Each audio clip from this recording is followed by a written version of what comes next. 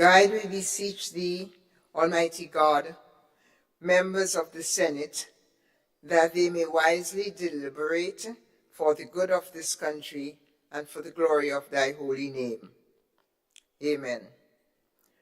Honorable members, please join me in the Lord's Prayer. Our Father, who art in heaven, hallowed be thy name. Thy kingdom come, thy will be done on earth as it is in heaven. Give us this day our daily bread, and forgive us our trespasses, as we forgive those who trespass against us. And lead us not into temptation, but deliver us from evil. For thine is the kingdom, the power, and the glory, forever and ever. Amen. Pray be seated.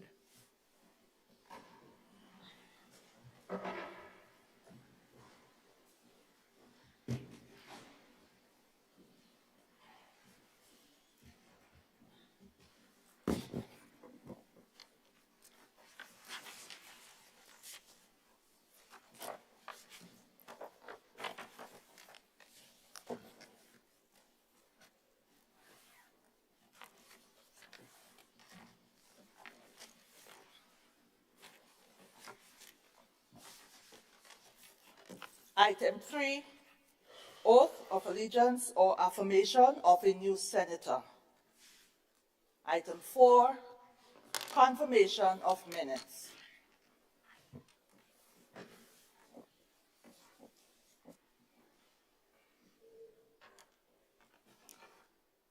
Leader of Government Business. Thank you very much, Madam President, and good morning to my colleagues and my friends on the other side, staff of Parliament. Madam President, I beg that the minutes of the proceedings of a special joint sitting of the Senate held at the Parliament Chamber, Mount Weldale, St. George, on Tuesday, the 6th of February, 2024, be taken as read.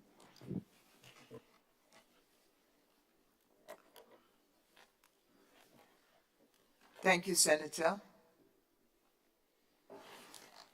Honorable members,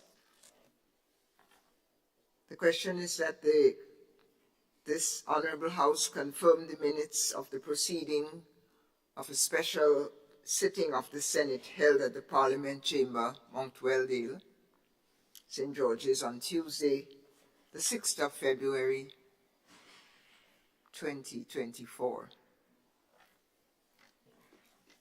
All those who are of that opinion, say aye. Opposed? Say nay. The ayes have it. The minutes are confirmed.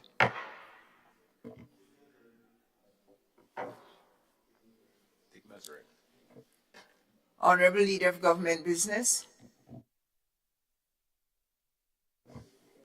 Just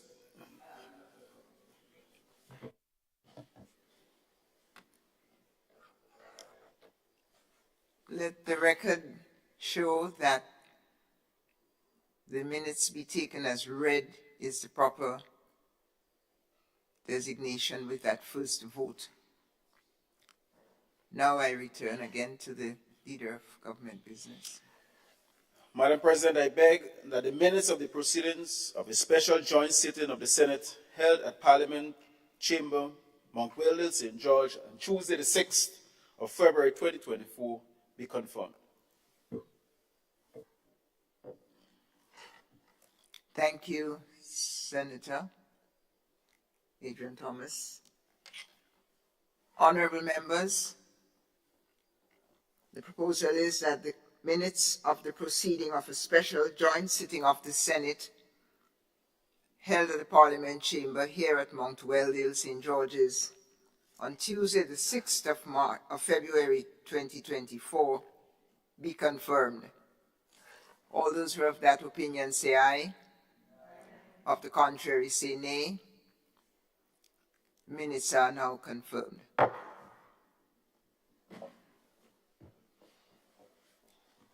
Item 5, messages from the Governor General. Item 6, announcements by Madam President. Honorable Senators, a pleasant good morning and welcome back to this chamber following our last sitting on the 6th of February. I trust everyone had an excellent and exciting celebration of our 50th anniversary. We want to congratulate the government and all organizers for the outstanding efforts made and the results achieved. We continue in the celebration for a year, so we look forward to what has happened in St. Patrick already. Well, we congratulate St. Patrick's and we look forward to the rest of it happening in the other parishes over the course of the year. Again, happy birthday, Grenada. I'd like to announce that Senator Andre Lewis has asked to be excused from this meeting since he's traveling abroad on trade union business. I also would like to record my sadness at the spate of loss of life and loss of property that our Grenada has suffered in recent weeks, perhaps in recent days, and to extend condolences to the families of the two motorcyclists and in particular to the family of the young girl who was violated and the victim of what the police has now ruled a homicide in Carriacou, the 14-year-old young lady. At a future meeting, I'm giving notice that this matter is going to be taken up thoroughly. I will use the word here, incest. And I will use the phrase violence, sexual violence against young girls and women. And what seems to be an inability on the part of mothers in particular to believe and to take action to protect their young daughters. This, honorable members, has to stop. Our country cannot be known as a place for the insecurity of girls and the disempowerment of women in their own homes.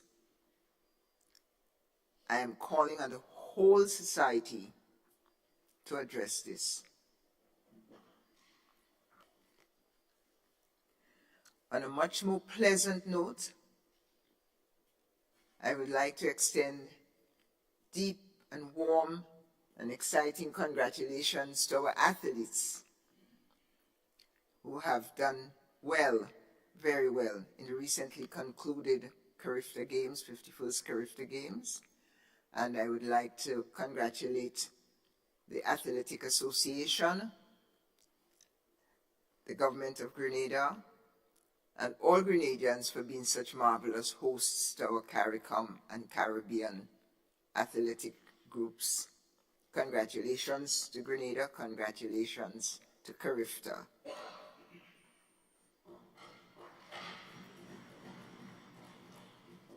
At a future meeting, at a future sitting, we will report on the many meetings that have had since our last sitting. Perhaps the most significant is the celebration of Commonwealth Day and the 75th anniversary of the Commonwealth and the 72nd anniversary of the meeting of parliamentary and leaders and presiding officers that was held in London.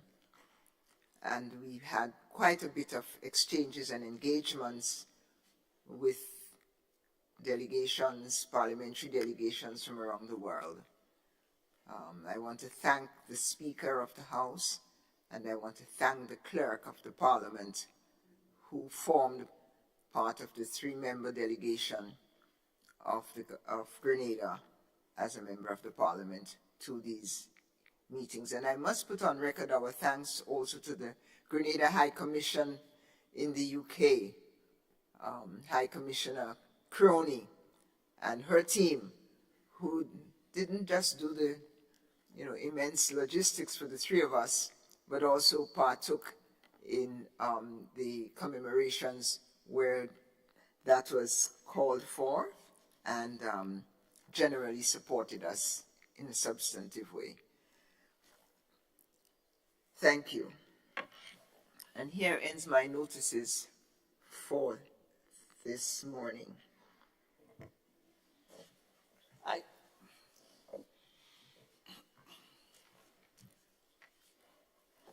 Honorable Senator Adrian Thomas, Leader of Government Business.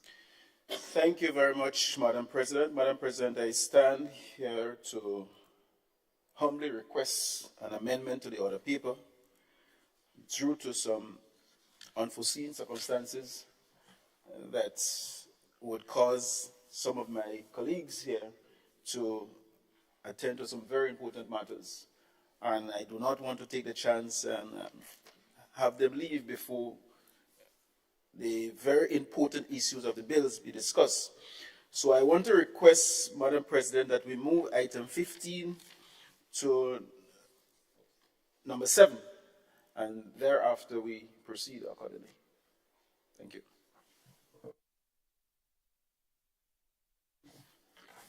Thank you, Senator Thomas. I understand your request, your proposal is to move item 15, which covers bills, to become the new item 7, in light of the fact of some interruptions in your delegation.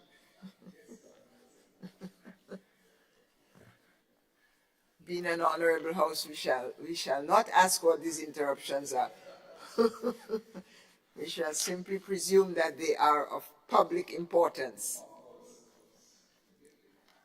With that in mind, I ask the honorable house if Senator Cox, greetings, Senator Cox. I don't know what Carriacou has done, but it has unleashed you to us. Welcome. Thank you very much, Madam President. Madam President, I don't have any problems with the recommendation in terms of amending the standing orders. However, I'll just ask the member to ensure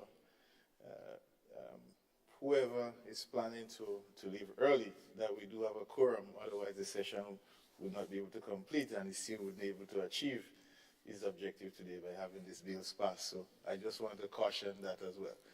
So I am open to that. I understand from time to time the government would have matters of urgent requirement, and so we're not in any way adverse to amending the standing orders, to taking the bills first. Thank you. I thank you, Senator Cox. Thank you.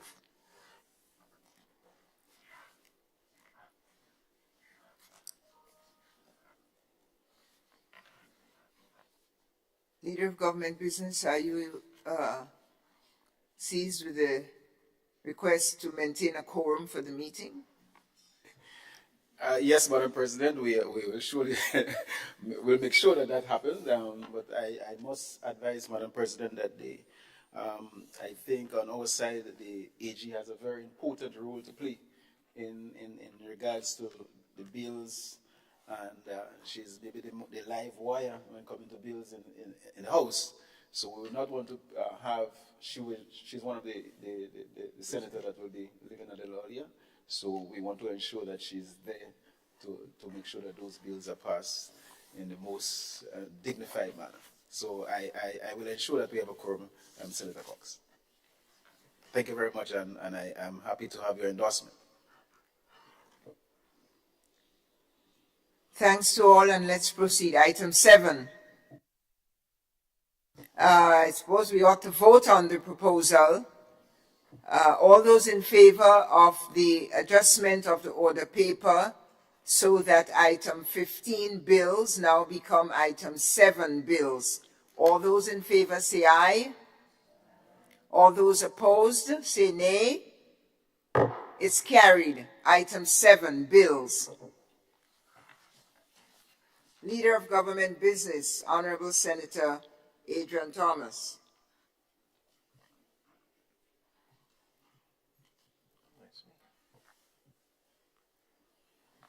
Senator David Andrew. Thank you, Madam President. Madam President, I beg to introduce for the first reading a bill for an act shortly entitled the Road Traffic Amendment Bill 2024.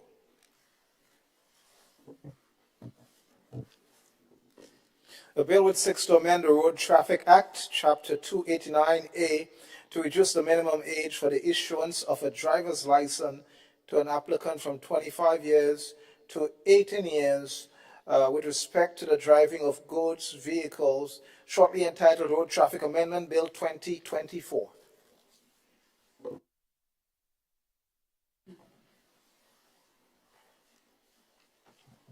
Senator David Andrew. Good morning, Senator. Good morning, Madam President. Good morning, all. Madam President, I beg to move that the relevant standing orders of the Senate be suspended to enable the bill to be taken through all its stages at this sitting. If you also have.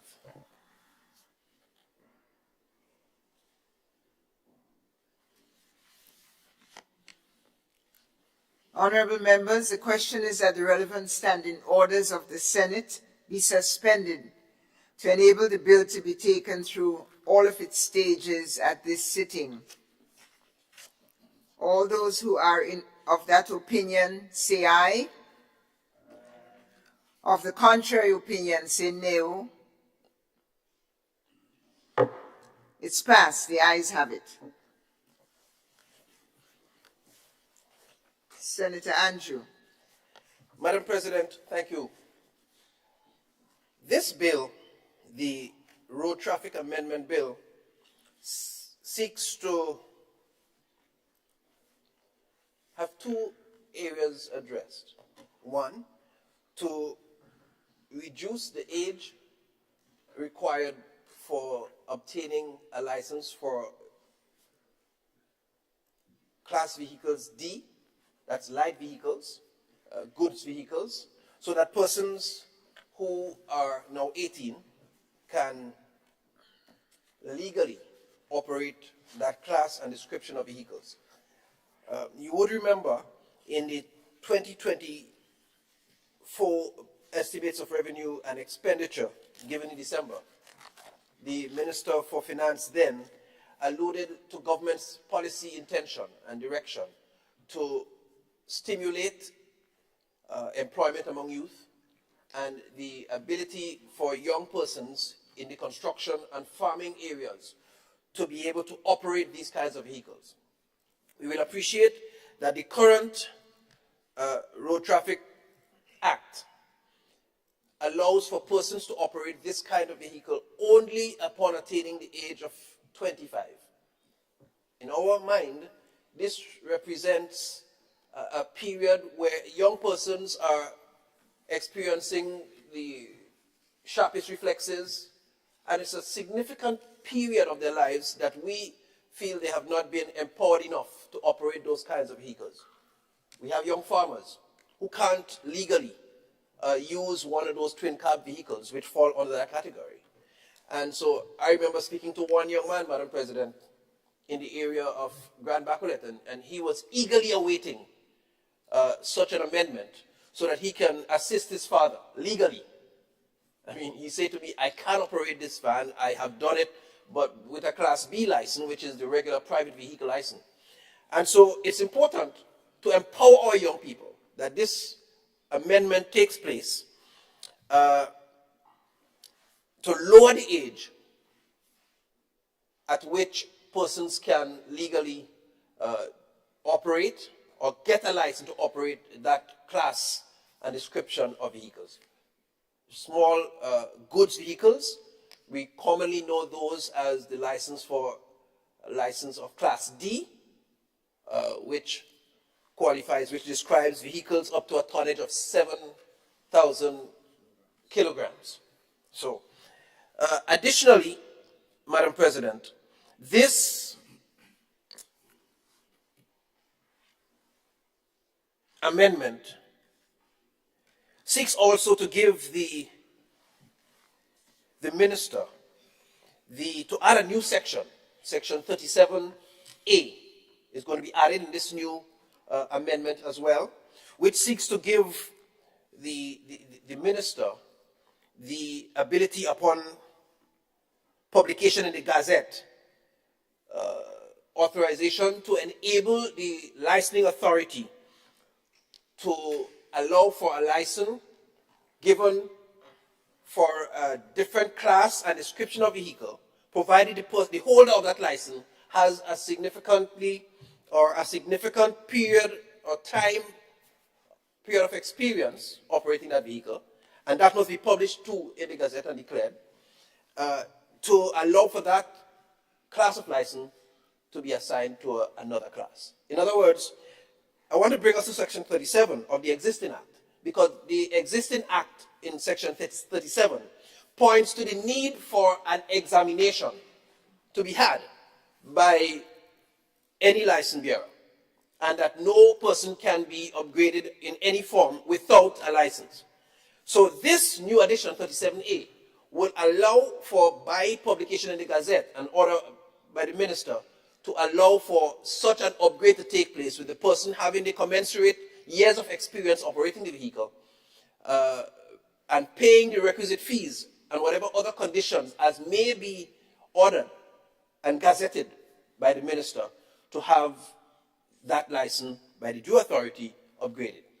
So, Madam President, this provides an excellent opportunity to empower our young people, to empower and encourage farmers. In fact, I know the senator on the other side for farmers would be quite elated to hear that, because it allows for a lot more young persons to be enabled, to be empowered, to get engaged in the construction sectors, in the business sectors, in the agriculture sectors, and this we know will serve our economy well. And so, Madam President, I commend this bill to all of us. There is no specific time assigned to it, Madam President, because the Road Traffic Amendment Bill 2024, the intention is for this bill to come into force upon its publication in the Gazette to facilitate the measures being implemented as soon as reasonably possible. Having said this, I commend the bill to you, Madam President, and honorable members of this House for your support and deliberation. Thank you very much. I thank Senator Andrews.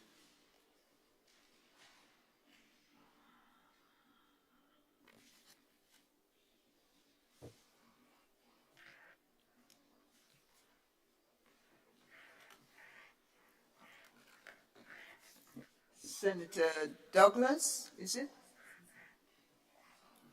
Senator Cox. Thank you. Thank you very much, Madam President. Madam President, I rise to give support to this amendment, but also to just to give some context, and I did hear the presenter of the bill speak reference to the farming community. If I could recall, maybe Senator Sinclair can help verify that. I think he did raise that recommendation and raise that concern sometime back in one of his presentations in this honorable place.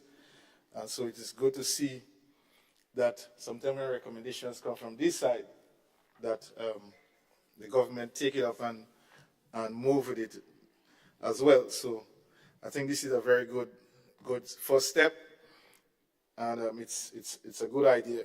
However, there are some matters I just want to just expound on a little bit as regards to this amendment. I know that initially the whole concern, I think, via the insurance companies had to do with risk. After just attaining a driver's license at the age of 18, in terms of the experience and the capability to handle a particular type of vehicle, I think that is where the whole concern emanated from. However, we recognize the challenge in terms of the restrictions in terms of opportunities for persons based on the type of businesses. So I think while there might be a cost associated with for persons who now have to go and get a license at a particular age, I think the insurance company may, in some cases, charge more because, of course, the risk does not remove itself in any way whatsoever. However, the opportunity is there for such individuals who may have to pay a little more, but you will give them an opportunity to actually utilize that vehicle to carry out the duties. So I think that is, it's a good thing, even though they have to pay a little more. That is what we're trying to achieve. The other thing, I think there is a discussion in terms of the age, in terms of the upgrade, the license upgrade, the age range and how long the person is supposed to be driving.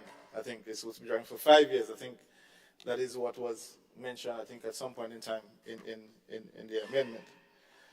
But I was just wanted to ask a question.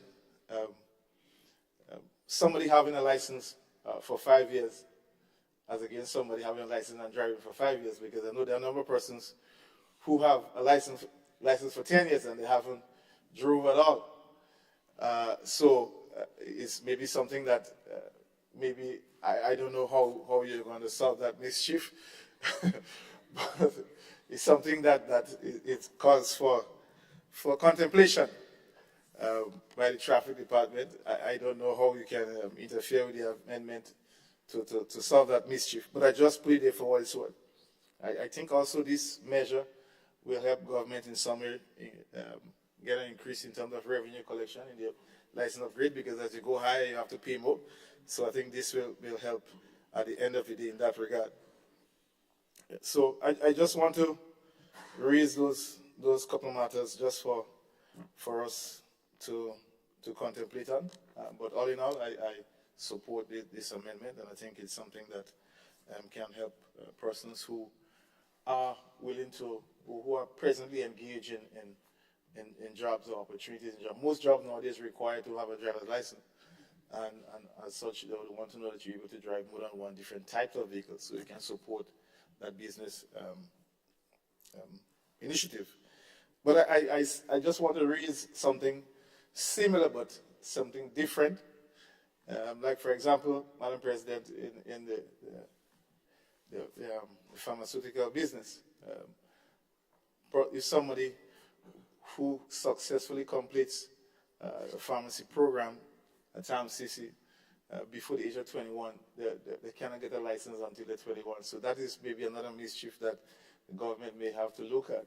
So if you finish at 20, you finish your pharmacy program, you complete it successfully, pass your exam, you're not able to practice until you're 21. So that is something that we may have to look at, because that is even, I still can't even find a justification for that as yet, because you actually go through a training, you actually successfully complete it, you pass all criteria, all the requirements, why you have to meet a particular age now to actually start practicing. So that is something that I think that we may have to look at while we're on a matter that is much more, that is similar in some contexts. So with these few words, I give my support to this amendment. Thank you, Madam President. Thank you, Leader of the Royal Opposition in the Senate. Other contributions? Senator Gloria Thomas, you have the floor, Madam. Madam President, colleagues, I stand here to offer my support for the amendment to the road traffic bill. The purpose of this bill is to support our citizens, especially our young people, in the effort to be productive. Madam President, I firmly believe that this bill is geared towards empowering and encouraging our young people in the entrepreneurship activities. With the law as it is, it can bring frustration and despondence in our society when young people who may be in the business of plumbing, electrical installation, and farming need to get on with the business and are hindered because of the present law. We must have a group of young people that are supported in developing a business or strengthening their business.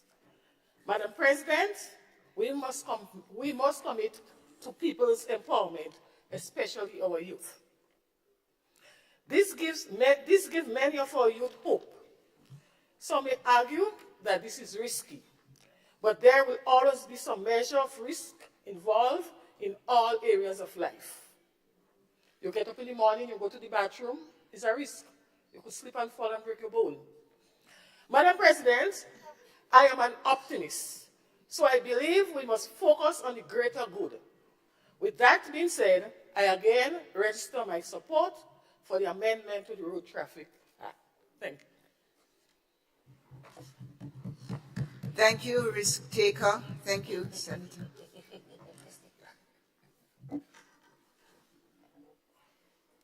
Senator Rahman, you have the floor, sir. Thank you very much, Madam President.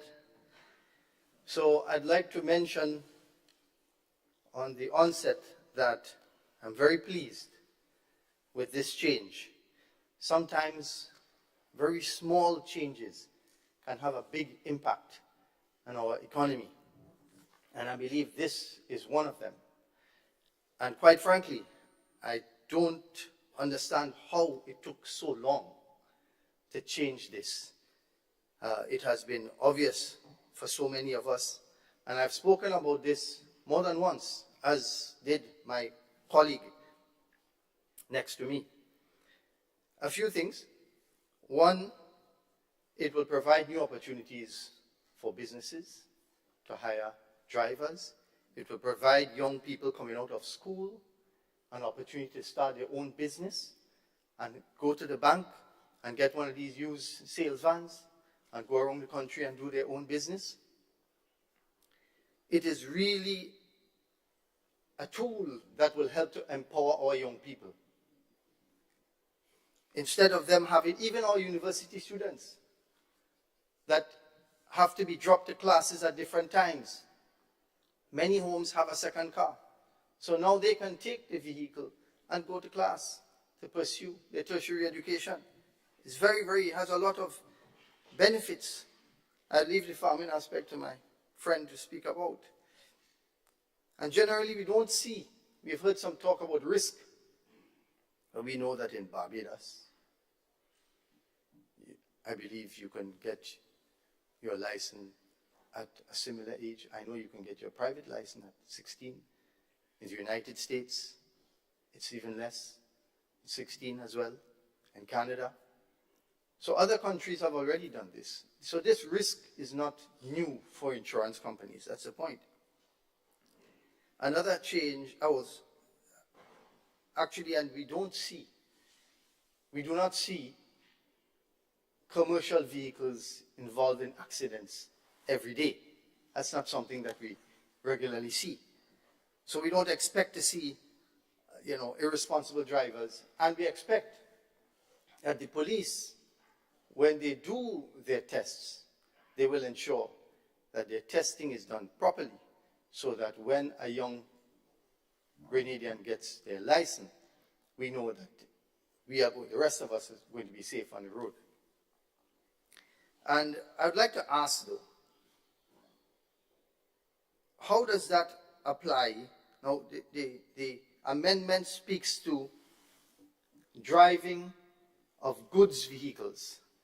And on the back of any license, you will see that you have light goods and you have heavy goods. So I assume that it applies to both D and D1. D only. Okay. So shouldn't it say, does it say light goods? Okay. Huh? Right. Okay, just clarifying. And then the other is that will this impact those who have, how will this impact those who have a license to operate equipment? Does this impact this at all? I believe it doesn't, but I'd like them to speak to that because this is something that the private sector would also like. If I am correct that the restriction is still at 25 for a trailer license or heavy goods, we would like that to be brought down at least to perhaps 20 at some point, because young men in particular are involved in that industry, in the construction industry, operating of machines and equipment. And to wait to 25, till you're 25, to start your family, to feed your family, to develop, to have a career, these are skilled jobs. And there is nothing that a 25-year-old can't do that a 20-year-old can't learn how to do. It is done in other countries, and I think this is a good step, and I think it needs to be looked into in other areas as well. I thank you, and I commend the government for this move, which they said they would do. We're very happy to see this change today. Thank you. Thank you, Senator Rahman. Senator Lacrette. Madam President, colleagues, I want to briefly stand in solidarity with the proposed bill as put forward by the Honourable Minister for Education, and to categorize the bill with two terminologies, empowerment and productivity, simply because, for me, it creates a degree of agility for that category of young persons so that the workforce can pivot more effectively. That's my contribution. I thank you, Senator Lacrette.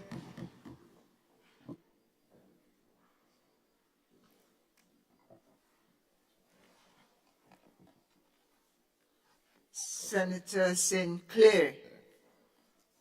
Thank you, Madam President. Good morning to you. Good morning to all the members of this House. And of course, good morning to everyone on the outside following us. Thank you. Madam President, of course, as the mover of the motion would have indicated, that this significant change and improvement, I would say, for the country was announced at the budget presentation back in December 2023. Of course, I also recall, and I checked through my notes, I realized that sometime in May 2023, as was alluded by Senator Cox and of course Senator Rahman, that this concept, and I call it a concept, was presented in this honorable House, at which time you really tried. But I think you can sit down and be happy today that at least, notwithstanding us having a meeting, good sense has prevailed. Good sense has prevailed, Madam President, because when we look at the Grenada Sustainable Development Plan 2020 to 2035, and I always speak about this. If we go on page 60 of that said document, Madam President, we realize that this is a document that had extensive consultation in this country, where a series of recommendations and aspirations of this population was expressed. And one of those had to do with the whole issue of youth and technology in that agriculture segment. And of course, then, having that obligation to represent this interest group in this parliament, I would have bring forward that matter. But more so, Madam President, I think that the Prime Minister's declaration of his Vision 2030, Vision 75, which he made it very clear at the time that it was grounded in the Sustainable Development Plan. I know that the promises that were made in December would someday come to fruition. I think today is the day. Today is the day, Madam President, when we all, as I go through the Hansard and the transcript, I had to laugh. Because I wonder, when it was mentioned by the leader of government business then, that you have to think outside the box. I'm wondering if the box got bigger, or if the idea came inside the box. But it's good anyways that we all are with the idea today. And so I want to commend the government for catching up. Because back then, this transcript would have said that in 3, 4, 5, 6 months, we expect you to come back. Because what we're speaking about here is not illusions and make-up thing. It's real reality on the ground. And so when I heard the mover of the motion speak about a young man eagerly, exciting, waiting to be able to do his driving, to assist his grandfather or his father, I wonder if my transcript was reviewed and little pieces was taken, and in something that's called some plagiarism, you need to quote section 1, page Sinclair, May 26, that is what I want, and I know my learned friend is well adapted to this sort of practices. Needless to say, this is a matter that we and the farming community is very excited about. We are happy that it happened at this time. I know, notwithstanding the time that would have passed, how many young men and women, let us not lose sight, I'm only hearing about young men, young women also. And of course, as our dear sister Gloria Thomas on the other side speak about this empowerment and this unleashing of new opportunities, is a day where we have thousands of young persons who would be finding new hope in this country. Of course, my bias and my representation has to do with agriculture, has to do with that whole sector, fishing, etc. And so I implore on all my fellow stakeholders to be ready and take good opportunity of this. It means, therefore, that the financial institutions, including our good friends at the GDB and so on, may even start offering special loans and so on to assist these persons for this regard. Because that could be the other issue. They have the license, but there is no means. So I want us to look at that as a package so that it's not just equal to zero. And I also think that our ladies, our young women, need to, the other young ladies in the construction, in the plumbing and so on, you give them new hope in this business. Family businesses, in whatever aspect. But I want to say also, Madam President, it would be good to also hear because what sort of increase in government revenue that we'll see from this. I'm not too sure if that was projected when we met under the budget consideration, but this we would expect to have some significant increase at the government level. And the question is, how would these monies be used? Because there are concerns, and I think it was expressly here, about issues of safety and so on. And so you may want to find that certain portion of this money is allocated to public awareness, institutions, and helping to have safer drivers on our road. In fact, if you want to stick to the 2035 plan, sustainable plan, it speaks again about the whole issue about safety and safe driving, because that is a concern. The insurance companies, of course, while they may be happy on one end to have increased business, insurance, we know, never like to pay out any money, because that's how they make their profit.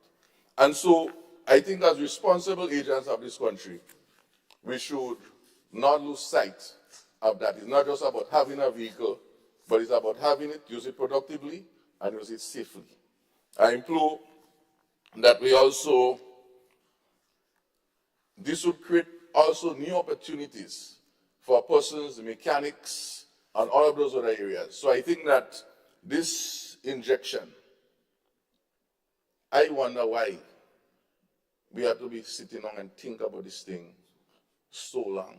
Again, as I say, maybe it was because it was outside of the box.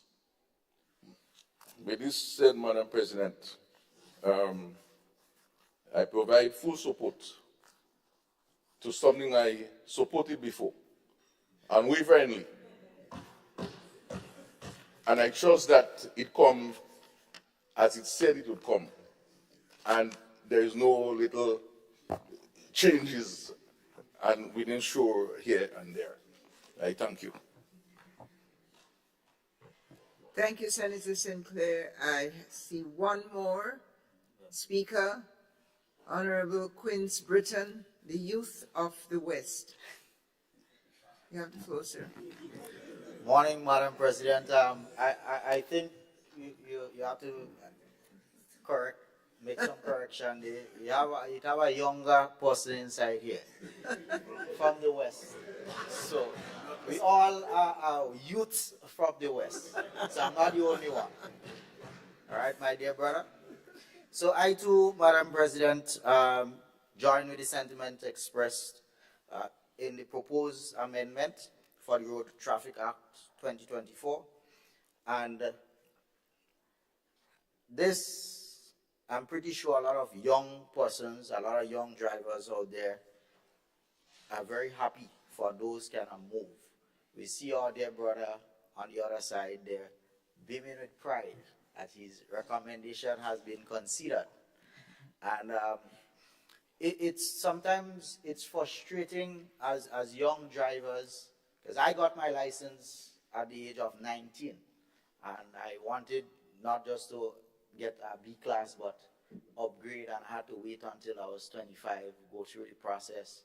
And I went through every class until I was able to upgrade to 4 classes of license in total, be it motorcycle as well. And the testing is normally be a rigorous testing.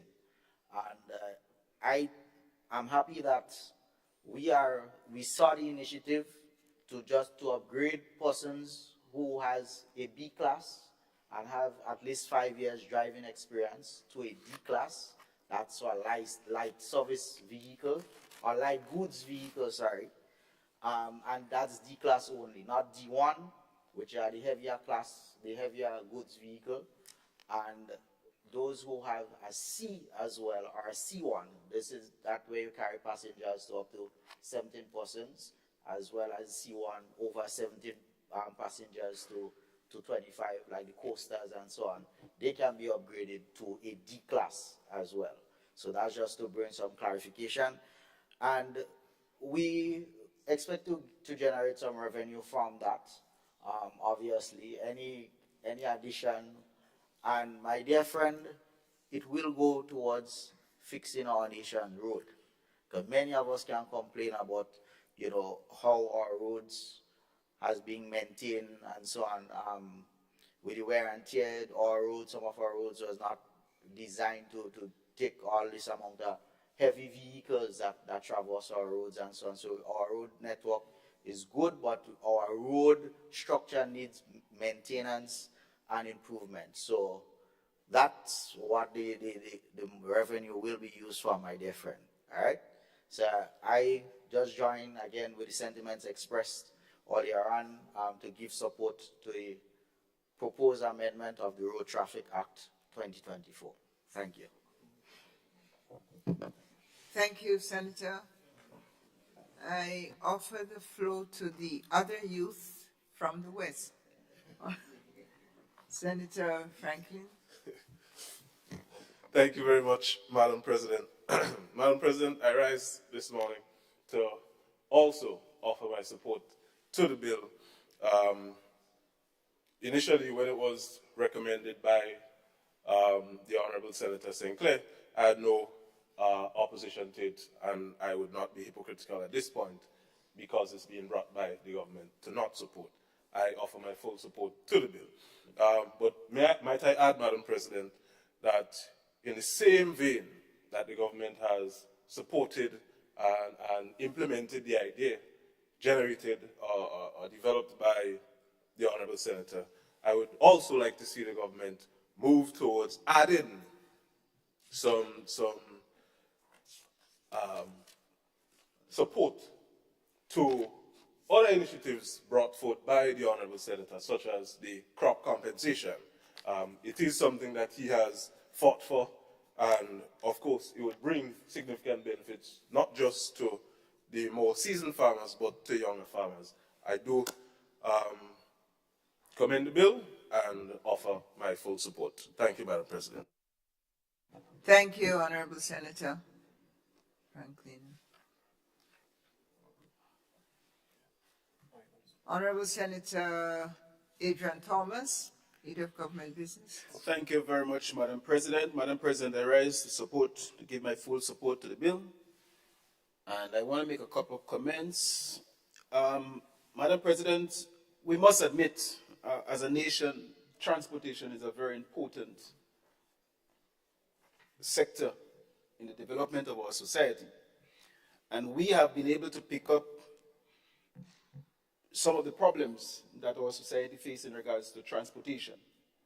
And this is not only the only issue we will be dealing with in regards to transportation. We have a long list of issues that we have to deal with in order to solve the transportation problems that we are facing in Grenada. This, however, is one of the issues, and I remember quite clearly when the issue was raised in the context of agriculture by my dear friend, Senator Roger St. Clair. Our response was, it is not only the agricultural sector that was affected, and I think it's very important, and hence the reason why we asked for the extra time to deliberate on the issue.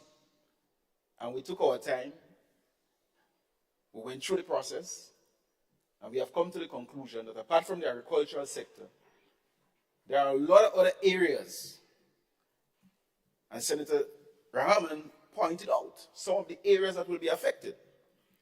And therefore, when we said that we need to think a little bigger, that is what we're referring to. And today, I think every sector that is being affected is knocking the table for this bill that we have brought to the House. So, Madam President, I really and truly rise to support this bill. I want to make a point in regards to the other stakeholders, Madam President, because the insurance companies, I'm quite sure that they are listening, will have to make the necessary adjustment at some point in time.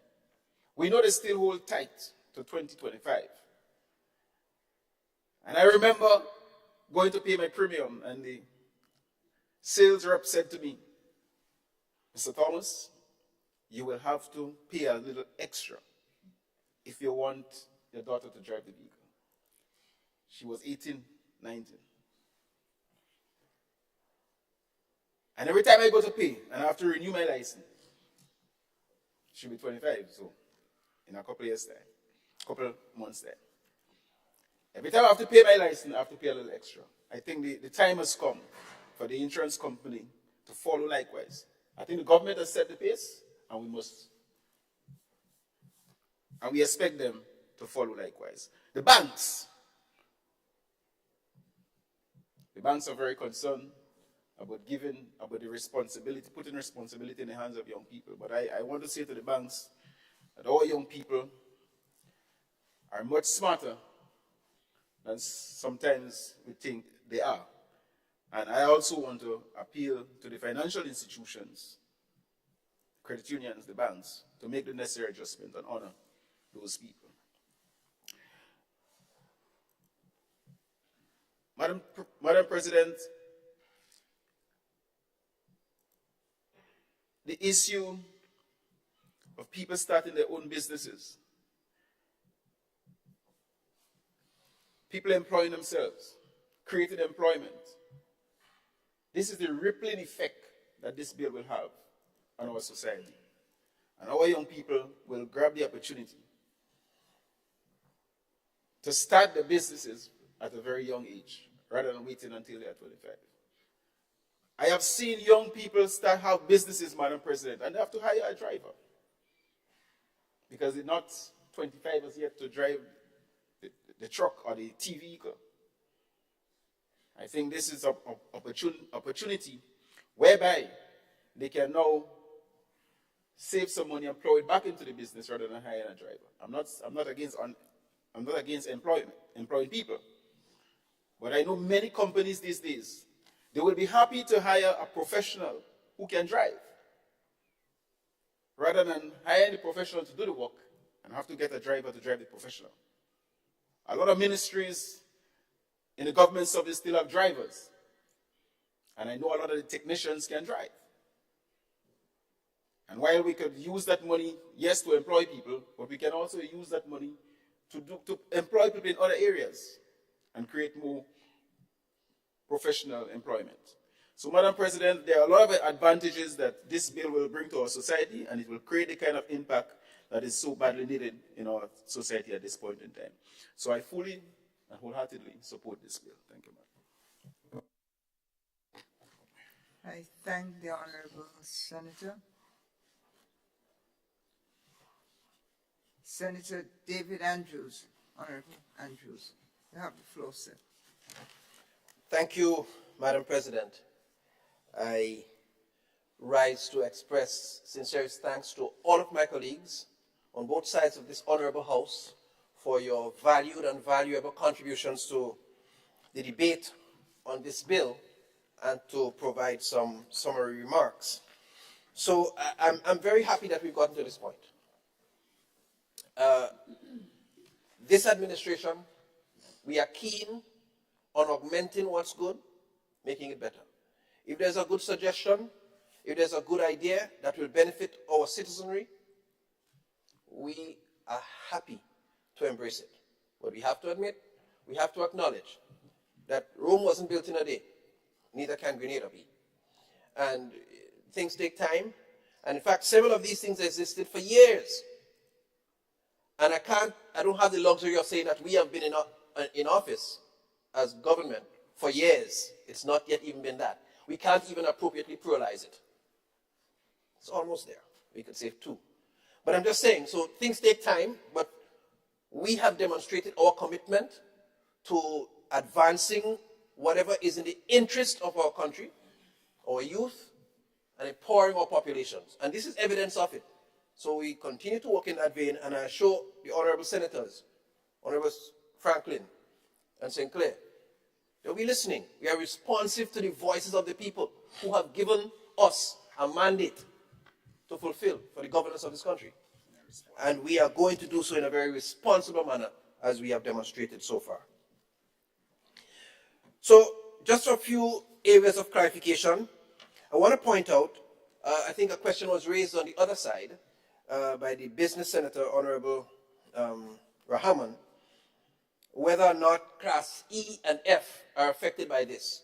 The answer is no. The current regulation allows for persons to acquire a license for Classes E and F at age 18. The current legislation and regulation allows for that. So there's no need for any adjustment there, and it's not contemplated. So just for clarification, I want to make it clear again, and I think my colleague right here, Senator Britton, made that. The upgrade of which we speak to class is applicable to Class D license only. And when we say that, we mean persons who carry a Class B, which is a private vehicle, C1, passenger vehicle, less than 17 or so passengers. I said C1, that's C. And taxis, yes, C1, which is the bigger coaster type vehicles holding over 17 passengers. These categories of license holders can be upgraded with this legislation if passed to Class D without having to take another test, provided they have the requisite experience, as will be declared by the minister in the order, and that they meet other requirements that may be put forward. So B, C, and C1 can be upgraded to D. That's where the upgrade part of it is concerned. I want to point out that the age adjustment will apply for anybody. So right now, if this legislation is passed,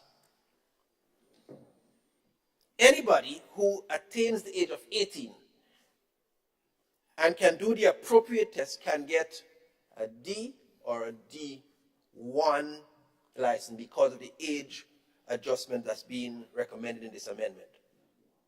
So that, yes. So that I think you were asking that as well. So, but they would have to do the test. So that is separate and distinct from the upgrade element. They would have to do the test to get it. They can't do it at age 18. If they pass the exam as prescribed by the local licensing authority at age 18, they can get D or D1. But you understand, but you have to drive to the satisfaction of the licensing authority to get it. And I want to make sure that that distinction is clear. So be fully aware, it's available to them should this legislation be passed at age 18, but they'll have to drive for it. But then we're talking about drivers who already have experience carrying a B, C, or C1 license and having the experience and meeting the requirements as outlined in the Gazette through the order by the minister can be upgraded with the appropriate payment of fees to D. All right? Right, so I want to make that pretty clear. And so the issue of risk, I think the insurance agents and agencies are experts, and that's their field, that's their business. And risk mitigation, risk coverage, risk assessment. We don't get anywhere without risk. Everything carries a certain amount of risk, and the insurance companies are experts in covering or attempting to mitigate and cover those risks, and so we anticipate that they would act accordingly. But happily, the empirical evidence does not suggest that there is extremely high risk with goods vehicles, as opposed to passenger vehicles. And so we could appreciate that it may not necessarily result in as costly a risk coverage as may be the case for Class C, C1 vehicles. So, Madam President, again, I want to echo my thanks to all of my colleagues for your valued and valuable contributions to this debate, and I commend it to you and to the nation. Thank you much.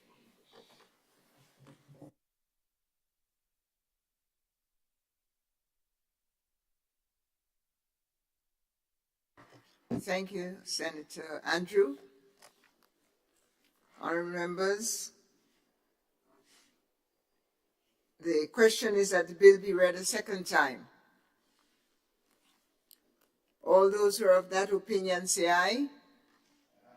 Of the contrary opinion say no. I think the ayes have it. A bill for an act shortly entitled Road Traffic Amendment Bill 2024.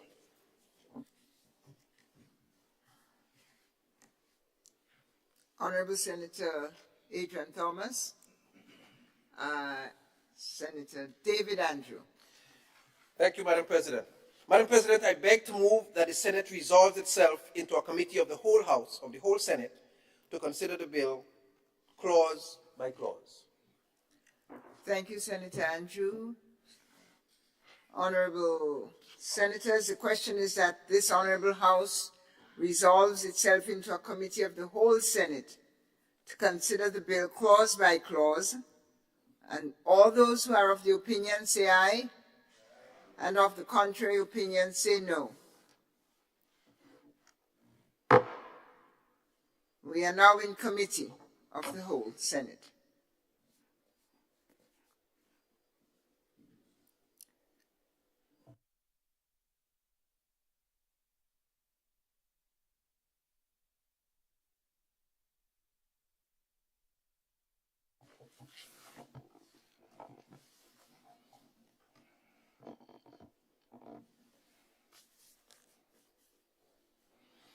Clause 2, Amendment of Section 33 of Principal Act.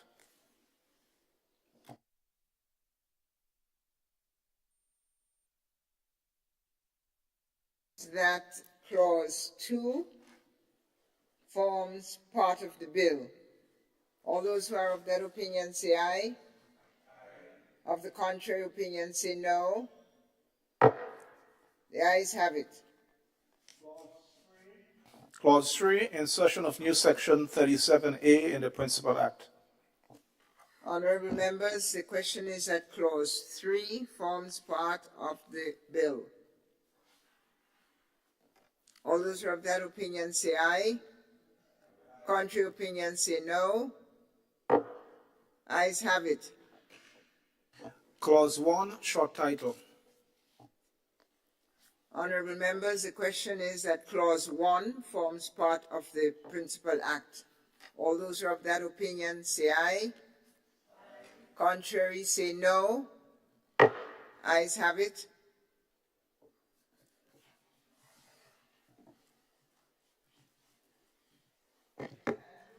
Madam Chair, I beg to move that the Senate resumes and that the chair of the committee reports progress on the bill.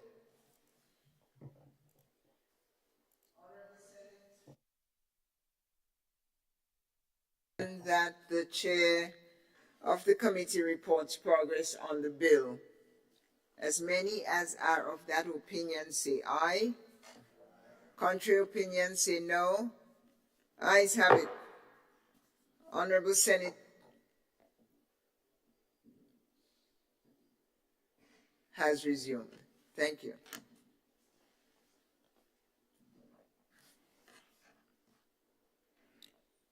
Honorable Senate, I have to report that the bill was considered by a committee of the whole and passed without amendment.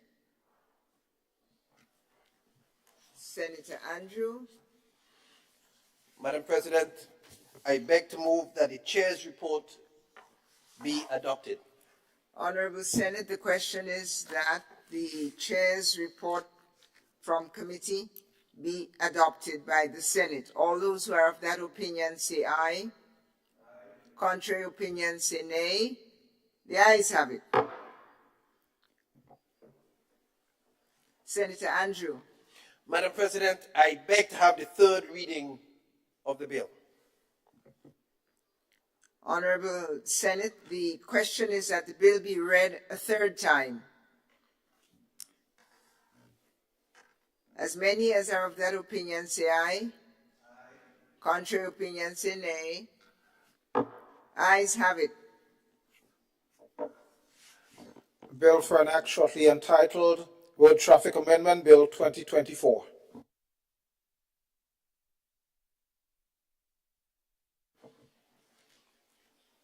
Senator Andrew.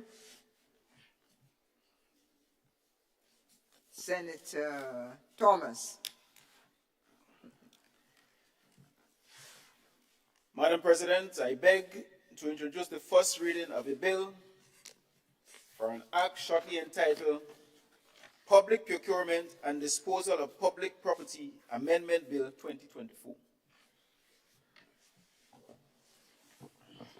The bill which seeks to amend the Public Procurement and Disposal of Public Property Act No. 39 of 2014 to extend the non-application of the Principal Act to the procurement of goods, works, or services up to the sum of $100,000, shortly entitled Public Procurement and Disposal of Public Property Amendment Bill 2024.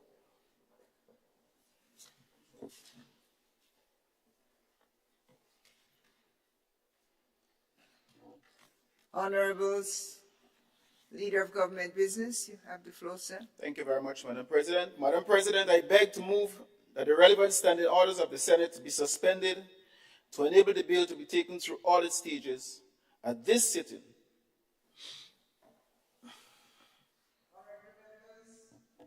The question is that the relevant standing orders of the Senate be suspended to enable the bill to be taken through all its stages at this sitting. All those who are of that opinion say aye. Aye. Contrary opinion say no. Ayes have it.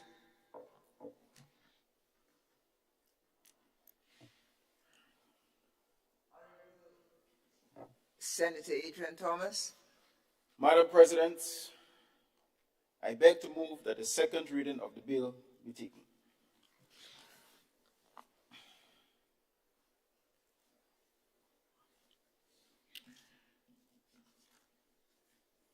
Madam President, as was announced in our budget debate in December 2023, for the 2024 budget,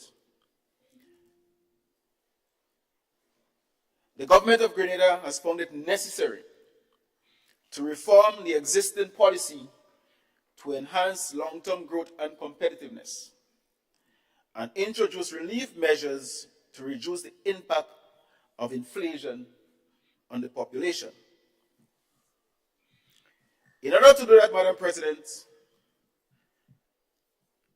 one of the structural reforms that was identified for implementation in 2024 includes an amendment to the procurement legislation by March 2024 to allow single sourcing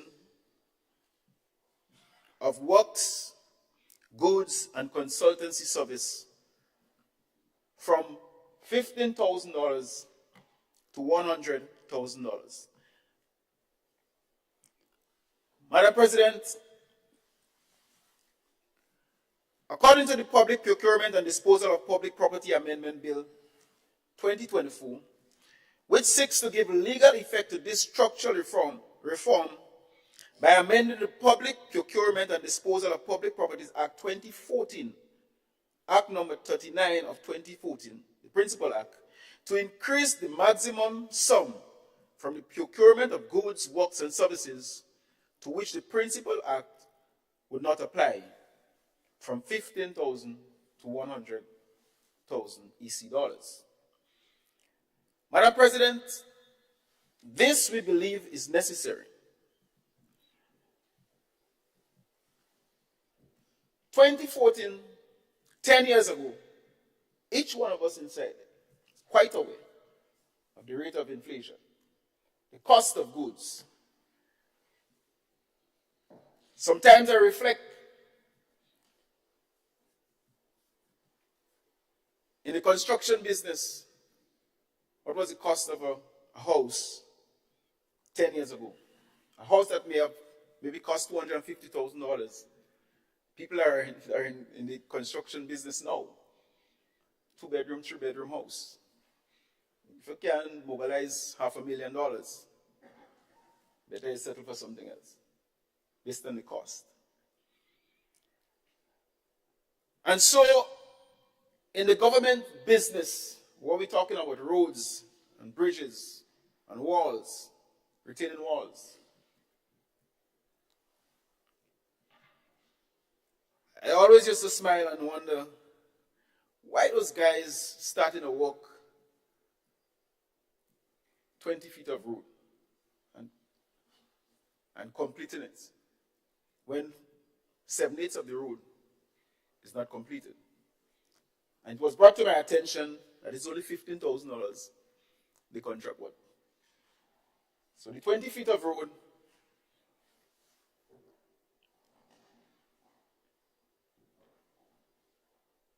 couldn't go further because they have to go and sign another contract for another $15,000. And you find yourself on the same project with 6 $15,000 project going up the road in order to satisfy the needs of the communities. We believe, Madam President, in this day and age, it is necessary to increase in order to cause things to happen, to make things happen, to satisfy the needs of the people. And let us don't be frightened, Madam President, because this administration is an administration that is well noted. And sometimes we come across as the government of accountability and transparency and good governance. So I don't want people to be frightened to put that it's too risky to put money in the hands of our citizens to do the work. We believe and we have confidence in ourselves, in our government, in our administration, that we can manage this. And this piece of legislation that we are presenting here this morning, Madam President, all we are asking for is to increase the threshold. But the relevant stopgaps, the conditions, remains the same. What we need to do is to enforce them so that we can guarantee we get value for money. Let us don't sit here and believe that it is too risky to move it from $15,000 to $100,000. We trust our people. We trust ourselves. And we believe that Grenadians have come to a stage in their life now where it is important to give value for money, and the state must be respected for that.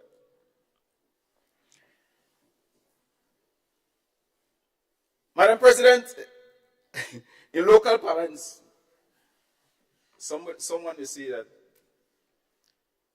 $15,000 in this day and age. In local parlance, we say that you're a nanati. Early and truly.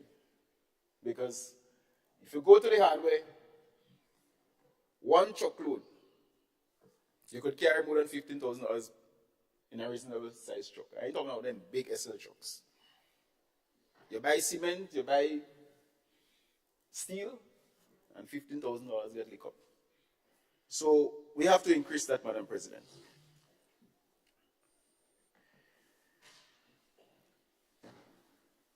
Madam President, this bill contains two clauses. And clause number 1 deals with the short title. And clause number 2 seeks to amend Section 4 of the Principal Act to increase the maximum sum for the procurement of goods, works, and services to which the Principal Act would not apply from $15,000 to $100,000. The Public Procurement and Disposal of Public Properties Amendment Bill 2024 does not contain, Madam President, a commencement clause, as the intention is for this bill to come into force upon its publication in the Gazette. So, Madam President, without much ado, I commend this bill to you and to the House of the Senate for support and for deliberations. Thank you very much.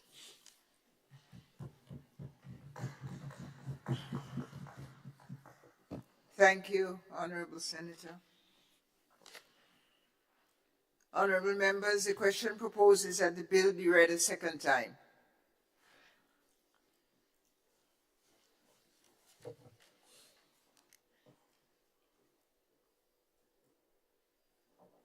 All those who are, Senator Cox, your light is on, sir. You have the floor. Thank you very much, Madam President. Madam President, I rise to make some comments on this measure, this amendment, and I'll go further on it. I think it's important to give some context as to why certain policies was taken then and why we end up where we are now. Madam President, those measures in terms of the public procurement legislation all came on the backdrop of the financial situation that we found ourselves in 2013 when we took office. So those are some of the measures, including the Public Finance Management Act and a couple other measures. So all that fall into place, that was part of those measures in terms of how government dispense monies for various projects and initiatives.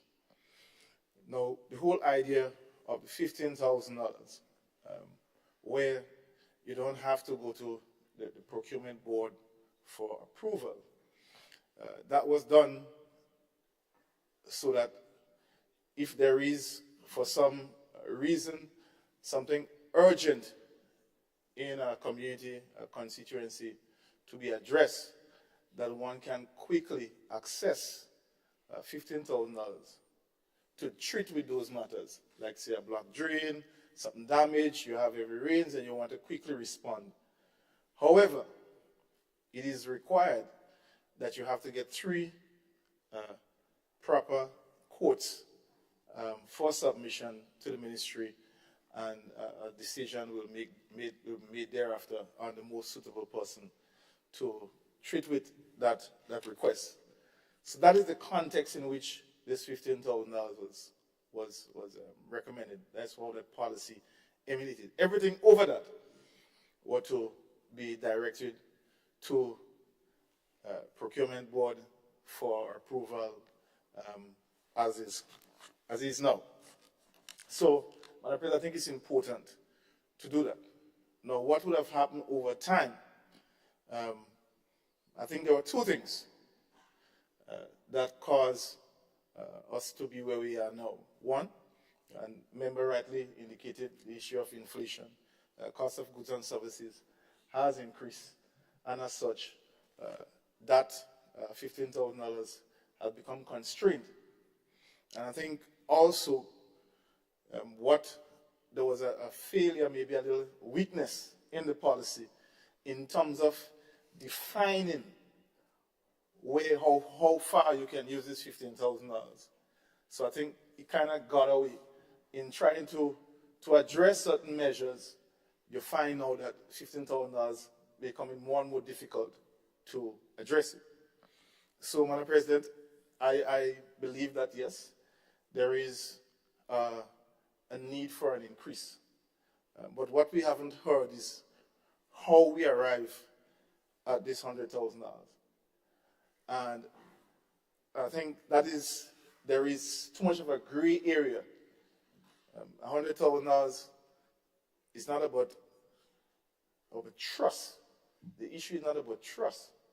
In the business of construction, money's estimates, it's not about trust. It's about competencies and practicality.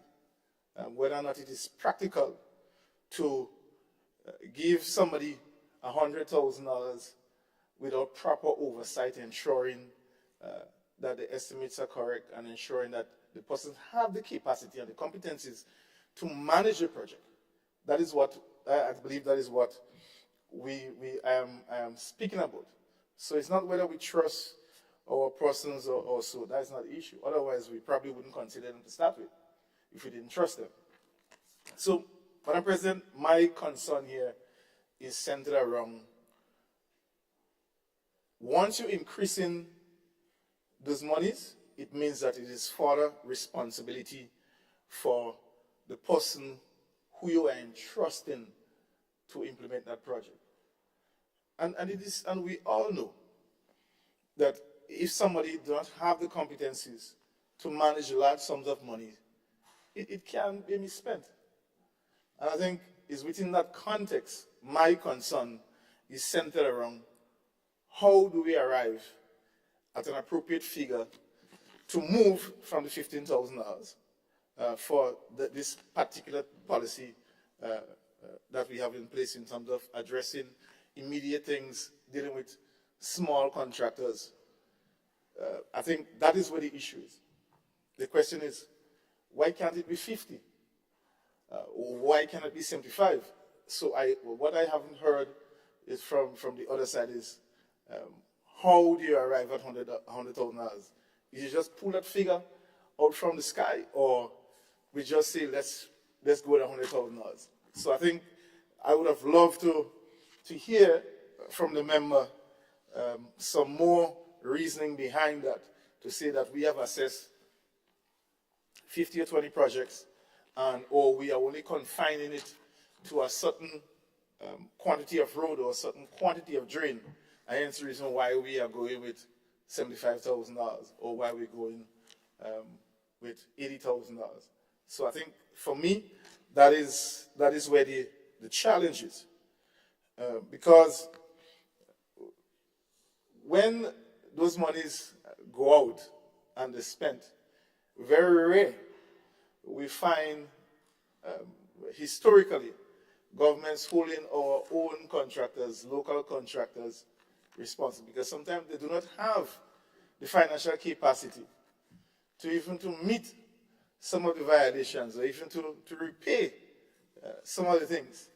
So, because you have to remember, the persons who you are targeting for this policy is not the person who has a physical office or who has a secretary who you can go and maybe in terms of the record keeping.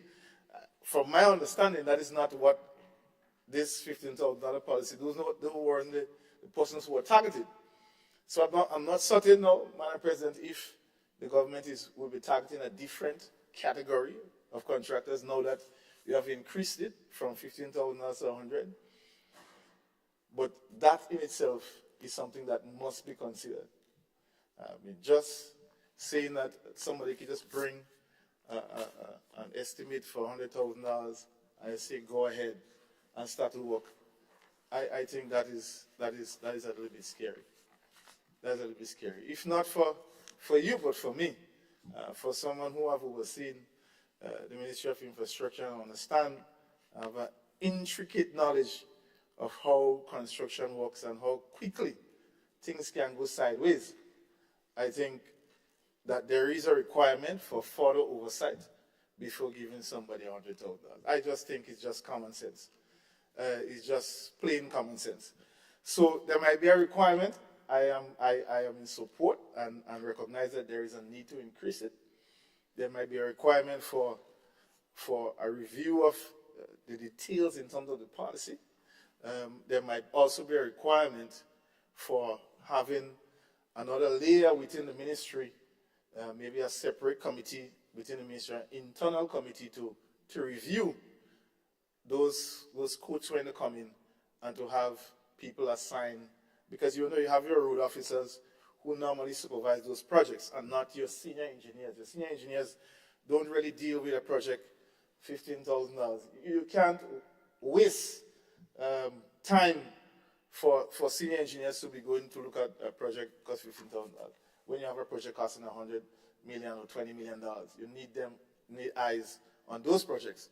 So your road officers who are the ones who will be doing that. And so I am saying that there might be a requirement for a ministerial subcommittee inside to deal with that. And even while you're rolling it out, maybe there might be a requirement to have a period, just a trial period. Maybe first 6 months to see how it goes, and then you cut it up from there, you do an assessment to see if it's working. I am saying all this in the interest, Madam President, of securing the government back in terms of the likelihood of this thing going crazy. Quick things can get away very quickly out of your hands if you do not manage it. There is also a possibility of adding different layers, and maybe may require further amendment. So you can have, you move from, if you say 15, you bring it up to 100%, so you say 30,000, but 30,000 layer, and then you have a 50,000 layer. So those are some suggestions that I'm offering in an attempt to minimize any likely possible loss in terms of monies. And sometimes in some cases, it's not as a result of that it's not the contractor's fault entirely. And I give an example, Madam President. We had a CDB, I think, project, I think it had to do with schools. And we had a number of contractors local contractors, and I'm certain that this government also, within their policy, I believe, and I heard the Prime Minister speak sometime about ensuring that local contractors benefit from whatever we're investing in our country. And we also were trying to achieve that, Madam President. And we found ourselves in a tricky place where you're trying to ensure that local persons get an opportunity, and then the challenge comes that they don't have the capacity to do so.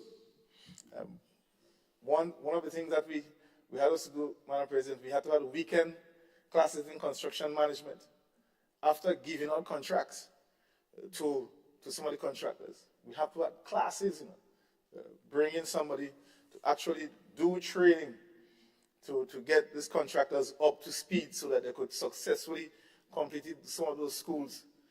One contractor, he just, when he became overwhelmed, he just basically walked off the project. And we had to call another contractor to take up the project. And because of our relationship with a large company, a very large company locally, who we called, and because of our relationship with them and because of the love that they have for Grenada and who they are, they decided to take it up without even doing the necessary details just to ensure that we had the schools ready, open for the school year. So I am not saying this, Madam President, in a vacuum. I'm saying this from my experience and in terms of our capacity and our contractors. I think, well, it sounds all nice and well. Oh yeah, we could give you $100,000, go and do this, and we could get 100 feet more road. If you believe that $15,000 gave you 100 feet of road, which you think wasn't bad, imagine what $100,000 could give you. And if the first 100 you figure wasn't done properly, and you're now giving $100,000 to do 5 times more, it only means that we have 5 times more bad work that is going to be done. All right? So I am saying this in the context, Madam President, as somebody who's been serving this country, I think, and who understand who works in government. You just need to have systems in place to safeguard how taxpayers' monies are going to be spent. There is nothing wrong with having those measures. I believe at the end of the day, once you get quality work, then you can stand here proud and say, look, we were able to get this done successfully. So as I said, my reservation, my support, it has a bit of reservation towards this amendment. I believe that there might be a requirement for government to review this before implementing, or implement with great caution. So these are my contribution, Madam President, to this amendment. Thank you. I thank Senator Cox for his contribution.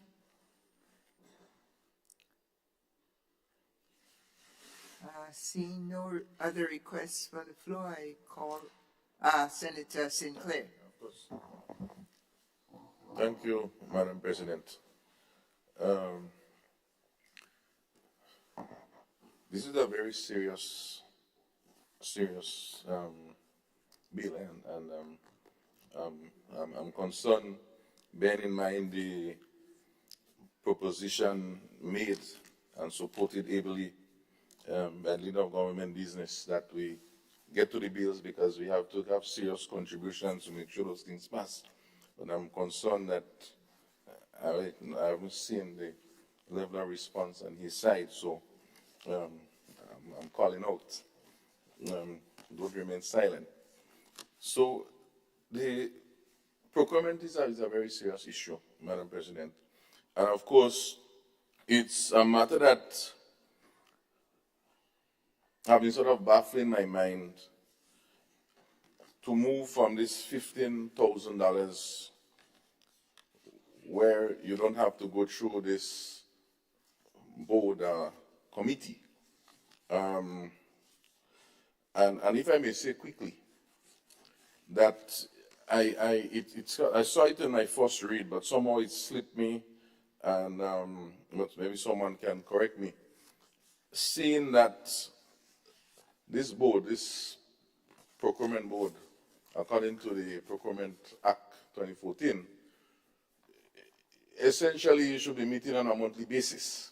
That is, I glimpsed that when I was reading the bill. I may have missed that, but I tried to look for it again and I didn't see it, maybe in my haste. But if that's the case, then it means that if it's something that cannot be kept, and based on the different individuals that compose this board, then it means therefore that we need to maybe change it and say, well, maybe meet every 6 months, maybe meet every 4 months. Or maybe you'll find a different composition of such committee to ensure that due process is done, because notwithstanding this debate as to the increase in the threshold, which I will talk to in a moment, it then worries me, if that's the case, then those that are over 100,000, would we have the level of efficiency and meetings to discuss and review many other projects, many other procurement issues that's supposed to take place that is delayed because of this default, if you want to call it that. And so it's a call that maybe it's a process that needs to be relooked at. Maybe the composition needs to be relooked at. There are various persons who can make up such, and of course can be then ratified or reviewed by that board. So the work become less. I think our whole court system and other systems have shown there is protocols and procedures how those things can be done. So that's that argument that can come from that side. In terms of the argument in terms of inflation, you know, I smile because I say it's a pity that my Labour Senator friend Andrew Lewis is not here today, because you'd have liked to hear that if we speak in inflation, inflation is inflation. So it's not only the goods, but of course, Labour will also be looking for more money. And not just some money. We're speaking from, well, I understand now the 4% issue, because if 15,000 give you 100,000 divided by 15, so 6%. So it is 6. Well, yeah. Well, see, that's where they're going in. So be careful. Be careful. But the point is, Madam President, the issue of inflation cannot correlate in any way to this 100,000 business. It baffles, because, and we seem to be skewing the argument about construction and construction. But when you look at the bill, and that's why we have to be careful, and you look at the original act, it speaks about services, it speaks about goods, and of course, it speaks about all these construction issues. So the same argument can be held, and that's why I speak about service. So you have to hire a consultant to do some environmental studies. The similar, are we saying we see some inflation there too? Of course, I guess they will be happy because they can bid at higher rates, because they know that we can go up to 90,000. So this also opens up a wider frame for abuse, as Senator Cox was also alluding to.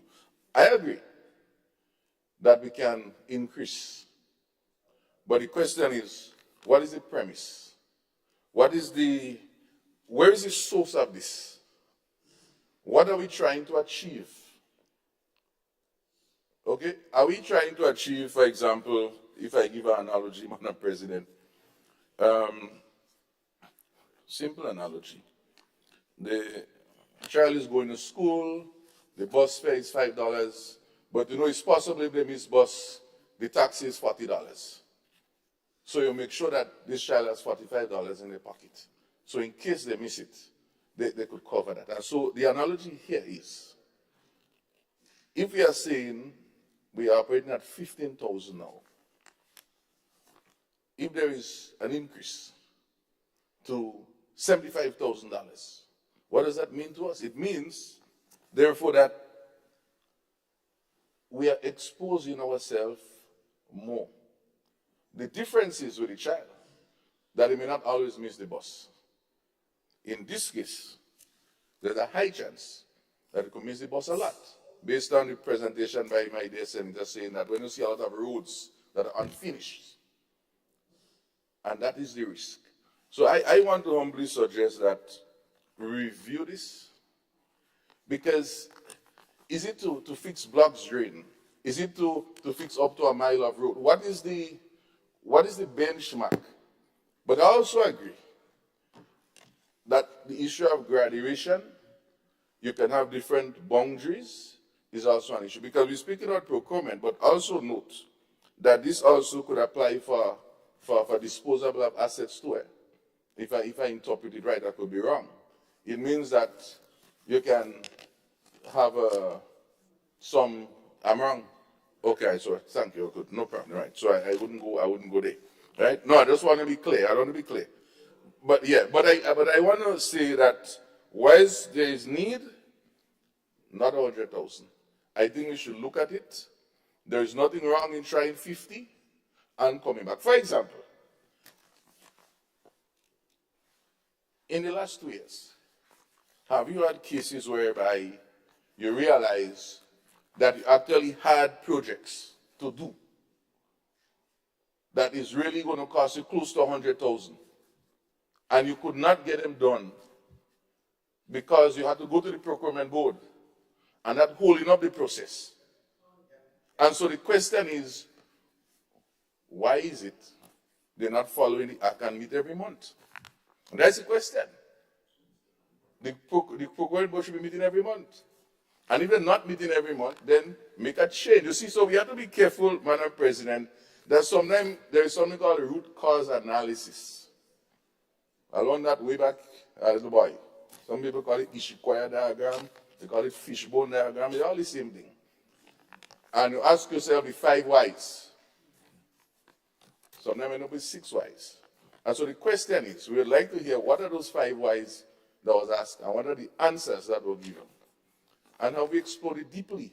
Because it's easy to come here and just make this change. We may hear next year, things get why it got up to 150. So I just want us to be cautious and not be trigger happy. We will talk about that later on when we come to the amnesty. Just want us to be cautious. Thank you. I thank you, Senator Sinclair.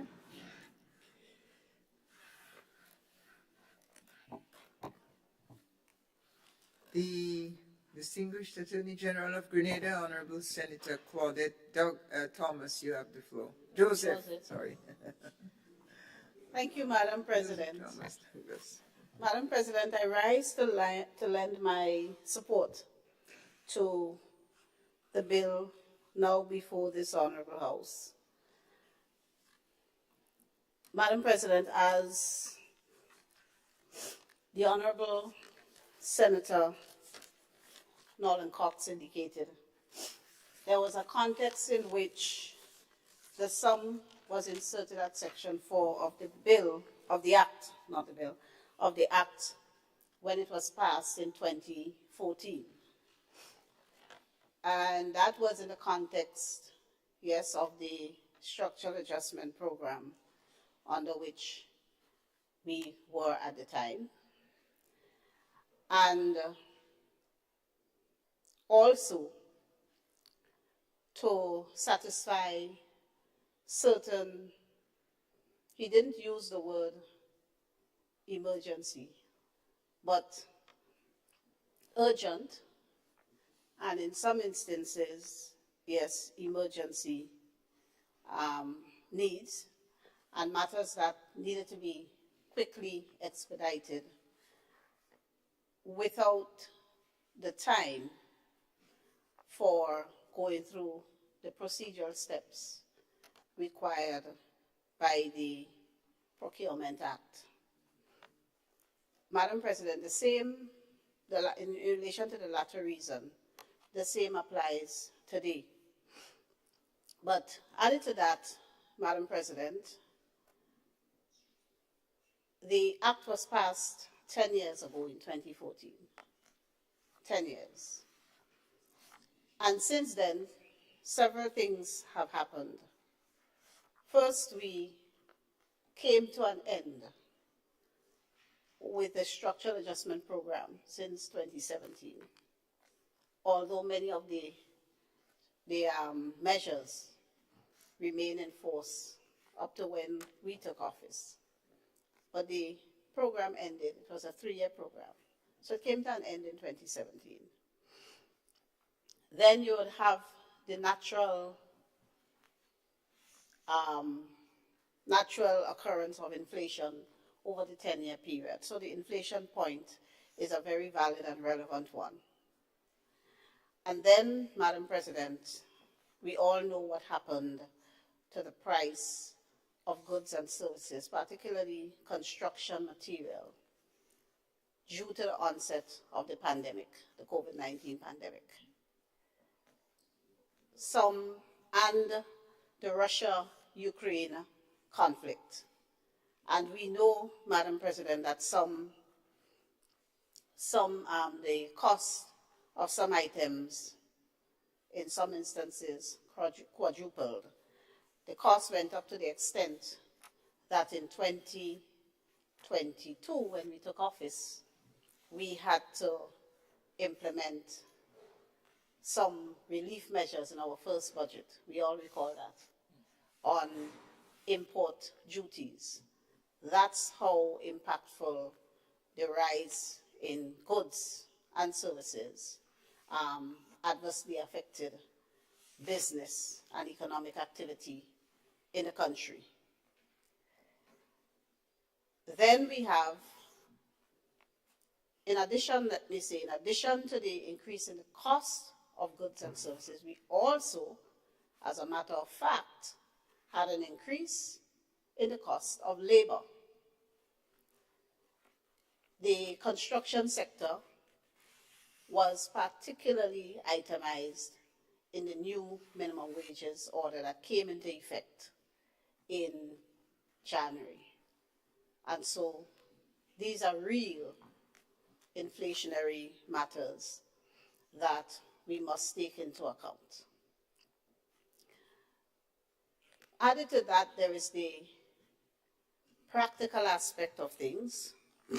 In many instances, there are small contractors who are engaged by government to do certain urgent and remedial works throughout our country in all our different communities. And sometimes the matter is so urgent that the procedural steps attaching to making the application or tendering the application through the procedure set out in the legislation is itself a hindrance. But that does not mean, Madam President, that there aren't set procedures internally at the Ministry of Infrastructure through which these small contractors must go. And I was indeed surprised, Madam President, to hear the former Minister for Infrastructure suggest that persons are just given a contract or they're just given the work to do without more.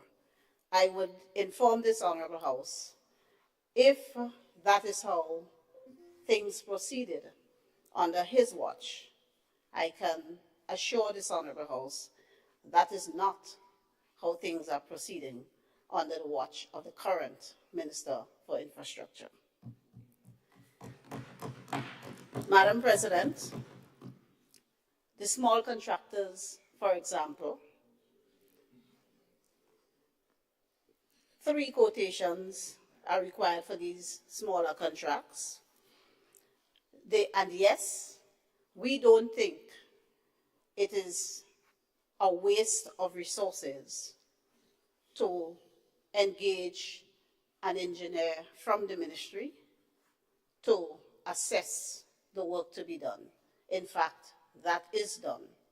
An engineer is engaged for these projects. And so there is that level of scrutiny and assessment, in addition to which quantity survey reports are to be submitted. So there is a sufficient degree of scrutiny as far as we are concerned that takes place before a contract is awarded. And Madam President, what we inherited was a situation where already already the situation was such that the threshold set by the legislation was too low for most of the projects. So what we inherited is a scenario as described by Leader of Government Business, where consecutive $15,000 contracts were awarded to the same contractor to finish a project. And that, Madam President, was a flagrant violation of the law. Because many of them came in above the 15,000 by law, needed to go through the procurement process, but to avoid the process, the contract was broken up. And we are not going to preside over operations that flagrantly breaches the provisions of the law, right? So it's either you slow down the process, you slow down the economic activities, you let them clog the procurement board with all the applications for these smaller contracts, or you make the adjustment. And we opted to do the proper thing because we were not going to continue to be in breach of the Procurement Act. In relation to the procurement board, as far as we are concerned, is duly constituted and indeed very busy. Indeed very busy. The board does meet, and in addition to that, almost every week, the board treats with, assesses, and approves requests for no objections as they are prescribed in the legislation. Constantly. The board does that constantly because there are certain methods set out in the legislation from around Section 34 onwards that speak to how work can be tendered by government, negotiated, direct negotiation method, sole sourcing. There are different methods through which government may contract goods and services, contract for goods and services, and those are all employed by the various ministries, departments, and statutory bodies, and scrutinized by the board. In fact, the procurement board is actually very meticulous. In fact, some ministries say sometimes too meticulous. The procurement board is very inquisitive. They probe. As Attorney General, I sit on the board, so I speak from first-hand experience. This procurement board ain't making no joke. When you come to the current procurement board, you got to come crossing all your T's and dotting all your I's. And as I said, the board is very busy, right? Assessing applications constantly as they come in. So making this adjustment in the Act will also help to unclog some of the bottlenecks that we are seeing, in addition to the practical reasons why this adjustment is necessary. And I know that my colleague on the other side is fully aware that this is an adjustment that is long overdue. If it was not overdue, there would not be need for breaking up contracts into consecutive $15,000 contractors to execute some of the works. So we want work to continue in Grenada. We want our people to be continuously employed. We appreciate very clearly that the construction sector is a main component, a main sector of our economy, and therefore, whatever we can do as government to help along that sector and to enhance productivity in that sector, we will take those steps. So with that said, Madam President, I fully endorse the bill before this Honorable House. Thank you. I thank the Attorney General, Senator Claudette Joseph.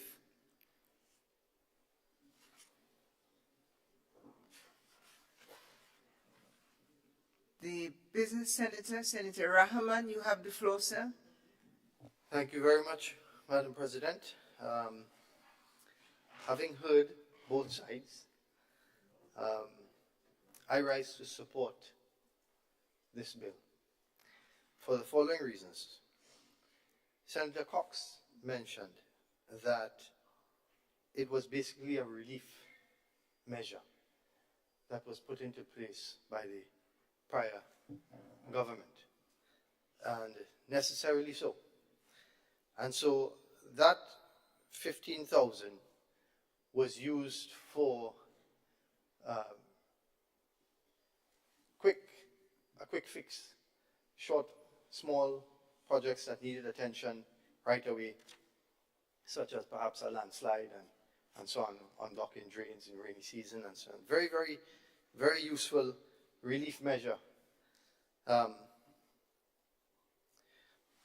listening to both sides, it is clear that, as all have pointed out, that it needs to be increased. And the question is, to what? We know that inflation during the COVID period, in terms of construction, some materials, steel, lumber, it increased at least threefold. That is true. We know that that was caused in particular by freight, by a tripling of the freight. Freight rates did go back almost to normal, maybe about 10%, 15% more than it was prior to COVID. It did go back down to that level. But again, we are seeing freight rates rise because many ships coming from the Far East cannot pass through the Suez Canal currently and have to make their way around the Horn of Africa. And because the going around Africa is a longer distance, freight rates are going back up. In addition, the sea, the water around the bottom of Africa, southern Africa, is quite rough. So the amount of payload that a vessel can take around that is less, therefore further compounding the price of freight. And this is happening now as I speak. Of course, these wars, Ukraine and what is happening in Gaza, are man-made. And many of our problems in the world today are man-made. And they can be solved, but we don't have the capacity to solve them in Grenada, unfortunately. And so we have to deal with the effects of these things. So when we look at the cost of construction materials, we look at the cost of labor that has also increased. We have a new schedule that we all agreed to and passed. And then we look at, we always talk about government is slow. They're so slow to implement, they're so slow to complete, they're so slow to get things done. This is one of the reasons. It's because for small amounts, small issues, they have to go back through procedure and procedure and procedure. Yes, they have to go through the procedure. And yes, I hope that, as our Attorney General mentioned, Senator Joseph, that it will go through due process and have those 3 quotes per project. And I believe that if those things are done, time is money. And if government can be more efficient, they will save money. So with those things mentioned, I support it, and I support it fully. Thank you. I thank you, Senator Rahman.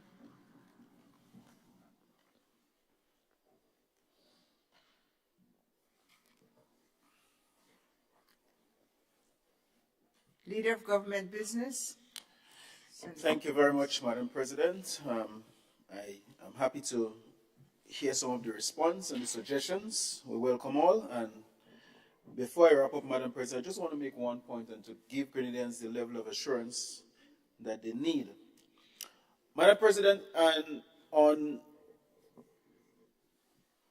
reviewing some of these projects, $15,000 projects for the last maybe 5-6 years, what we have found, Madam President, and I think Senator Cox raised that very important point, the issue of competency, the issue of responsibility, the issue of financial capacity.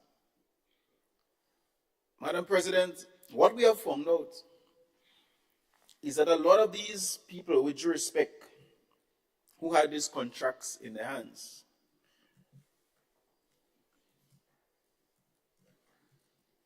number one, they were not known, especially in the construction field, they were not known contractors. Some of them was introduced to the sector for the very first time. And so they had to subcontract to really get the work done. I believe we could create opportunities for these people in other areas, rather than exposing them to areas that they're not competent in. This administration will ensure you don't have to put up a block to have a construction company. Fine, but you must be registered and have the capacity, the human resource capacity to execute the job satisfactorily.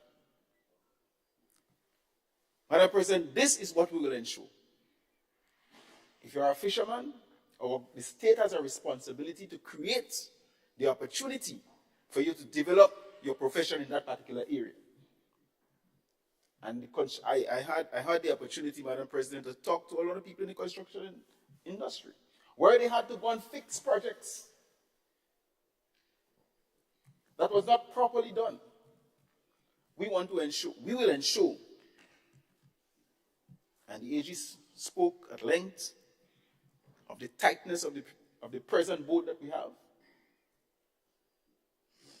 and how they will scrutinize and make sure that the $100,000 is being put in the hands of people who can do the job. I don't want nobody to misquote me, because I'm quite aware of people who have companies, form construction companies, and they employ people, agencies. I have no problem with working with people of that nature. But when you're going to ask somebody to get involved in a $100,000 job, and they have no clue what this job is about, we cannot run a state like that. And therefore, Madam President, I want to assure the Grenadian public, in regards to any doubt that they have, all the T's will be crossed, I's dotted, in terms of going forward. So, Madam President, I commend this bill to you and the House, and I seek the approval. Thank you. Thank you, Senator Thomas. Honourable members, the question is that the bill be read a second time. All those who are of that opinion say aye. Of the contrary opinion say no. Ayes have it. The bill for an act shortly entitled Public Procurement and Disposal of Public Property Amendment Bill 2024.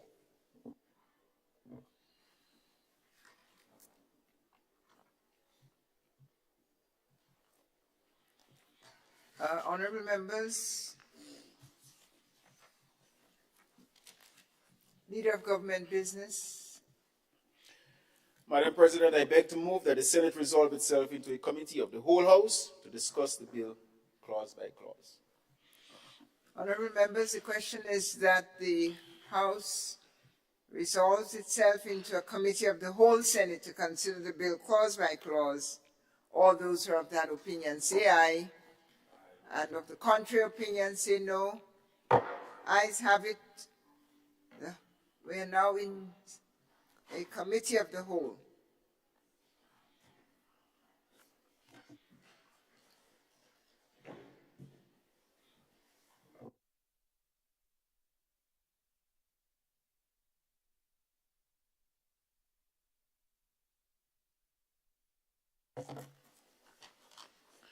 Clause 2, amendment of Section 4 of the Principal Act.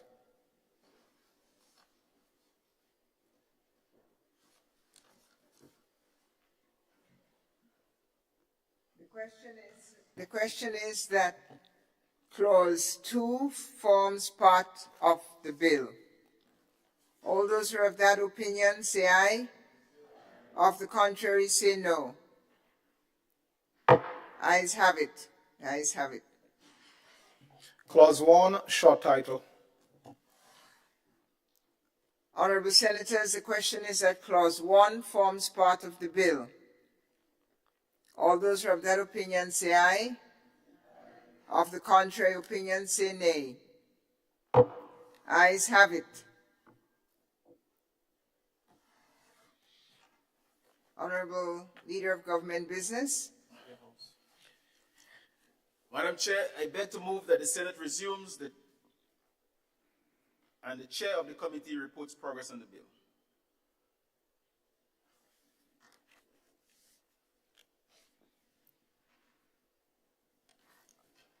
Honorable Senate, Honorable Committee, the question is that the Senate resumes and the Chair of the committee reports progress on the bill. Those of that opinion say aye. Contrary opinion say no.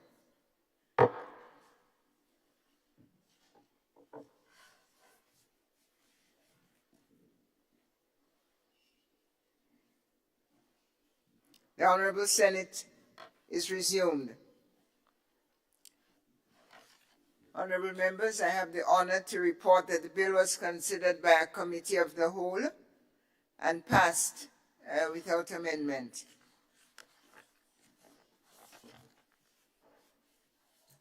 Honorable Leader of Government Business. Madam President, I beg to move that the Chair's report be adopted. Honorable Senate, the question is that the Chair report be adopted. Of that opinion, say aye. Aye. Of the contrary opinion, say no. Ayes have it.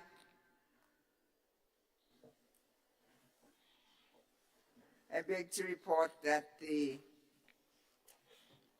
bill was considered in committee and is adopted and was adopted. Leader of Government Business. Madam President, I beg to move that the third reading of the bill be taken. Honorable members, the question is that the bill be read a third time. Of that opinion, say aye. Aye. Contrary opinion, say no. Ayes have it. A bill for an act shortly entitled Public Procurement and Disposal of Public Property Amendment Bill 2024.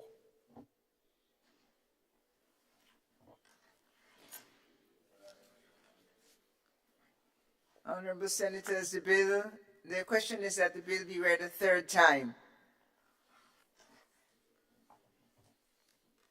and passed. And all those who are of that opinion say aye. Aye. Of the contrary opinion say no. The ayes have it. Bill is passed.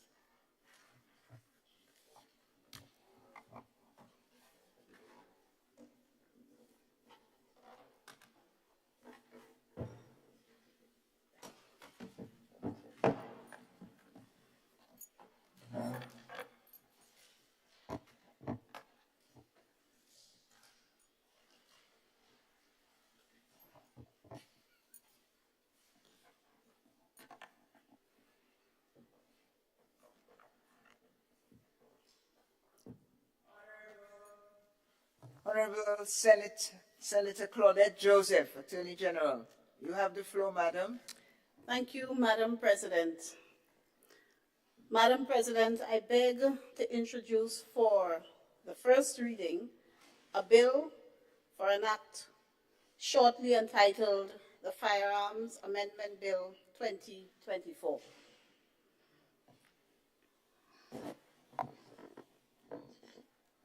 A bill which intends to lessen the potential for the commission of violent crimes and firearms-related incidents by reducing the number of firearms and ammunition circulating illegally in the state, shortly entitled Firearms Amendment Bill 2024.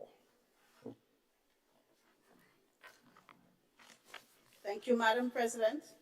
I beg to move that the relevant standing orders of the Senate be suspended to enable the bill to be taken through all its stages at this sitting.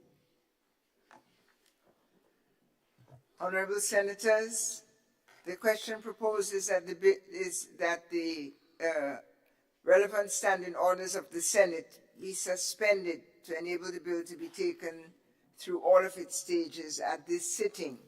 All those who are of that opinion say aye.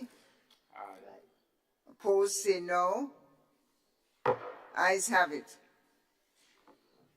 Honorable Claudette Joseph. Thank you, Madam President. I beg to move for the second reading of the bill.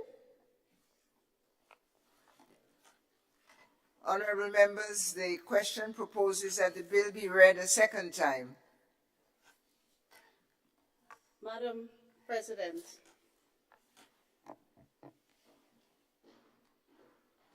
government recognizes that in recent times there has been a noticeable increase in the incidence of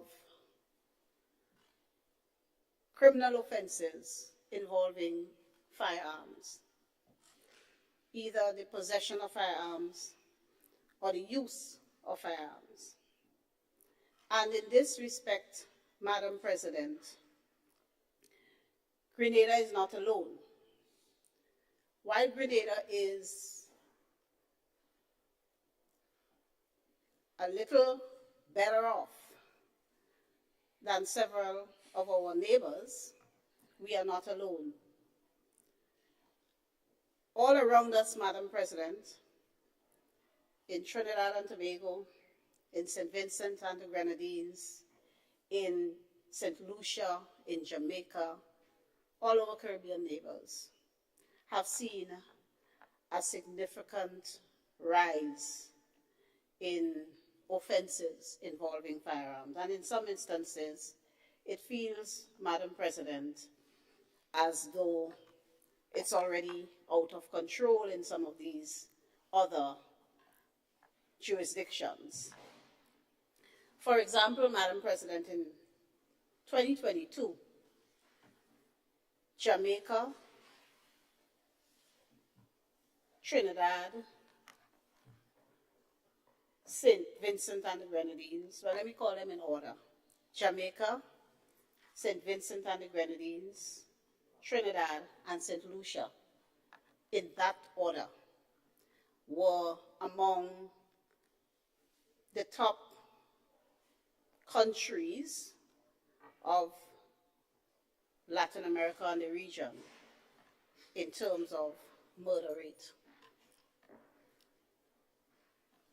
Jamaica, for example, had 53 murders for every 100,000 persons in the population.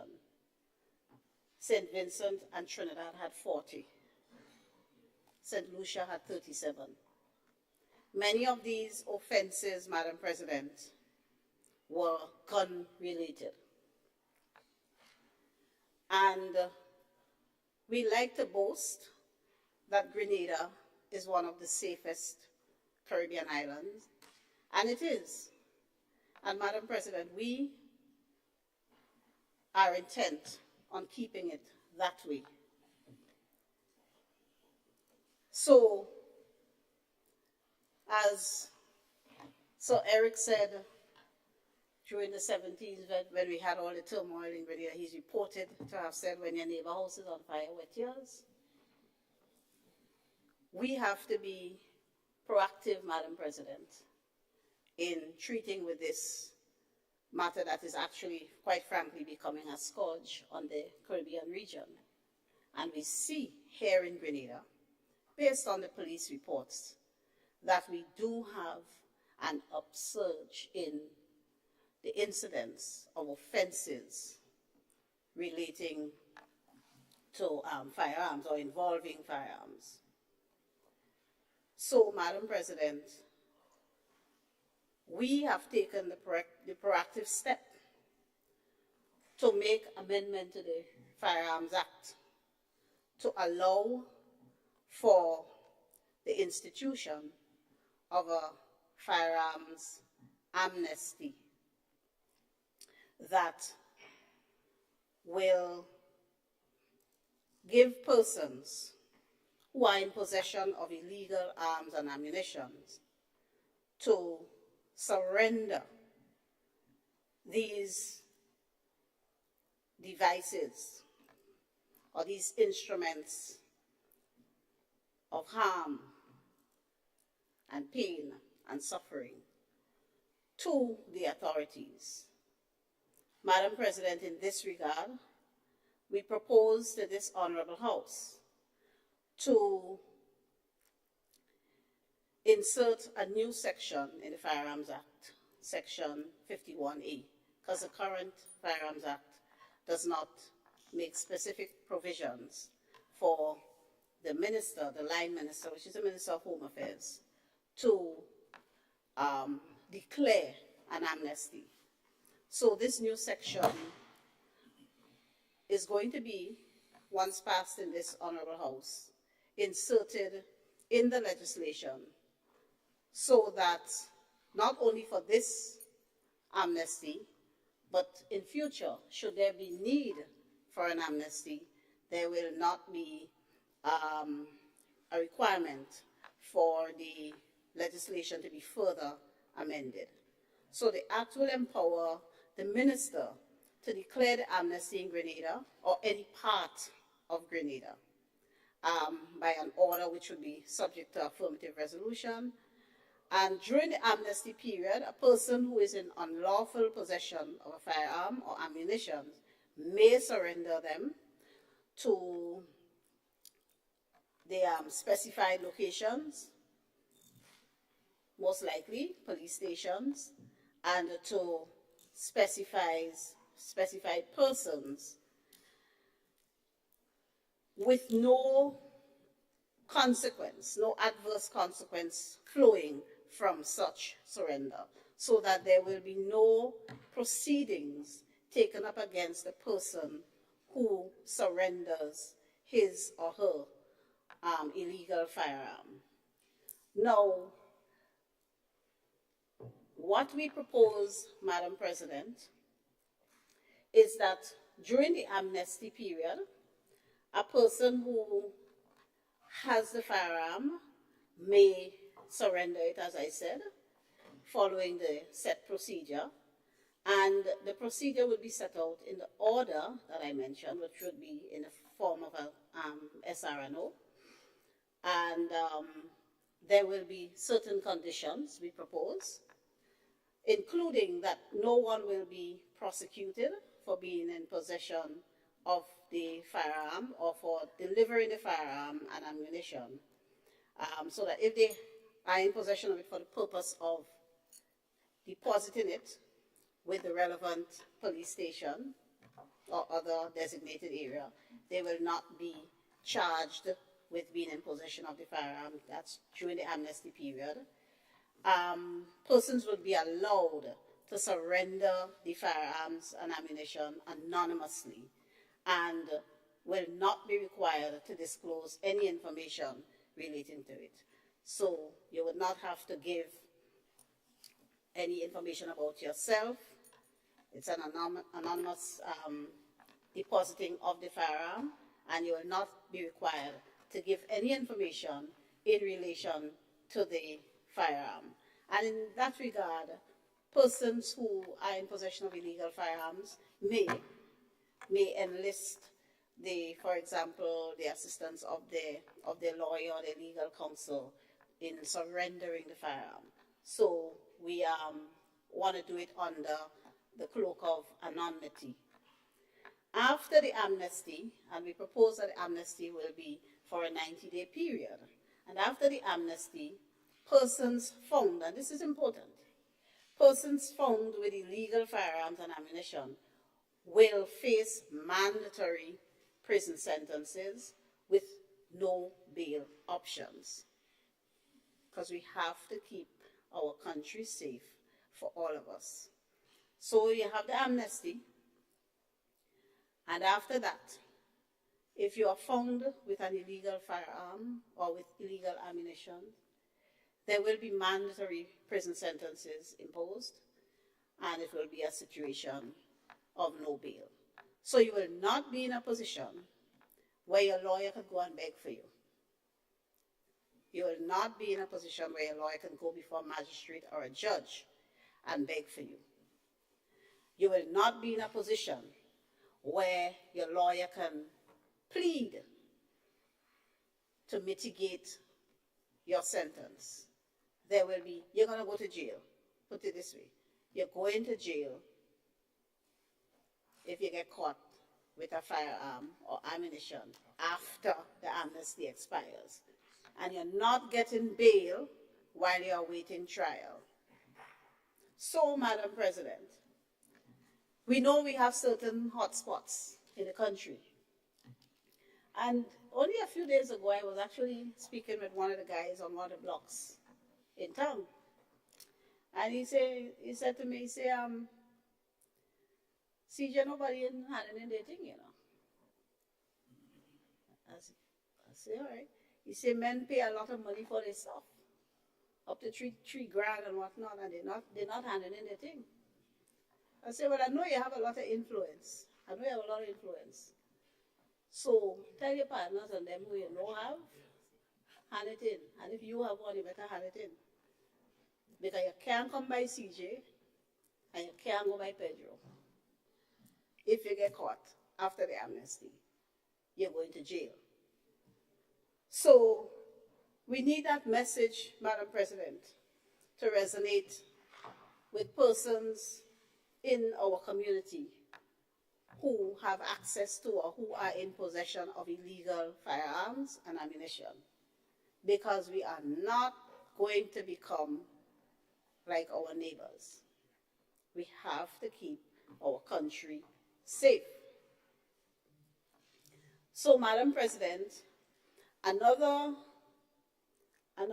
feature of the amnesty will be that designated police stations, I indicated that, perhaps one per district throughout the state of Grenada will be identified and named and publicized as places for the deposit and surrendering of firearms and ammunition. The senior officer in charge of the police station or any other police officer given the responsibility in the absence of the senior officer will be the person designated to receive the surrendered firearms or ammunition. A database of firearms and ammunition collected will be kept, including the types, the serial numbers, and the ballistic analysis, and police will investigate all surrendered firearms recorded as stolen property, because there might have been reports in the past, right? Or suspected in being involved in a crime. So I want to explain clearly. You deliver the firearm or the ammunition anonymously. You deliver, you may even enlist the help of your legal counsel, as I said. So you deliver anonymously. But once the firearm is received, it will be examined. So serial numbers and ballistic analysis and so will be recorded. And if in the process of that analysis, the firearm is reported as stolen or being involved in the commission of a crime, that too will be recorded. So disposal and destruction after the firearms are disposed, they will be destroyed following existing legal procedures for the destruction of firearms, which we already have on the books. And we are offering no fiscal incentives. You buy something illegal, you might have paid up to $3 grand for it, but we're not going to pay you back your $3 grand to get it. But if you get caught with it after the amnesty, you're in a lot of trouble. So there will be no fiscal incentives for the surrender. And a special deposit bin will be installed at secure and key locations for the surrender of the firearms and ammunition, which will carry clear procedures for opening and retrieving firearms and ammunition that have been surrendered. So, Madam President, these are the main features of the amendment, the proposed insertion of a new 51A in the Firearms Act. And we are so serious about this matter, Madam President, that the bill does not contain a commencement clause, because our intention is that once it is passed in this Honorable House and assented to by the Governor General, it will come into force and the amnesty will be declared and run for a period of 90 days. So I urge all the guys who have been using these rifles as toys in recent times, firing off, taking advantage of when fireworks are going off, be it New Year's or Independence, and firing off, and doing a call and response thing, one side over here and the next side over there, and it's a big joke. Literally terrorizing neighborhoods. Literally. The last time this happened, people were horrified, people felt terrorized, they felt scared, right? And this is happening in areas, in residential areas, with a lot of children, a lot of elderly people, people who are shut in, and it's horrible. And I mean, I've spoken to some of the guys, and they express remorse for, you know, this kind of behavior. Not admitting, but showing. No, they're not admitting. They're not admitting. But it's a group of them, they know who each other are. They know who they are. They're not admitting, but everyone who you speak to, they say, oh, you know, this is so terrible, and they're so sorry this happened, and whatnot. But some may even be suspected to be part of it. So what we are saying, you understand? Nobody admitting it, but everybody's expressing sorrow and horror as to you know, this indiscriminate firing off of wrongs. So we have to be more responsible as citizens, and as government, we are taking this matter very seriously, because we are not going to allow our country to become lawless to this extent. So the urge from government is that persons who are in possession of these firearms and ammunition to take advantage of the amnesty offered and surrender them, knowing that there are no negative or adverse consequences that will flow once you deliver the firearm or the ammunition during the amnesty period in the designated places. Thank you, Madam President. I thank the distinguished Attorney General.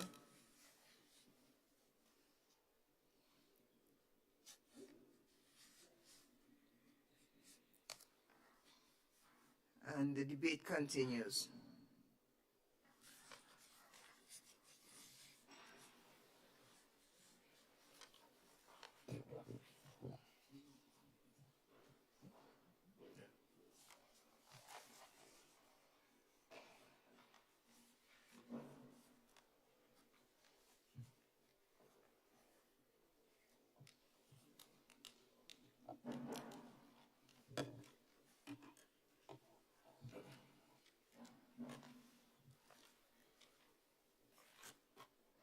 Leader of the Opposition in the Senate, Senator Nolan Cox. You have the floor. Thank you very much, Madam President. I'd Madam President, this amendment that is before this Honorable House is, as indicated by the mover of the bill, a measure to respond to increasing crimes related to firearms. Madam President, I heard that there were mention of follow-up actions in terms of after the amnesty, but I haven't seen anything in this bill that speaks to that in particular. And for me, I am somewhat disappointed that if you're doing an amnesty, I think the measures that you're going to implement right thereafter should form part of this bill. That is my suggestion. I think that would have acted as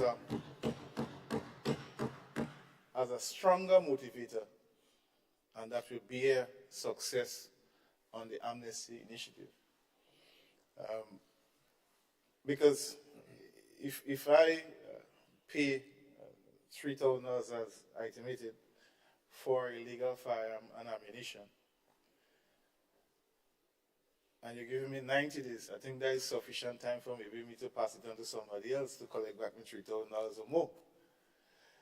And if I have several, it might be also an opportunity for me to engage in selling.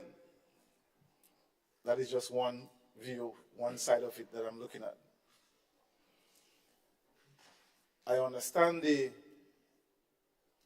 suggestion, the context in why the government may not want to offer compensation for collecting these firearms, but I still think that probably was also a viable option. Not necessarily $3,000, but some form of compensation to motivate them. As the word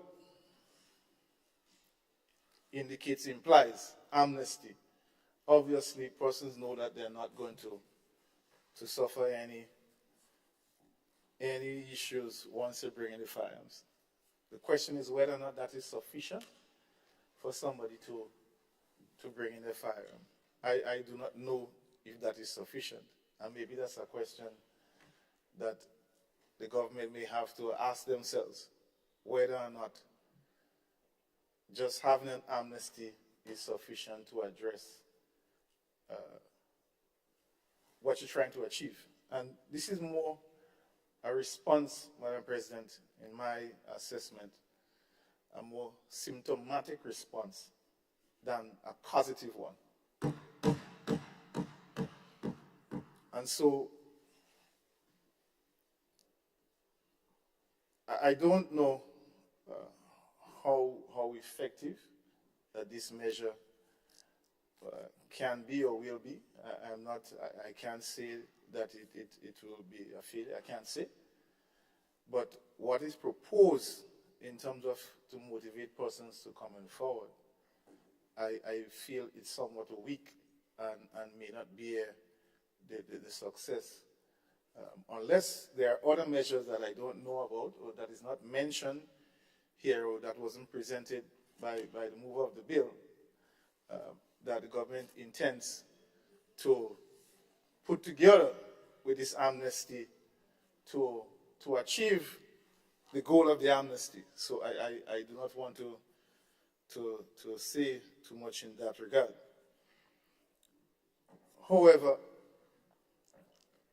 I think the whole issue of why people possess guns is more complicated one, because I believe that some people believe that they need one, because a few days ago I wake up and I just, my mind thinking that, well, since you have increased around illegal, I might need one myself, Madam President, to protect myself.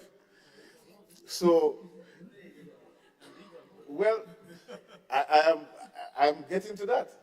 I am not going to go the legal road, but I'm understanding from remarks from from the Minister for National Security indicated that in his opinion, he don't think that we don't need any guns at all, whether legal or not illegal. I could be wrong, but based on that is how he felt. And I'm saying this in the context that it's a rigorous process, a difficult process for a legal one to be obtained. And that also may be a constraint or a deterrent why persons are going legal route. So there is a combination of factors, all right? And I'm saying that we have to look at this to see whether or not whatever approaches, whatever measures that we are taking could bear some success. And I know that there are comparisons that were drawn with different countries, but I think that is beyond looking at who we are as a people. Because just saying that Jamaica have this among St. Lucia, this from whatever, a Jamaican is not a Grenadian. A St. Lucian is not a Caracuan. So it is much more than just saying that crime is taking a particular place. But it has to do with the people. It has to do what is taking place in the society. It's a number of factors. So while it's important to look at what is taking place around you, but it is also important to understand why it is happening, where it is happening to as well, and to ensure that those things don't happen where we are. But getting back to the crux of the matter, I'm not certain. I did hear the mover of the bill speak to a gun that might be linked to a crime, and maybe the mover can give some more clarity about that.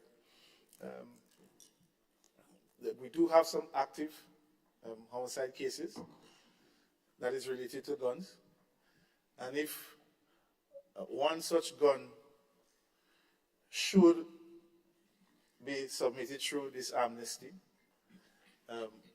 the question is, how is that going to impact an active case?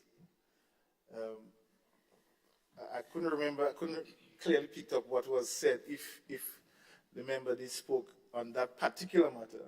And so just given a scenario, if that gun will also be a key evidence item in terms of determining the outcome of the case, I think there needs to be I just would like to get some clarity on how you treat with a particular, and the question is, the family who are going to be aggrieved by the likely person who would have caused that crime, how are they going to feel that somebody may get off for committing a crime? So I think it's a little dicey, and so I couldn't get clearly if much explanation was given on that in particular, especially for an active homicide. So I think that is something that is not spelled out clearly in this amendment, how we're going to treat with a firearm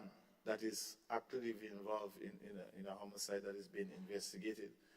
And if no charges or so are going to lead to that firearm, no question are going to be raised about that firearm, it means that somebody is going to get off scot-free.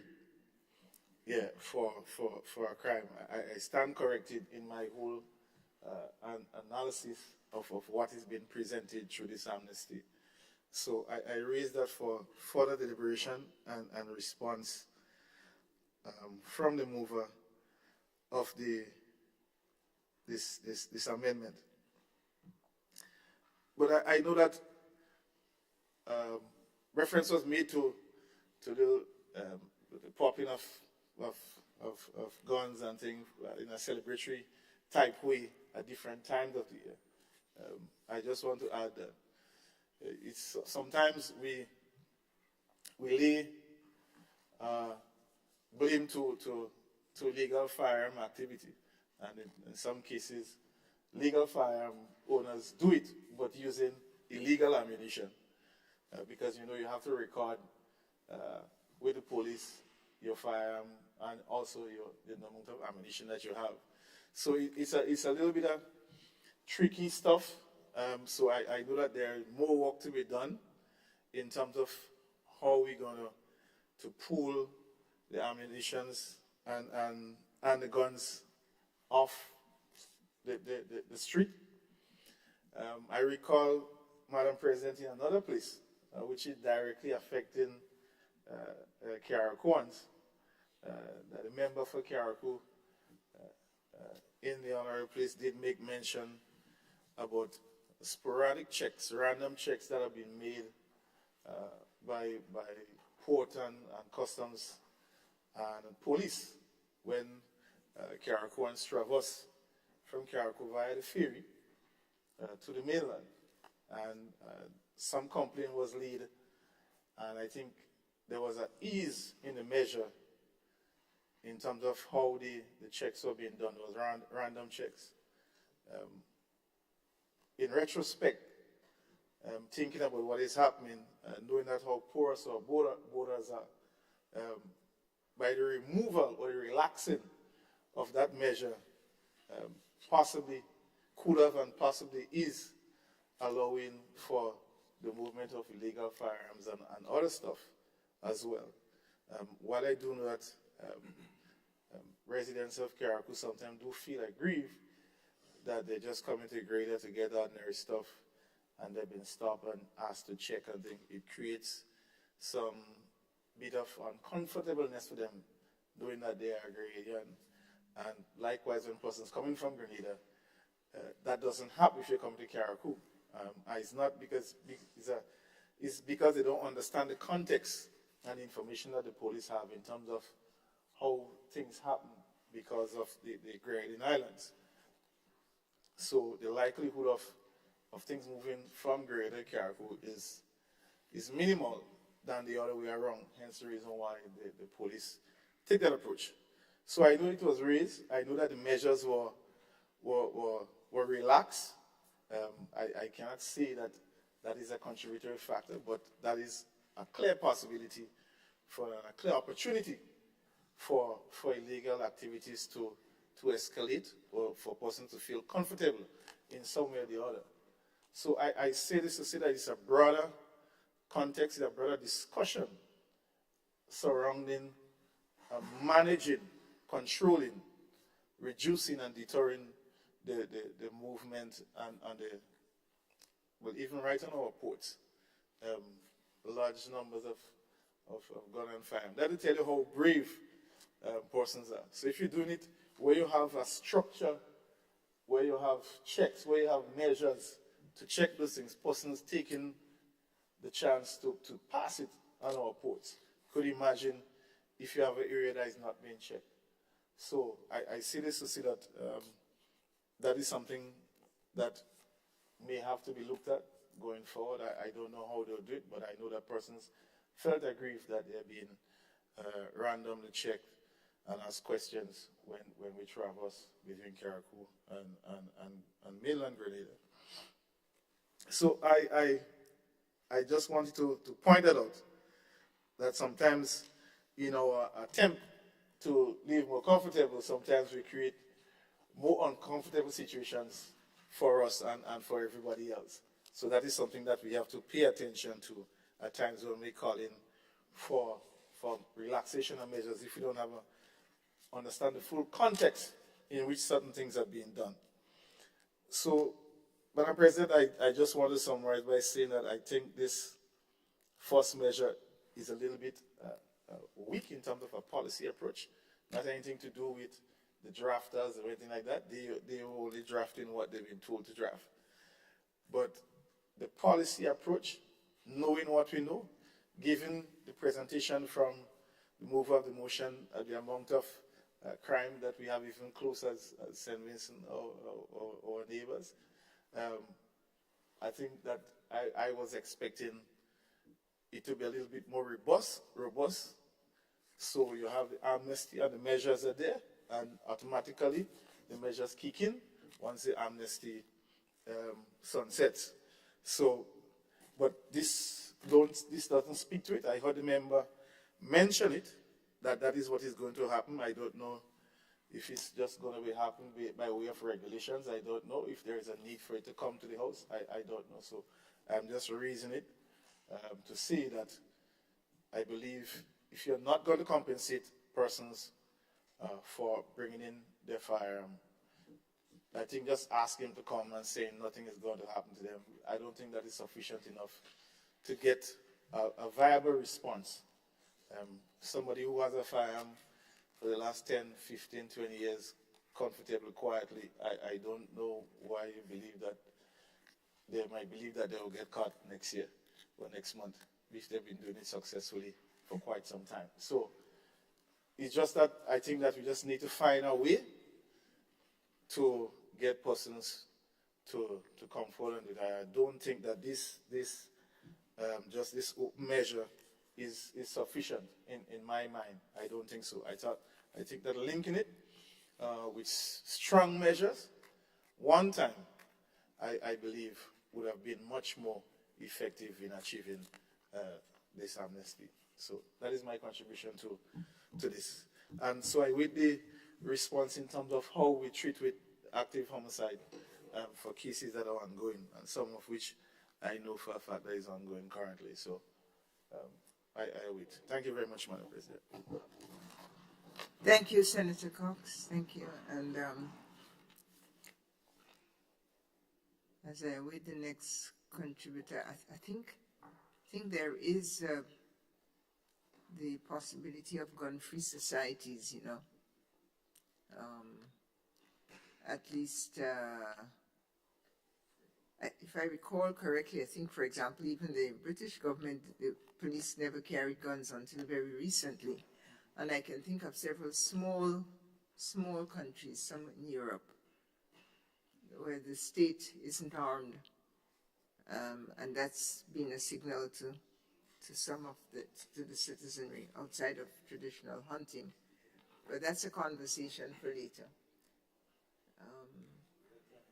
Senator Rahman, you've requested the floor and it's given to you, sir. Thanks. Thank you once again, Madam President. So, a few things come to mind.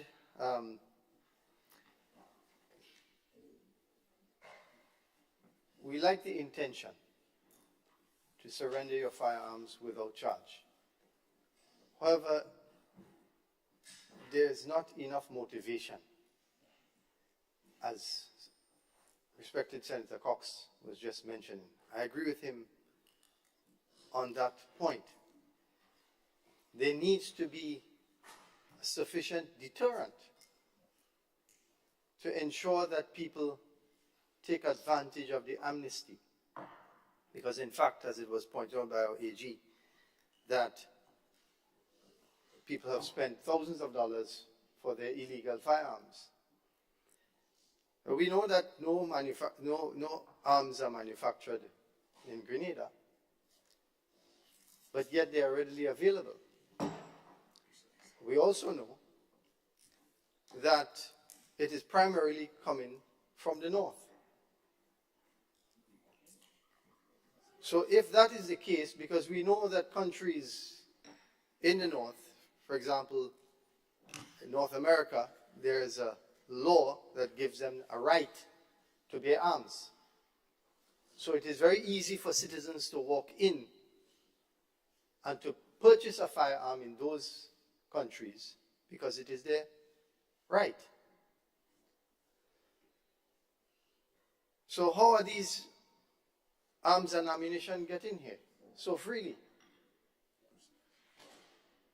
It comes in, one of the ways is through our ports. I don't suppose that companies would take the risk of bringing in firearms. So therefore, I suppose that it is individuals that are taking the risk to send it to individuals. So if we know where primarily it is coming from, the direction, and we have an idea as to who would be motivated to do that, an individual rather than a corporate entity, then we know what to search. where to focus our search. And we know the ports, New York and Miami are major ports, for example, that we receive goods from every week. And we also know the type of shipments that personal goods tend to come in. Very rarely do personal shipments come in container loads. They come in barrels and decontainers and smaller shipments. So the government has a responsibility to seek out and purchase the type of equipment that will aid customs in scanning,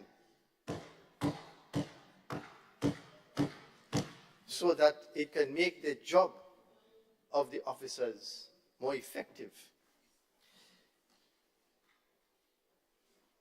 Those who are caught importing firearms, in addition to the amnesty, we should have seen, I would have liked to see something mentioned about those who are caught importing firearms. Those who import more than one or are caught with more than one, there's an additional charge, an intention to sell or to distribute arms and ammunition. That should come with an additional charge, prison time, fine. And when we talk about fines and additional charges, we shouldn't only speak about prison time. The Act speaks about 10 years and 12 months and in terms of different things, different scenarios, Firearms Act. But it should speak to, in this specific instance, we would like to see the seizing of property.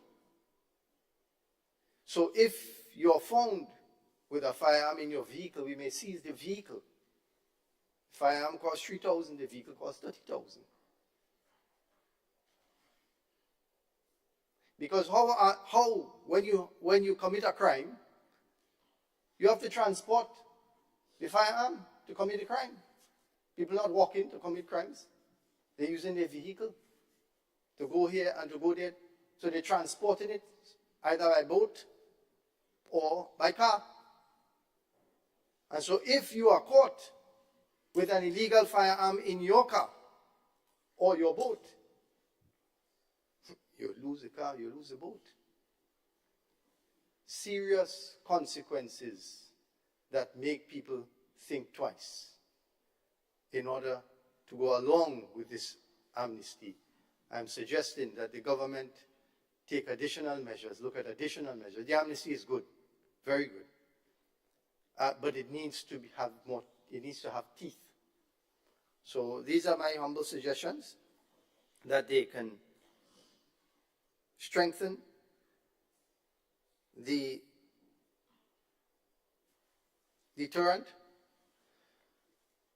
so that people who commit crimes or people who just want to have a firearm, as Senator just mentioned, that perhaps he needs to get one too because for his protection as a law-abiding citizen.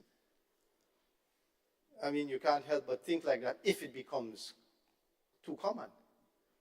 So this needs to be, some serious consequences need to be considered, and I believe it should have been added, but it's not too late for government to decide. In addition to the mandatory prison sentence and the no bail, which are good things that the AG has mentioned, there are some additional things that should be done. I thank you. Thank you, Senator Rahman.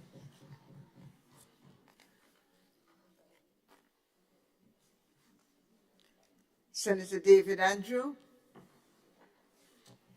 Thank you, Madam President.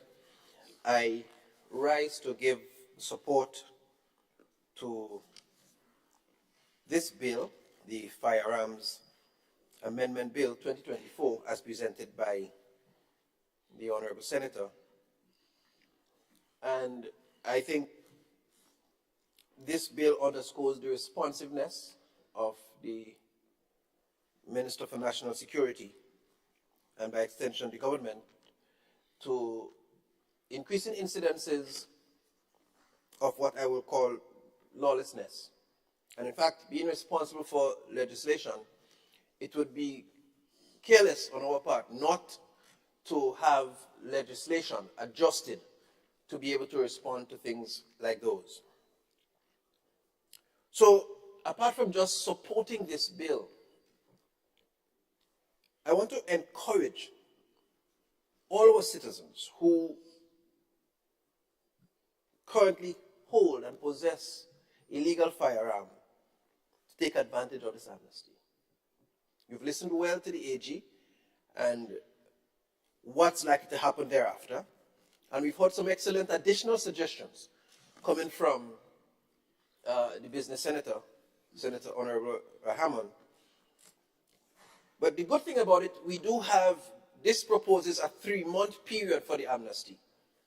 So lots of adjustments can be facilitated within that 3 months to see the final product come together. And there's a reason why you are in this house. Yeah. So I'm confident that the appropriate adjustments will be made within that time frame to see an effective product resulting at the end that will genuinely address the issue. And hence I'm calling on our citizenry who may be so implicated to take advantage. Further, I want to call on our wider citizens because it's been my observation that we almost make it a sport, or we consider it quite lightly, to oppose law enforcement. We've seen in recent months the public, John Public, pulling people away from our law enforcement officers who are legally and lawfully trying to enforce the same laws that we are trying to put in place. I condemn this.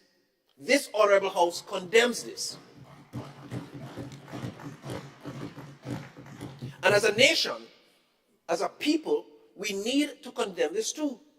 Because we could put as many good laws in place, we could put the strictest regulations, we can put as many incentives as possible and get good legislation there. But if as a people, we prefer to behave lawlessly and to disregard law enforcement, none of this will bear the fruit in helping to preserve the peace-loving nature of this, our blessed country. So I implore us. Quickly, I heard a couple of questions asked in relation to incentivizing the persons who are going to surrender their illegal firearm. And in my own deliberation at one point, I thought of it, and I felt it could have been nice. But upon deeper reflection, I think it will be pretty dangerous to pay people to abide by the law, because the law is clear. If you begin to pay them, think of, and Senator Cox said it nicely, think of how porous our borders are. And so when we decide we're paying and incentivizing them to surrender their illegal arm, they go in and purchase illegally elsewhere and to come and milk the government. And I think that's a dangerous recipe. So upon deeper reflection, I think we proceeded appropriately not to give any financial incentive, but instead to encourage them dearly to surrender them before the consequences become too severe, right? On the other matter, I think this firearm amendment bill seeks to, and when it speaks of the proposed section that says no one will be prosecuted for being in possession of or delivering a firearm and ammunition for disposal during the amnesty period.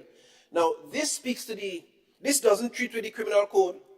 It doesn't treat with any of the other laws that would have somebody implicated for some criminal offense. This speaks to the firearm, and the offense here is being in possession of. So if, for the purposes of this, being in possession will not be prosecutable for the purposes of the amnesty. However, causing grievous harm, using a weapon, I presume, and probably AG will speak to that more clearly, will still be prosecutable under the other laws because those have not been amended. But for the possession part, it's been amended there. And that doesn't guarantee, in fact, from my understanding, the ammunitions are being surrendered anonymously So even if that gun is found to be associated with a crime, there is no associating of the gun with the person. So the police will still have to do their due diligence and be able to prove whatever they need to prove. So I want to register again my support and ask all our citizenry to consider the cost of ignoring this amnesty. I don't think it's cool to be looking over your shoulder every day. In pursuit of what? So I encourage all of the persons so implicated in this amnesty and this amendment to consider the cost and make the correct judgment to take advantage of this amnesty. Thank you very much. Thank you, Senator Andrew. Thank you.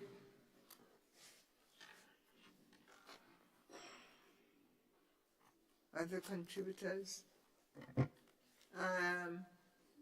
Senator Douglas, you requested and you have the floor, madam. Thank you, Madam President. Madam President, thank you for the opportunity for allowing me to contribute today as we engage in this crucial conversation on the use of illegal firearms. A topic that deeply resonates with the people of this country and our brothers and sisters internationally. This is deep and it's troubling. Madam President, this topic carries profound implications for our society's safety and well-being. Gun violence is a scourge that threatens our most fundamental right, the right to life. So it cannot be taken lightly. Madam President, in the Prime Minister's presentation on March 26th, he indicated for the first 3 months of 2024, the police confiscated about 10 to 11 illegal firearms. That number might sound small, but for our country it is significant. Madam President, I must say the step by the government to institute the firearm amnesty is a positive one, and I support it. I think it's necessary. I wished it had happened sooner. But I also show that the people of our country appreciate this step because people are scared. You know, it's not easy to be in your community and you're hearing pow, pow, pow, pow, pow.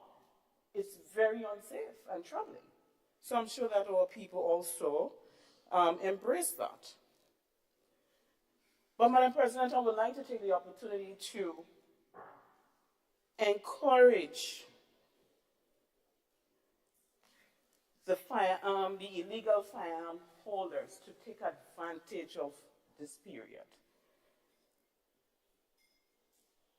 And the hope of it is to remove and stop the illegal gun circulation. Fewer firearms simply means fewer opportunities for gun accidents and violent crimes.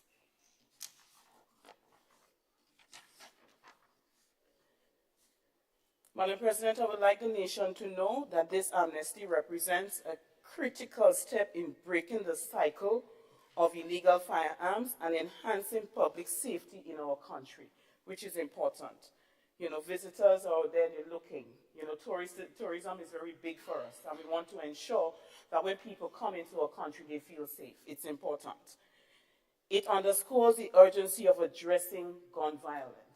So people need to understand what the amnesty is about and take advantage of it. Madam President, I would like to say that to the individuals who possess illegal firearms or ammunition, those without licenses or authorizations who might be listening today, and I pray and I hope that they're listening.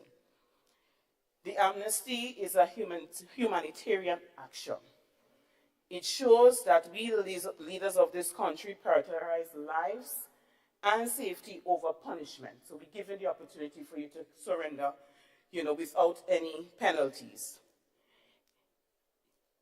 Madam President, through you, I would like to encourage all illegal firearm holders to take full advantage of the amnesty period and help contribute to a safer society. Grenada belongs to us.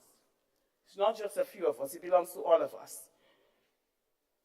Madam President, again through you, I would like to also recommend to the government that they should consider some type of incentive. And I heard my dear Senator colleague over there, David Andrew, that providing incentive might just open the can of worms, you know, bigger, and we don't want that. But the fact is, when people receive an incentive, it motivates them, it encourages them to come forward, and that's what we want. We want people to come forward.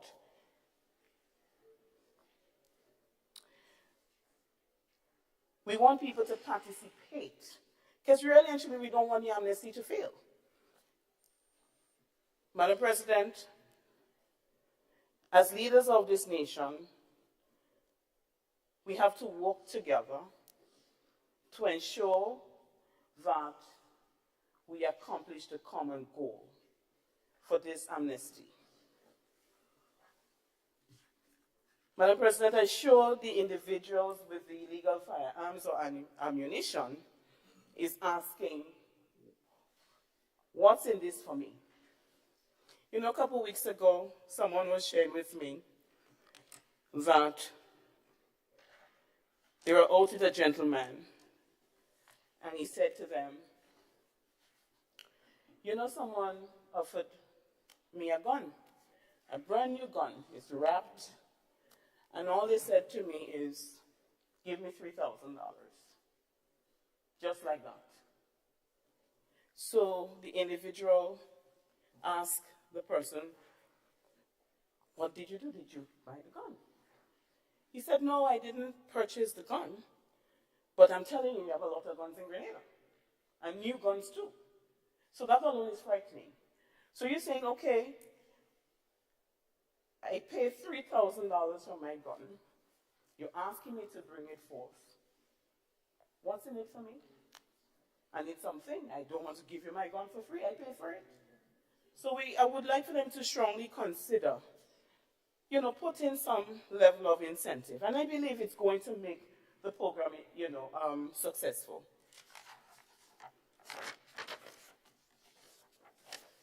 Madam President, in conclusion,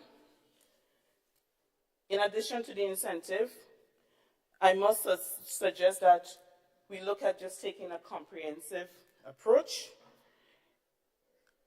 Other solutions be beyond the amnesty, and I believe it can be combined with, one, extensive security, border control, because the guns are coming in. And why are we not picking them up? It's our responsibility to ensure that we block it. So maybe we need to look at our security system, the border controls. Education.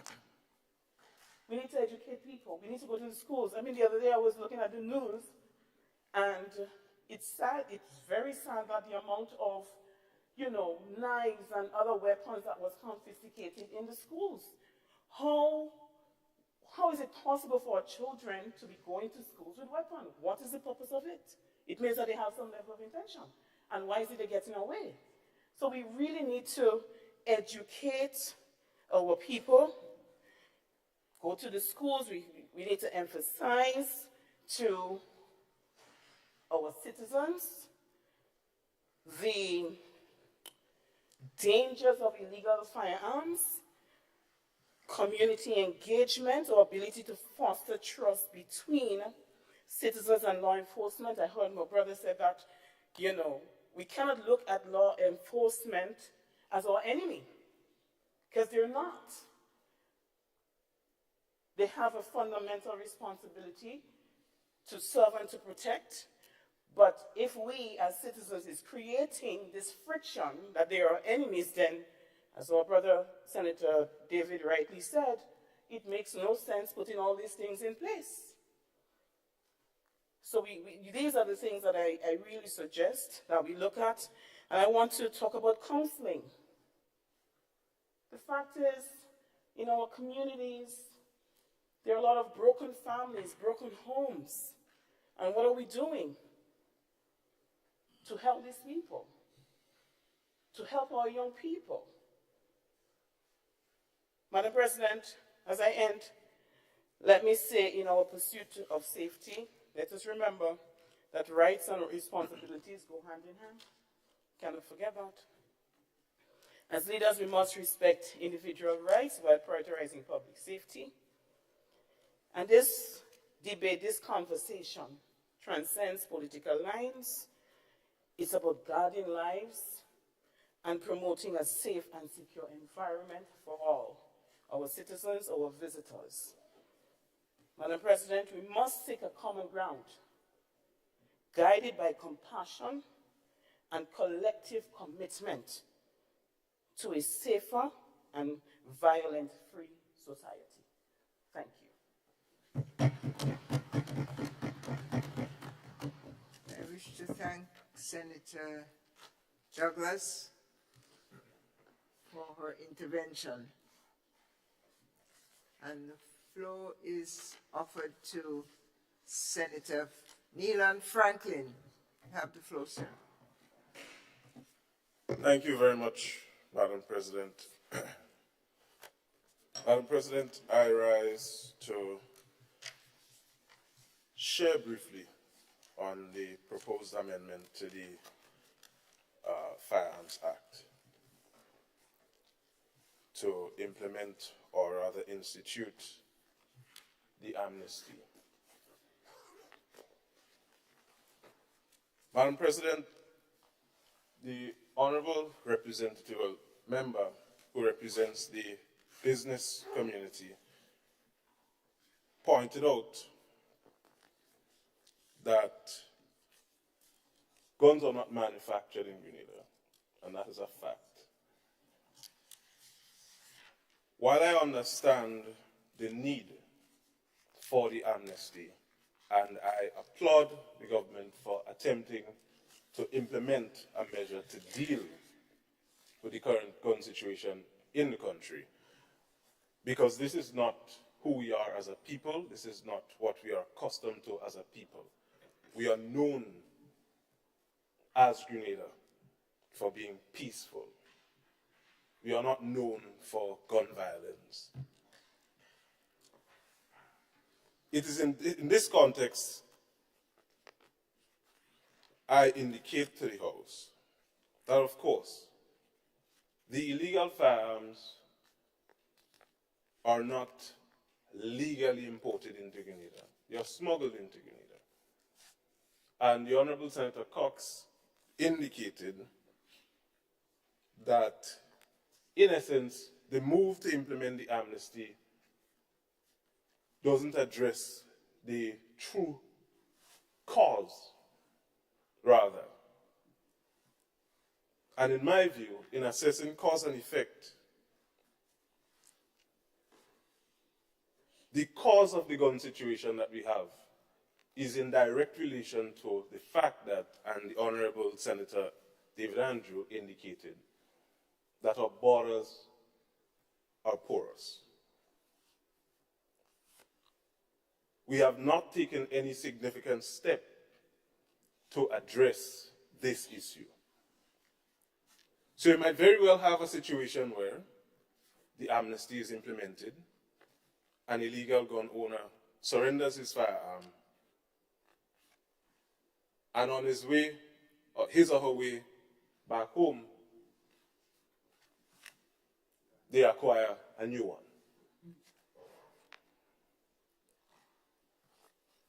The intention of the amnesty, and again, this is not an attack on the government, the intention of the amnesty is good. But there are more issues that needs to be considered in addressing access to firearms, access to illegal firearms, rather, in Grenada. The honorable member, the Honorable David Andrew indicated and stressed on possession. And while he was deliberating, a question came to mind. And the Honorable Attorney General may be able to correct me if I'm wrong. In a court of law, in order to prove possession, there must be control and knowledge.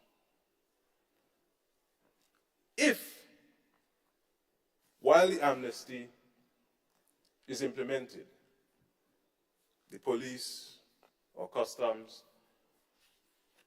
enforces a search warrant on a vehicle or someone's premises, and an illegal firearm is identified there, how would it be treated? I think it's an interesting question to ask. And of course, I anticipate that the Learned Attorney General will provide some clarification and answer as relates to that. Well, Madam President, I have had the pleasure of working alongside the police officers while I worked at Customs as a customs officer. And I've been on operations at sea where Customs, Drug Squad, the Coast Guard, in an attempt to intercept vessels suspected of smuggling goods and other illicit items. One of the issues that, and this ties into compensation, because I heard a lot of indication that compensation should be considered for the illegal as an encouragement rather for illegal firearms owners to surrender their firearms. I am looking at compensation in the context of the officers who are tasked with the enforcement responsibility. I never knew until I worked alongside police officers, specifically who go out on operations in an attempt to secure the borders, to secure our country. I never knew that they were not paid overtime. This could be considered at this point in time because we see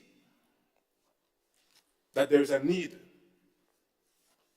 for bolstering of our border security agencies, specifically Customs and Coast Guard. Coast Guard is responsible for search and rescue, while the primary responsibility of border security lies with Customs. Customs, of course, is compensated in terms of overtime. But police officers, those at the Drug Squad unit, those at the Coast Guard, they are required to go above and beyond. And I am speaking, again, not making a political point, but from experience working alongside these officers. There is a need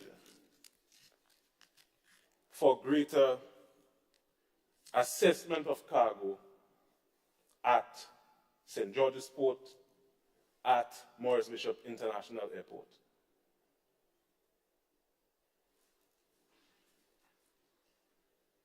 Officers of the Customs are required to physically examine a lot of cargo. Again, I've had the experience of doing that. It can be tedious, it can be exhausting.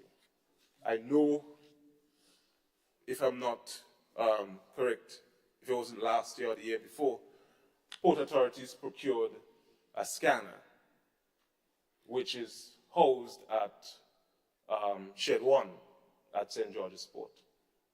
I'm not aware that the scanner is functioning as effectively as it should. The government can consider looking into that issue, where the scanner is positioned, what type of cargo is assessed or scanned using the scanners.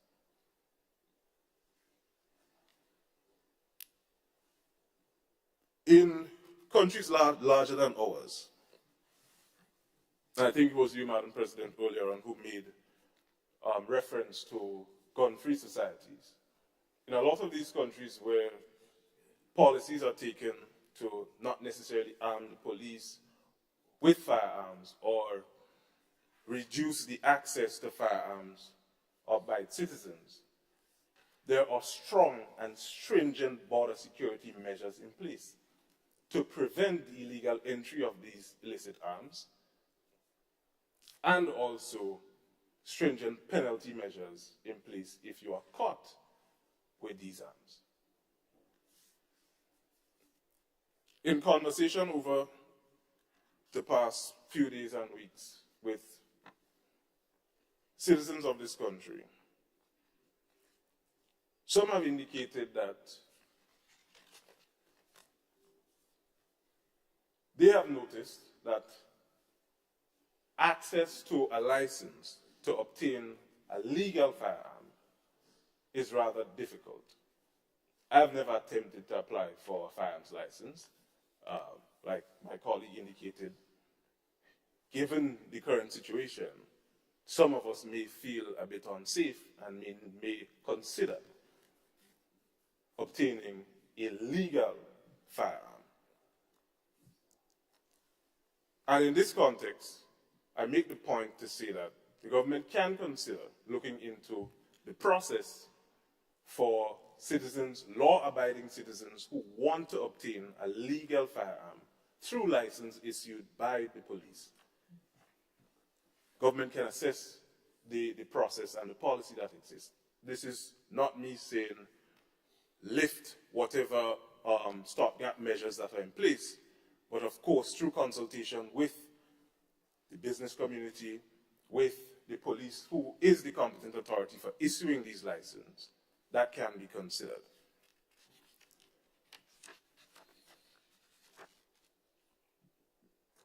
Madam President, and again, I'm just referencing my past experience working as a border control agency at the customs, at the customs. There is need and there is an opportunity at this point in time for the government to bolster the agency, bolster the customs, bolster immigration, bolster the Coast Guard unit. There are a number of interceptor vessels that are at the disposal of the agencies. But you would understand in conversation with officers there that some are not well trained to operate. I know that recently the customs had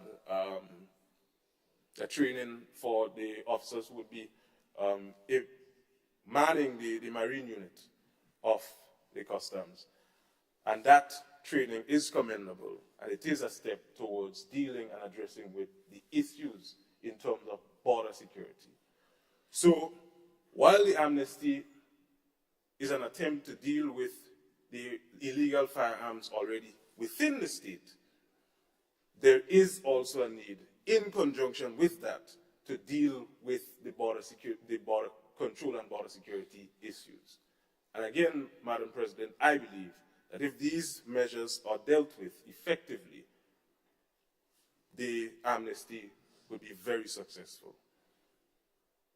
There isn't a set date as yet for the implementation or the institution of the amnesty, so it gives government an opportunity to consider all the recommendations that were made, especially on this side of the House.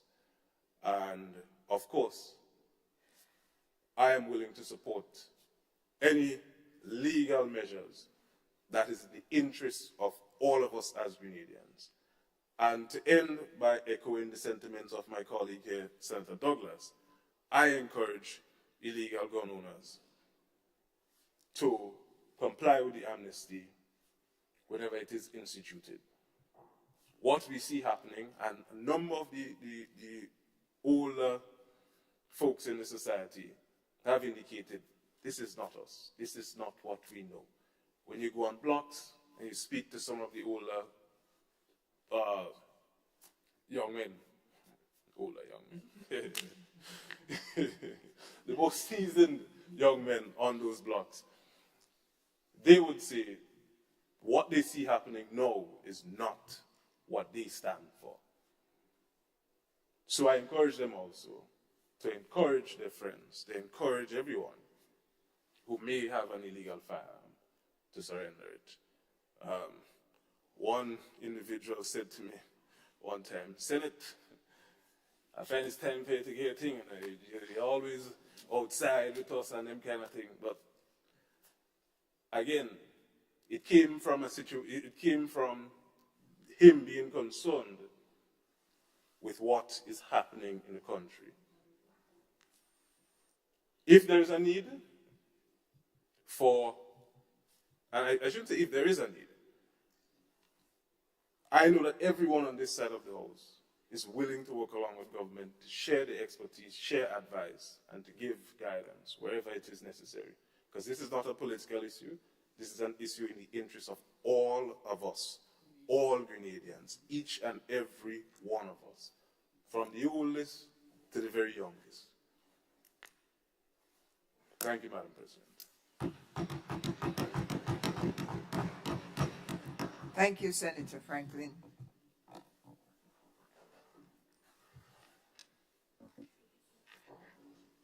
Senator Britton.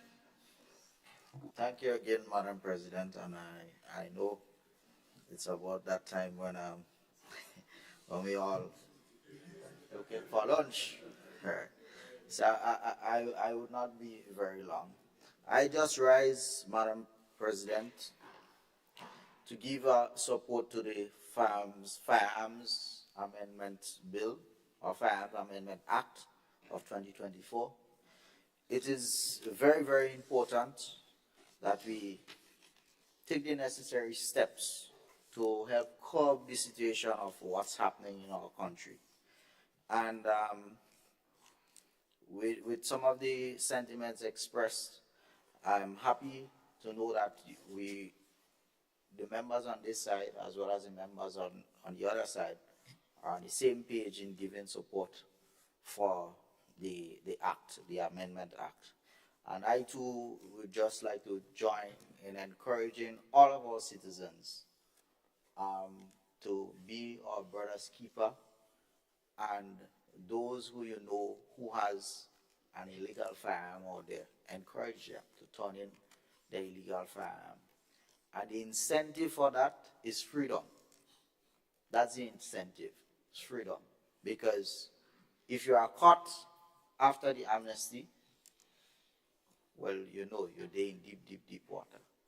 And when you look at the act has a lot of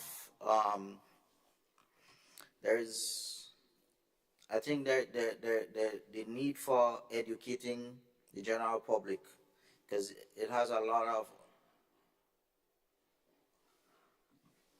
of consequences there in the entire act, and we need to educate the general public as to the carrying of a firearm or illegal firearm, discharging, all those things.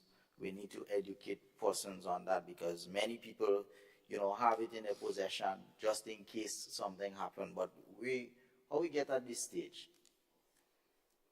We don't manufacture guns here. It comes in through our borders, and all ways and means, and people finding all kind of sneaky way to get it in. And that's why we are happy to say that at our ports, there's a new X-ray machine at the port to ensure that those we maintain as much as possible. We boost our security at the port to ensure that those illegal firearms and so on don't get in.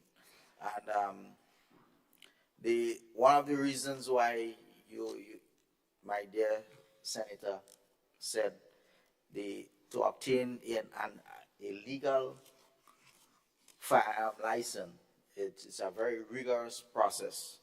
And that's simply because in Grenada, unless you're probably law enforcement, you don't need firearms. Yeah?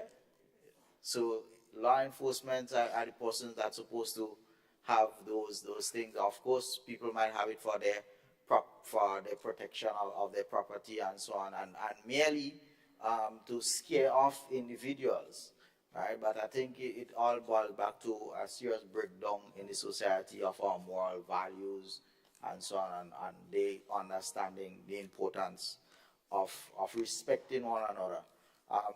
In St. Mark, I can tell you we're having a serious challenge with youth delinquency, and we are trying to curb that as much as possible.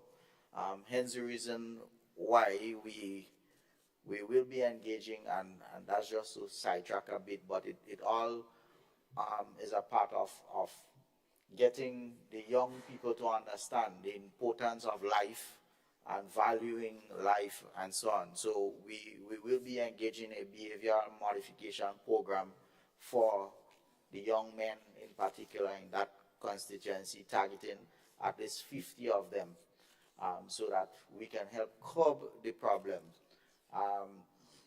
I've always engaged with them, and sometimes you hear them using, idle threats and saying, "I'm shooting you," and I keep telling them, listen, this is not the way in which, to go, because using those threats and you send a red flag, making the relevant the police aware that you're in possession of some illegal firearm, as the case may be, and the consequences of that would not be nice for you. So I encourage all of our citizens who is in possession of, or those who know those are in possession of, please take advantage of that opportunity with the amnesty. And as I said before, the incentive for that is freedom. Nothing in the world is better than freedom. I thank you. Thank you, Senator Britton. Senator St. Clair, you have the floor. Thank you, Madam President. Of course, the right to speak on these issues of the Firearms Amendment Bill 2024, focusing on the whole issue of gun amnesty to reduce the incidents of violent crime associated with guns. I sat here and I was thinking and tried to understand how I could understand this amnesty, basically, after I listened all the different presentations.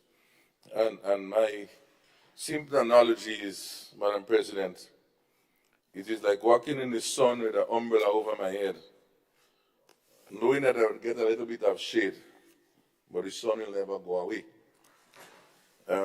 Because this is what I'm hearing. And I come to this premise because at the end of the day, notwithstanding the debate as to how we end up here, how the guns end up here, the fact of the matter is that the guns are here. And so how do we deal with this situation? My good brother, Senator Nelan Franklin, speak about the issues at sea, and it was very good that you have this sort of capacity within this house to tell us firsthand matters pertaining to that outside. Compensation, danger, resources, and so on. I think we should be very happy to have that sort of capacity on the ground live. And what he said was that he asked an important question that I had noted here. During this period of this amnesty, what does the police and law enforcement do with anyone caught? Would they be actively searching? Would they actively engaging? Would it then be an amnesty situation? Or it may be contended that amnesty has to be I making the move. And if I didn't make the move of offer to bring in, then it means that really and truly that I am an offender. So I just put this, and that's a similar question I have in my mind on that. But the fact of the matter is, Madam President, the police force is in the middle of this. It's in the middle. How equipped are they in doing the work that they're supposed to be doing, or we expect them to do? And so, when I look at the main bill Firearms Act, and you look at Part 4 of the bill, and you speak about 39, 40, 43, and 42, which basically speaks about the power of the police for such and stop and such and looking and searching for guns and ammunition. I wonder how we reach here still. And that is why I say, even if the umbrella is over my head in the sun is still there. And so the police has to be actively supported with the necessary resources to be able to address this matter. And whilst the bill speaks of this is one of the measures, and of course we expect it to be one of the measures, the question is, sometimes there is something called, and of course I know you yourself know this type of things, use those words, call it multi-prong approach. I don't like to use this big fancy word, but you have many actions happening from different angles, addressing different issues. And so we trust that with this process here, that the police is adequately being prepared to address these issues at the end of 90 days. Because when 90 days come, if they are in the same state that they are now, and may even get worse, you know, as time goes, if things going bad, as time goes, it gets worse, then that sun will still continue to be shining because nobody's there to remove the sun. And don't think the gun owners doesn't know this type of things. And I think we shy away from this statement because some of them have a lot of inside contact and information as to how things go. And so within the police force itself, we need to ensure that they have a lot of confidentiality and those sort of things in addressing that. Because even though my partner, Senator Nilan, has something, we come in and make a read, you know, such and such and such. So the call here, and I'll deal with the amnesty specific in a second, but is in the context is that we need to ensure that there is enough resources for the police. You know, Madam President, I didn't want to go there, but I want to go there for 1 second. A few weeks ago, I was going up to Grenville around 12 o'clock on a mission. Not a gun mission, but a mission. And my glass, and it's important that my main glass had a mechanical issue, so I had to open my door too. So I saw this police officer come out, stop me right around by that water place in Grambus. You're familiar with that place in Grambus. And police came out, they had a roadblock. And he turned his back and go, and immediately afterwards, the traffic warden came up to me. So, I mean, I couldn't talk through the glass, so I opened my door. And I was halfway through opening my door. I said, why not wearing a seatbelt properly? I said, I don't understand. Why you reach there? I said, are you not wearing my seatbelt properly? I mean, I open my door, my hand on my steering wheel. Where did I get this chance to even interfere with my seatbelt? And of course, they then came and they apologized and said, no, sorry. But the point I'm making is, I didn't have a gun.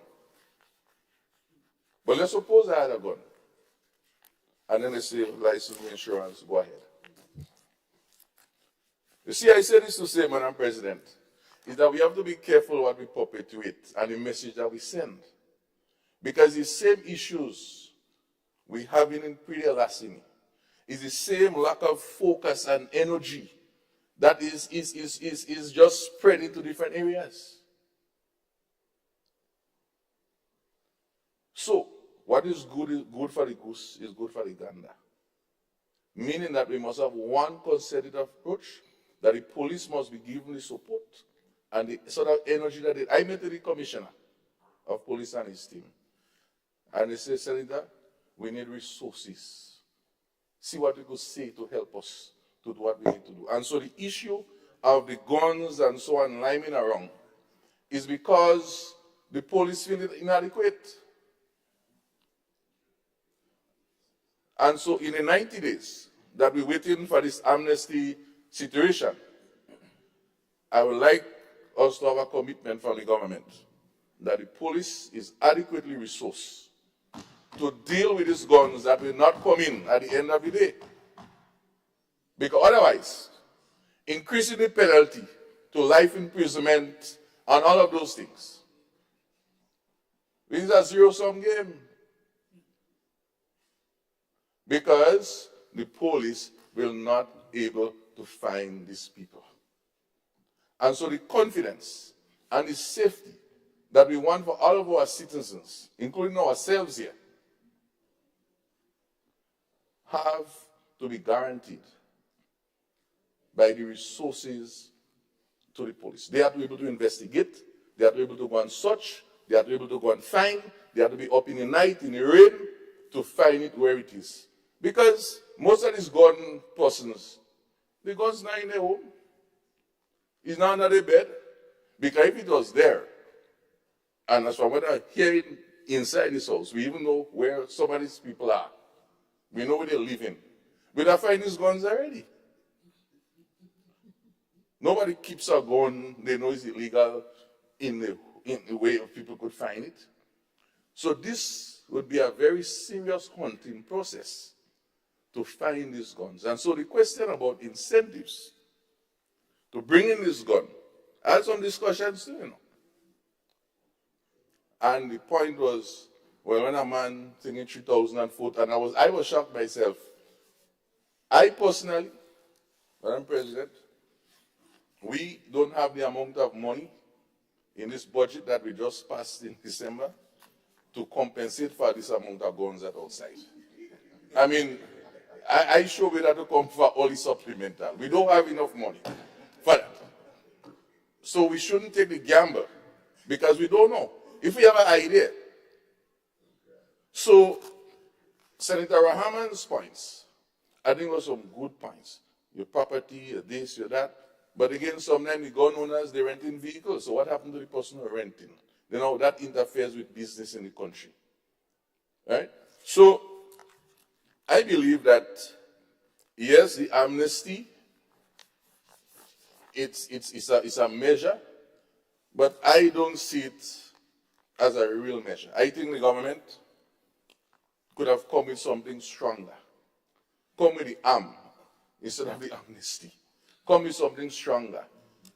Because it wasn't difficult, I'm sure. I mean, we have very learned persons within the government system to put some of those strengthening of the laws right there. Because then we have to come back here. And the perpetrators, they are watching us now, you know. We have to come back here. I know that not next month, maybe 3 months from now, 4 months from now, to come with these measures. And so they know we're watching us. But I wonder if what they say they're going to really do. If these measures, we should have those measures sitting here right now. Of course, though, the question is, are these persons with the guns, are they really evil? Are they really bad? Do they have bad intentions? What they have them for? My research has showed that some of these persons have the gun to protect what I call their assets, whatever assets they have. Some of them have the guns as for flash. For flash. Just to say, you know, I have a gun, you know. And then there are those who have the guns for criminal activities. And so the police is well aware, notwithstanding the issues. And we know where some of the hotspots are. The question is, what have we done with that? And we can't just pick up people just so and put them in jail. And without bail. You have to prove that they have some connection with these guns. And do we have the prison space? and capacity to handle all of this. You see, sometimes, Madam President, when we're taking an action, we always have to look at all of these things in one plan. And we are supporting, I think we all are supporting and agreeing, but we want to ensure that this measure will put us in a failure down the road, and that we have all the resources that is needed to work with that. At the same time, as I come to closure, I believe that Senator Queens has made a very important point, and I always applaud him as a young man, the way he operates and his caring position in terms of engagement on the ground in those hotspot communities with misguided persons, mentoring, and all of those things. The conference at churches, where are they right now in this conversation? The IAGDO, and all of these different persons. Ourselves, you know, how do we engage in those communities? Where is the town hall meetings to have a discussion on these things?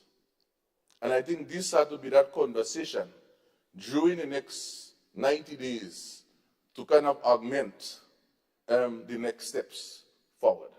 Of course, as I close, Madam President, as we all agree, the guns are not manufactured here. In fact, I heard with my ears, I think the mayor of New York or someone recently, speaking about it, he said that the guns come from us. So we also have to make an appeal. And we cannot take our debt as a sheep in this part of this world and speak to these folks. When we go to United Nations and those big international conferences, we need to make it clear. We need to have resolutions that we pass as a unit within CARICOM and so on, and say, hey, keep our region safe. And we have resolutions in those spaces. So these are some of my charge, Madam President, that I want to present on this matter. Thank you.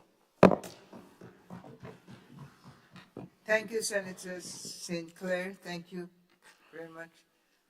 Senator Adrian Thomas, Leader of Government Business. Thank you very much, Madam President. And I'm laughing, Madam President, because time and time I come to this house and I see and I hear a lot of my colleagues advocating for 60 meters dash, because they want to speed up everything now, and a lot of us can't make the 60 meters dash, you know.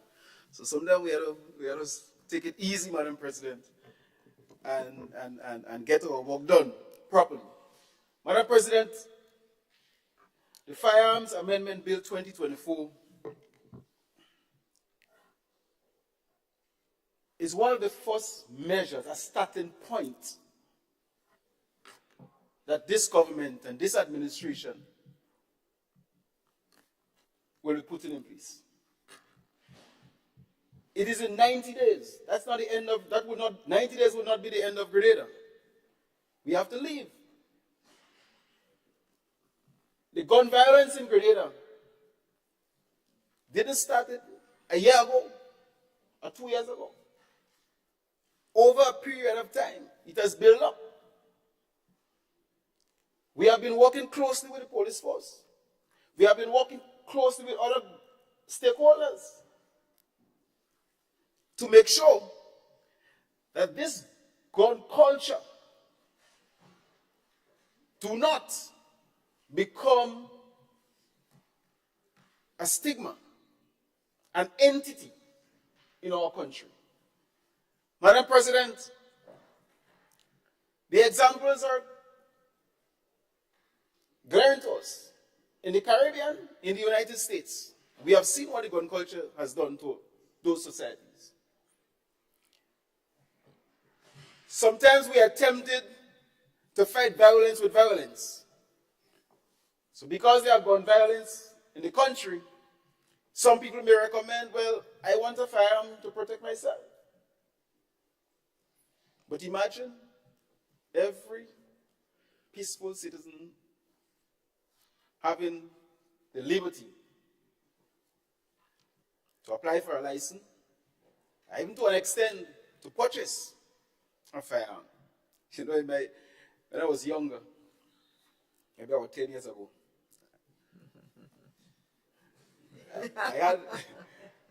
I had the thought of mobilizing a legal firearm.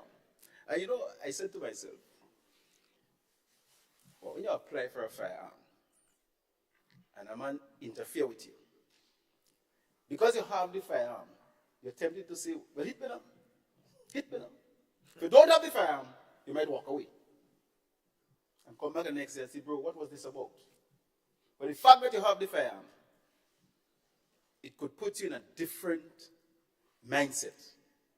And therefore, Madam President, we've got to be cautious in terms of even licensed firearms. We've got to be so cautious. The amount of thought we are putting into the amnesty, we have to think seriously about how easy it is for people to obtain firearms legally in Grenada.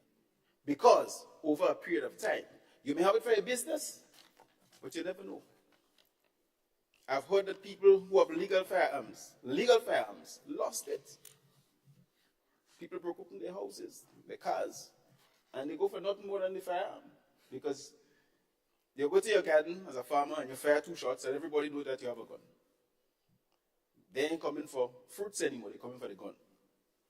And that legal firearm could become a problem in our society. So we've got to be very careful with that, Madam President.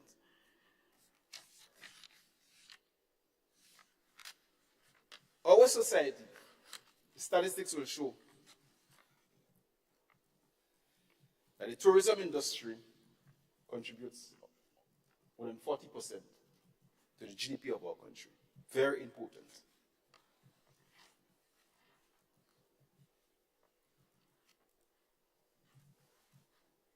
Gun violence is one of the areas that we have to guard against. A lot of people are running from countries, even in the Caribbean, where gun violence become a burning issue. And they're looking for some way, somewhere where they can reside peacefully and in comfort. Grenada is noted for that. We do not want to lose that. We must protect that. And therefore, it is important that for our own livelihood, our own survival, we must ensure that this gun violence and this gun culture do not get out of hand to hamper our survival in Grenada, Carriacou, and Petit-Martinique. Thank you, Madam President. I thank the distinguished leader of government business in the Senate.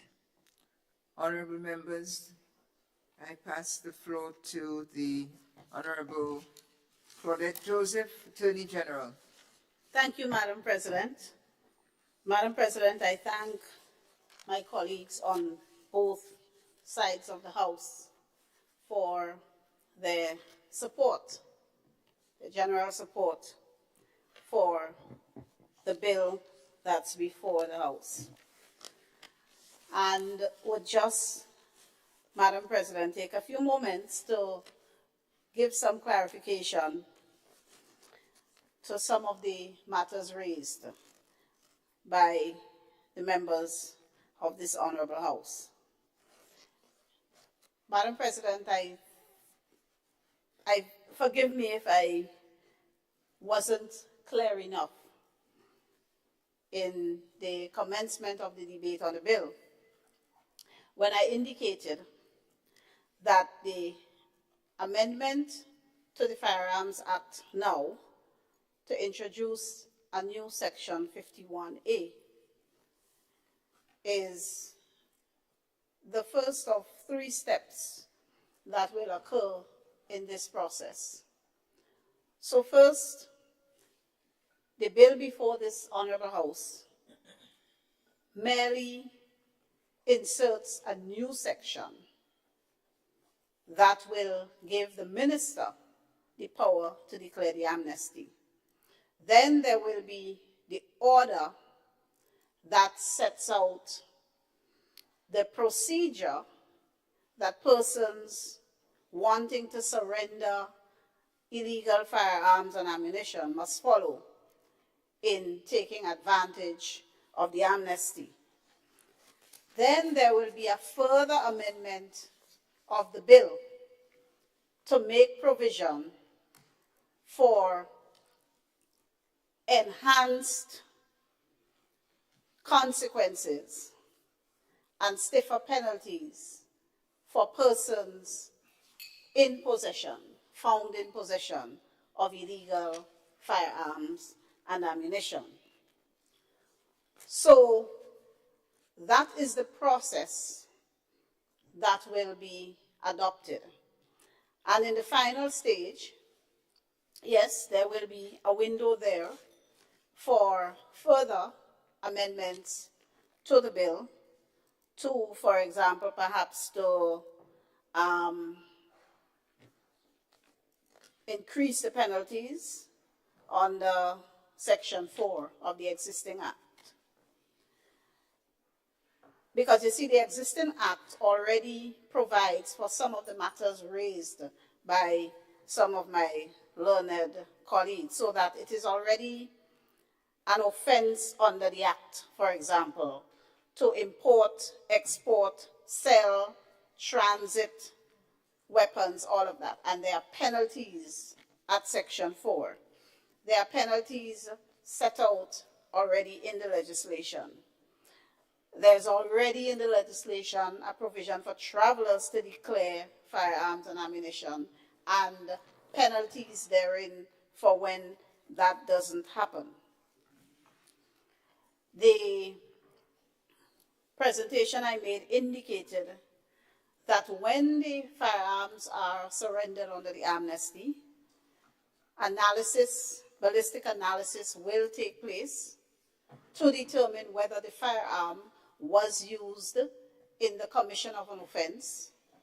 And of course, if the firearm so surrendered is found to have been used in the commission of an offense, that firearm will then form evidence and will be used to assist the police in investigating and solving the crime. All right? That will not, remember, the firearms once surrendered will not be tied to any particular individual, because they will be surrendered under conditions of anonymity. But the firearms themselves will be analyzed, serial number taken, etc., to determine whether they were stolen or otherwise used in the commission of a crime. And if that is found to be the case, then the weapon will be used to assist the police in solving and ultimately prosecuting the crime. So surrendering the firearm would not absorb someone who might have used the firearm, because it may not be the same person. It may not be the person surrendering the firearm who might have committed an offense with it. In fact, the person surrendering it may not even be aware that the same firearm was used in the commission of an offense. So there really isn't a risk for the person who is surrendering, because one, he's anonymous, and two, he or she may not even be aware that this firearm was used in the commission of an offense. Right? And the other thing, I think a question asked by two of the senators, I think whether the other provisions of the law in relation to offenses connected with firearms will be suspended once the amnesty is in place. And the answer is no. So if you're only absorbed if you are caught with a firearm while in the process of going to surrender it. So you're going to surrender it. You wouldn't be charged with an offense. But if you are caught with an illegal firearm that you are not surrendering, or that you have shown that you had no intention of surrendering, the offense will still have been committed. Right? So the point is, you may be en route, for example, to the station to deliver the firearm and stopped by the police.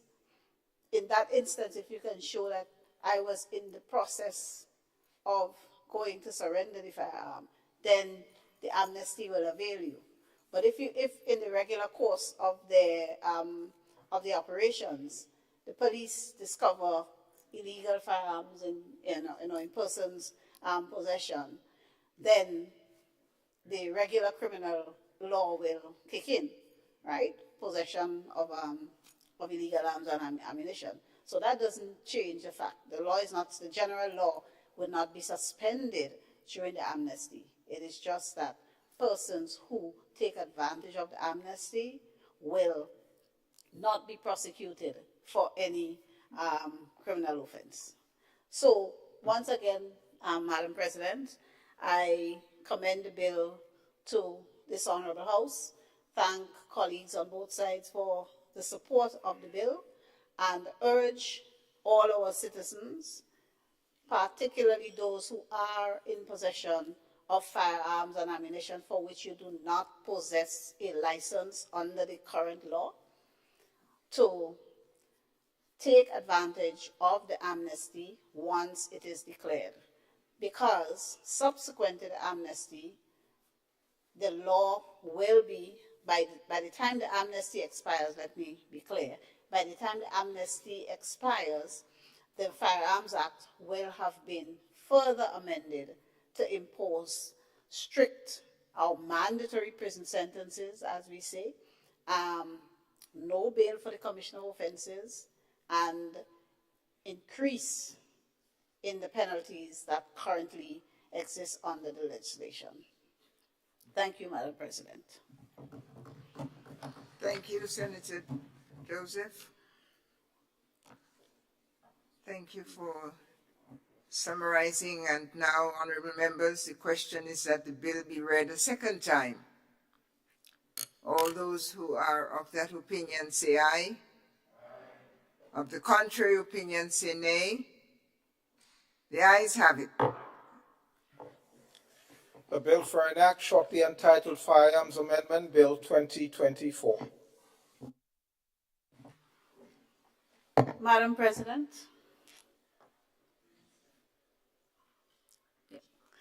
I beg to move that the Senate resolves itself into a committee of the whole House to consider the bill clause by clause. Oh, yes. Sorry, Madam President, I was supposed to stand when I said that. My apologies. I was slow, so you're the young fast. All honorable senators, the question is that this honorable House resolves itself into a committee of the whole Senate to consider the bill clause by clause. All those who are of that opinion say aye, and of the contrary opinion say nay. Ayes have it. We are now in the committee of the whole Senate.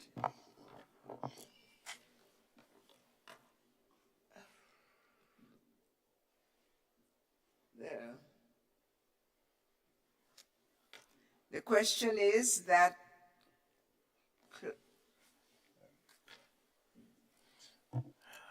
Clause 2, insertion of new section 51A to Principal Act. Honorable members, the question is that Clause 2 forms part of the bill. All those who are of that opinion say aye. Of the contrary opinion say nay. Ayes have it. Clause 1, short title. Question is that Clause 1 form part of the bill, and those who are of that opinion say aye. Of the contrary say nay. Ayes have it.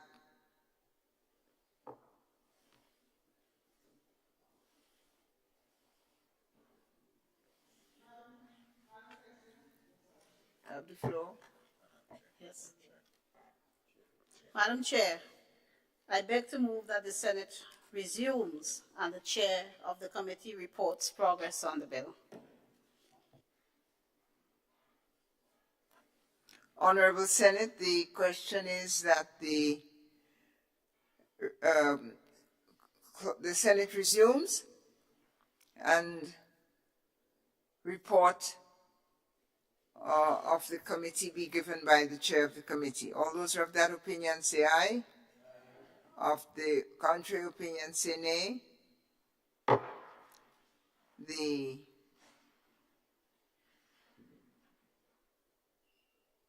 Senate is resumed.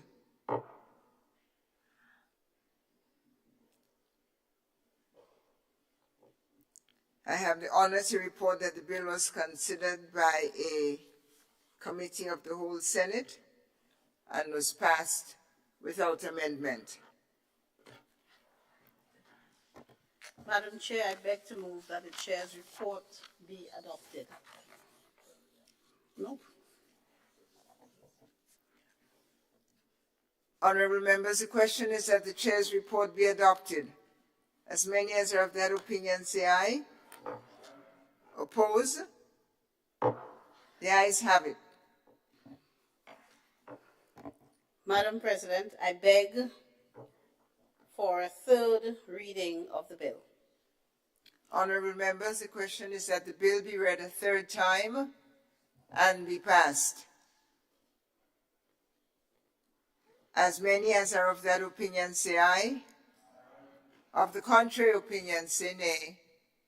The bill is read a third time and passed. A bill for an act shortly entitled Firearms Amendment Bill 2024.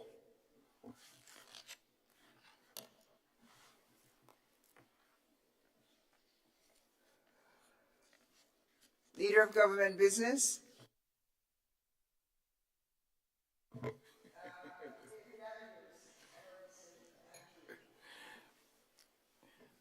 Madam President, I stand to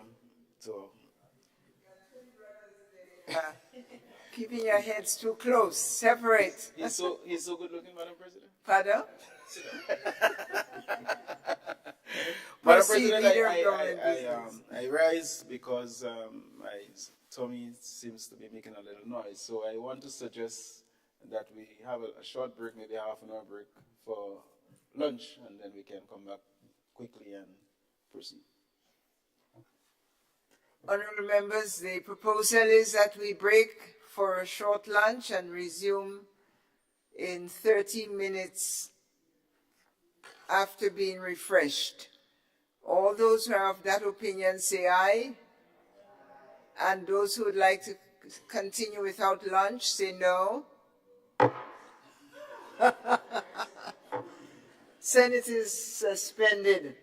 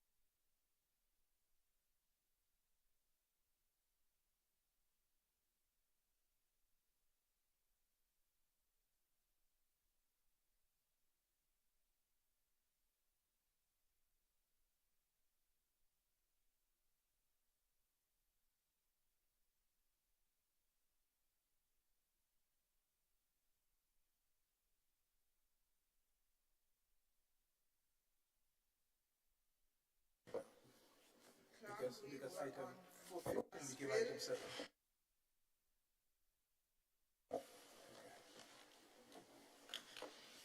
Item 8, ministerial statements.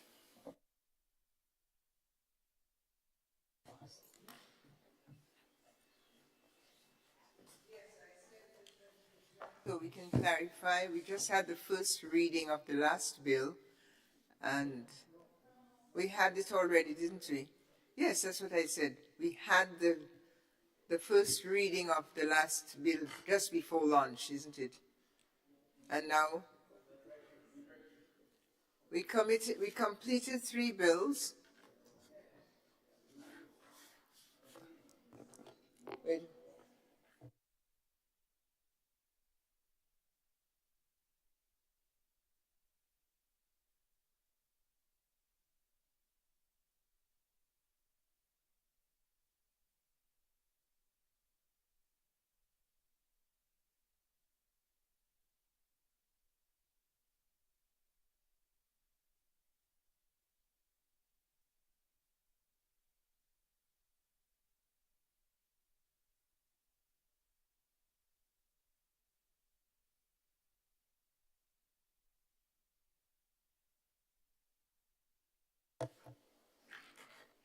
Item 8, ministerial statements.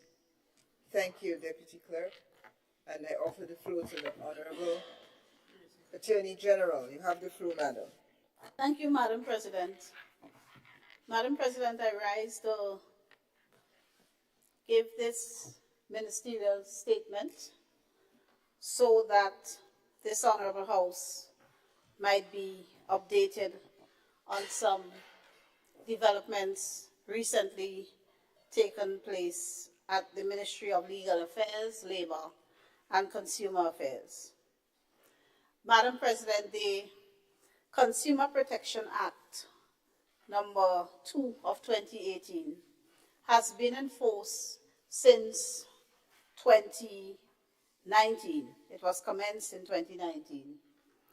And Madam President, the purpose of that bit of legislation is to promote and protect consumer interests and rights in relation to the supply of goods and services, and to ensure protection of life, health, and safety of consumers. And Madam President, since the Act came into force, it was not operationalized, in that it provides for the establishment of a Consumer Affairs Office, and that was not done. Madam President, what the information gathered on my assumption of the office, in the office of the Minister for Consumer Affairs, the information shows that although there was a willingness by the public officers, the relevant public officers, and there were valiant attempts on their part to set up the Consumer Affairs Office as required by law, they didn't get the requisite support that they needed from the administration to properly set up the office. So they were not able to do so. And as a result, the legislation remained in place, but not really functioning. I am happy to say to this Honorable House that on March 15th, to coincide with World Consumer Affairs Day, World Consumer Day, my ministry launched the Office of Consumer Affairs, and that office is located in the NIS building on Melville Street, upstairs SP's International. It's the new NIS complex. So it's located upstairs SP's International and directly beside Power 95 FM. And for the first time, Madam President, in Grenada, we not only have a standalone Consumer Affairs Office, but we have in place a Director of Consumer Affairs in the person of Ms. Merlin Horsford Williams. And the office is being staffed. We are not fully staffed yet, but we are operational. Now, the functions of the office include the technical functions of receiving, investigating, and resolving consumer complaints. Then there is the educational aspect of the office, which involves engaging the public in public education in relation to their rights as consumers.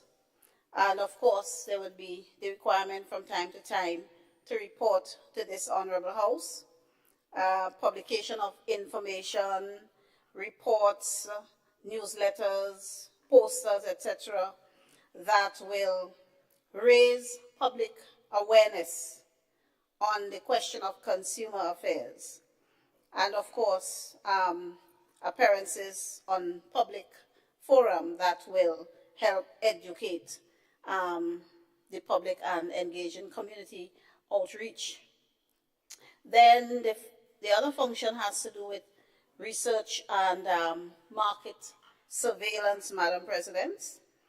And under the legislation, the Consumer Affairs Office is to engage in research on emerging trends in consumer behavior, including negative impacts on the environment. So there's that element as well. Conducting activities and initiatives that support the office's mandate to educate the public, assessing the quality of select goods and services that may impact the health and safety of consumers, and collecting data on prices of selected items to inform understanding of pricing and supply issues. And so these are some of the matters with which the office will be concerned. Of course, it will assist and support policy formations. It provides support for the government as key policymakers. Madam President, since the office was launched on the 15th, the office was physically launched, and at the same time, the website, the Consumer Affairs website, was launched at the same time. And that allows consumers in Grenada to engage with the office virtually by lodging complaints online and having their matters treated with virtually, especially where the matters can be resolved without a face-to-face meeting. So since the launch, both the online platform and the office itself has been quite busy receiving complaints from the general public. And I will take this opportunity to encourage the public to utilize the services of the Consumer Affairs Office. Interestingly, we've had more online complaints than in person. So the public is fully embracing the digital format of lodging complaints. In total, we have about between 11 and 15 complaints so far in the 2 weeks that we've been in operation, and that includes online and in-person walk-ins. In fact, one person contacted me on social media, sent me a message via Facebook, saying that she went into the Consumer Affairs Office and was very impressed with the service she got, was very pleased with how they assisted her, and they actually helped her to resolve her issue. And she said she happily posed for a picture that will help them to promote the services that the Consumer Affairs Office offers. And in setting up the office, Madam President, we had great support from the OECS Commission and also the CARICOM Competition Commission. And of course, both of them participated in the launch of the office on the 15th. And there is a pledge by both offices to continue to support the efforts of the Consumer Affairs Office. Madam President, and we introduced a novel concept at the Consumer Affairs Office. We actually also established a satellite labor office. I'm sorry, Senator Lewis is not here to hear this. But we have set up at the Consumer Affairs Office, given that it's right in the heart of town and next to the bus terminal, very accessible, we thought it would be good to have a labor office right there. So a labor officer is permanently stationed as a satellite office at the Office of Consumer Affairs, avoiding persons having to journey to the ministerial complex to interact with the Ministry of Labor. And interestingly, the satellite office for the Ministry of Labor has actually been more busy than the Consumer Affairs function. So in relation to labor complaints so far received at the office on Melville Street, between in 2 weeks since we opened, we actually have 37 so far, right? And they range from employers who are not complying with the minimum wages order that came into effect in January, but the employees are very on top of things. They're very knowledgeable. So when the minimum wages order is not being complied with, they are very quick to report same to the Ministry of Labor. So we are ramping up our inspectorate at the Ministry of Labor. So we have more people on the ground who may visit workplaces in relation to which we receive complaints of non-compliance with the minimum wages order. We also had persons coming in relation to hours of work, holiday entitlement, assistance with tabulating overtime pay, and calculating termination packages and so. So the little labor office there has been quite busy. So I thought, Madam President, I would update this Honorable House on this new development in the Ministry of Legal Affairs, Labor and Consumer Affairs. And just to say that by and large, the implementation of the minimum wages, the new minimum wages, that has been going good so far, with a few complaints that we are able to manage at the Ministry of Labor. Thank you, Madam President, and members of this Honorable House. Thank you very much, Attorney General and Minister of ABC and D Consumer Affairs included. It's very good news. Thank you. Leader of Government Business. Thank you, Madam President, and I hope that everyone enjoy the lunch. Madam President, I rise to inform this House of a very important conference that will be taking place in Grenada. And Grenada is due to host the Caribbean Tourism Organization Sustainable Tourism Project Conference on April 22nd to the 24th, this month actually. And we are very proud to be the host of this project, this conference. Madam President, the conference really and truly is all about disseminating information through the tourism environment and creating some regional awareness in regards to the CTO's strategy for sustainable tourism. I think this is a very crucial word in our vocabulary these days. This conference brings together ministers, directors of tourism, both local, regional, and international. Also experts in various disciplines, including climate change, disaster management, culture, environmental management, and entrepreneurship development in the tourist industry. The conference will be done under the theme, Keeping the Right Balance, the 5 P's of a legacy of Caribbean tourism sustainability. And the 5 P's that are being advocated: people, planet, prosperity, purpose, and partnership. And we will also, a very important aspect of the conference will be community tours. The people will not only will be sitting in Radisson where the conference will be held, but within the 3 days they will be going out in our communities and see what has been going on in regards to tourism in the rural areas. So I think this will be a plus for Grenada. The cameras will be focused on Grenada, and I have no doubt that it is something good to feature, especially on our 50th anniversary of independence. And therefore, I ask members of this House to really and truly show your face at some point in time in the conference. There are some public aspects in it, and it will be nice to be present. Thank you. I thank the Leader of Government Business in the Senate, the Right Honorable Minister of Tourism.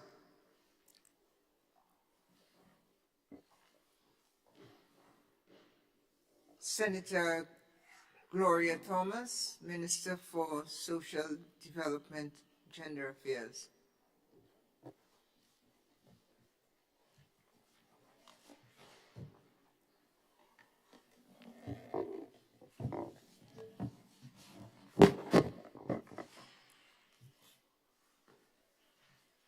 Thank you, Madam President. Afternoon all. I rise to share this statement, which is just a snapshot of some of the activities of the Ministry of Social and Community Development, Housing and Gender Affairs.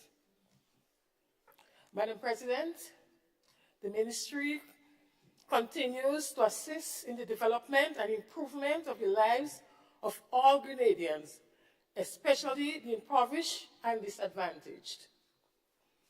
Housing. The Ministry has commenced the formal handing over and distribution of the low-income houses located in current St. David's. This activity commenced over a week ago. The Ministry will continue with the distribution of the low-income houses at Dumfries in Carriacou, which will be held next Friday. Later on, the Ministry will continue with the other sites accordingly.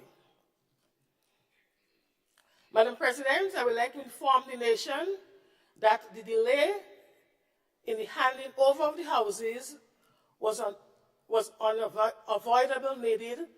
This was to ensure the necessary retrofitting of the houses with the necessary amenities such as kitchen, cupboards, closets, and other retrofitting works to make sure that the lives of the residents will be more comfortable. I would like to thank the applicants for their patience and understanding in this regard. Retreat. Madam President, on Thursday, February 15th, 2024, my ministry hosted its strategic planning retreat to plan for the year ahead. Recognizing that professionalism can aid in the achievement of strategic goals and create long-term success in any organization, a developmental session was held during the retreat on the topic, professionalism in the workplace.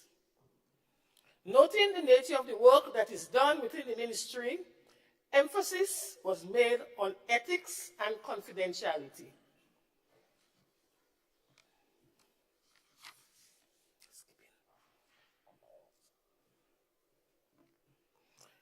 International Women's Day. Madam President, the Ministry of Social and Community Development, Housing and Gender Affairs, in collaboration with the international, regional, and local communities, acknowledged the advancement of women and observed International Women's Day on March 8, 2024. The local theme for this year's commemoration of Women's Day was Counter In, Inspire Inclusion.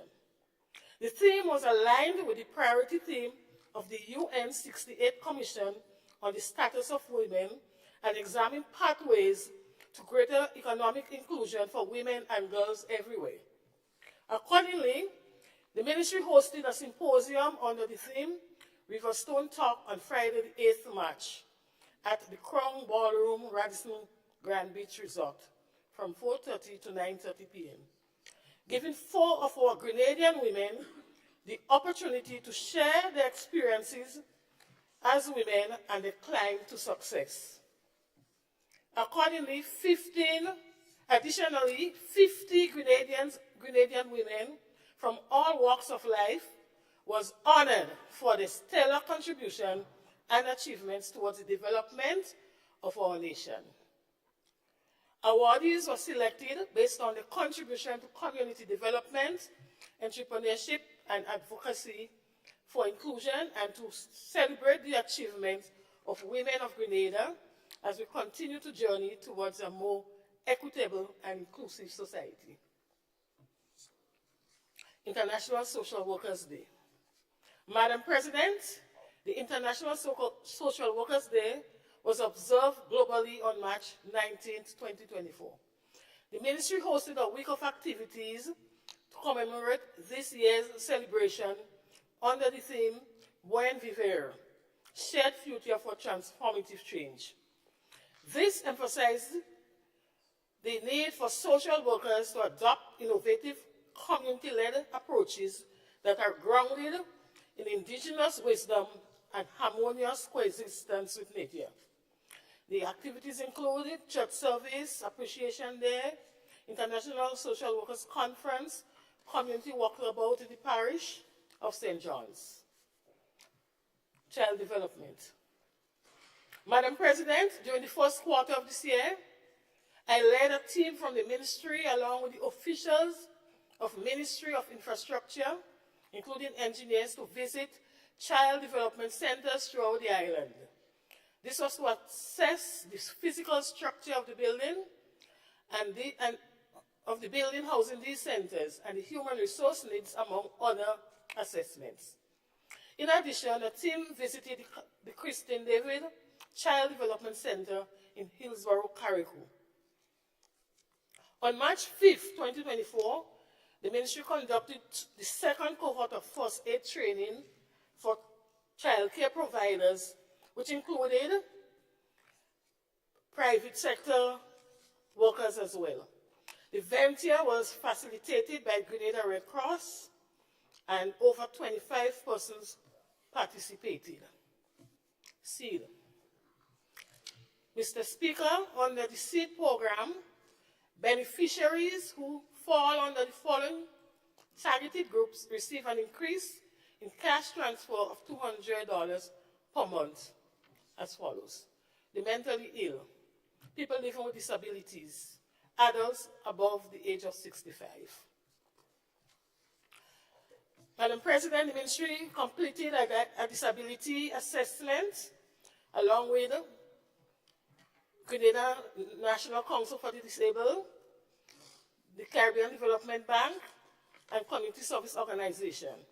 The ministry is seeking permission to obtain a disability specialist to create a desk for the disabled, which will address the following: building capacities regarding dementia and Alzheimer's, the establishment of a disability unit with support from the University of Michigan School of Public Health, Public Health Action Support Team, to design the structure of the unit by us, for us, living nothing without us. So that is the slogan under which we function when dealing with with people with disability. By us, for us, nothing without us. Madam President, the ministry completed the following policies: the Aging Policy 2024 Legislative Agenda, the Social Protection Policy in the initial phase, the Standardized Infectious Control Plans for our geriatrics home, and Transitional Housing Allocation and Policy developed.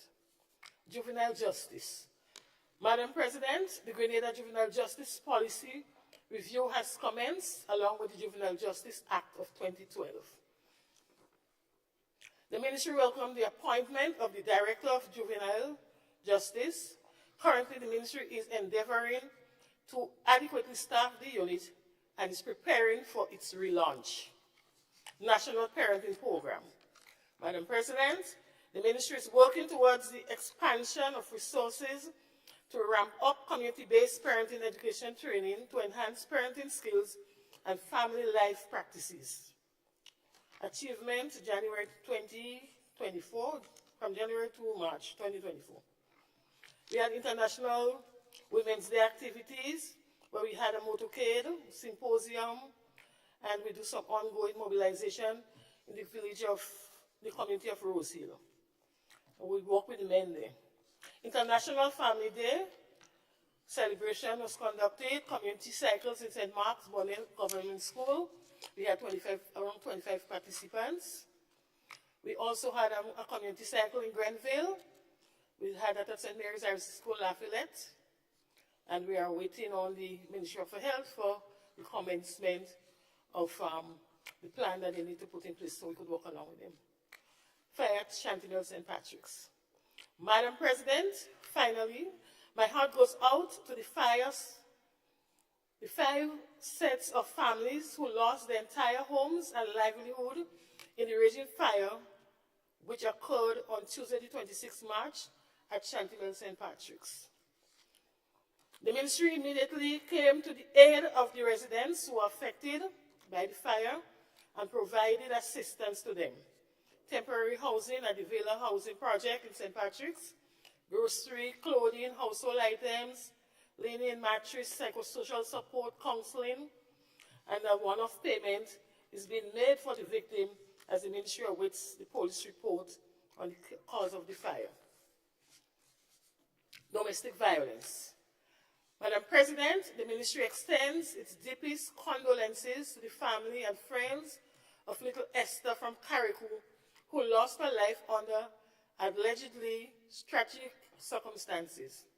My ministry continues to provide the relevant support to all those who are affected by this death. On that note, I will continue to strongly condemn all forms of violence against our women and girls in this nation. I would like to call on the nation to report all acts of violence against our women and girls, as we are indeed a community that are supposed to be caring and to be looking out for each other. I strongly urge all of us to be our brother's keeper and report acts of violence when we recognize they are happening. I thank you. Thank you, Senator. Thank you, Minister.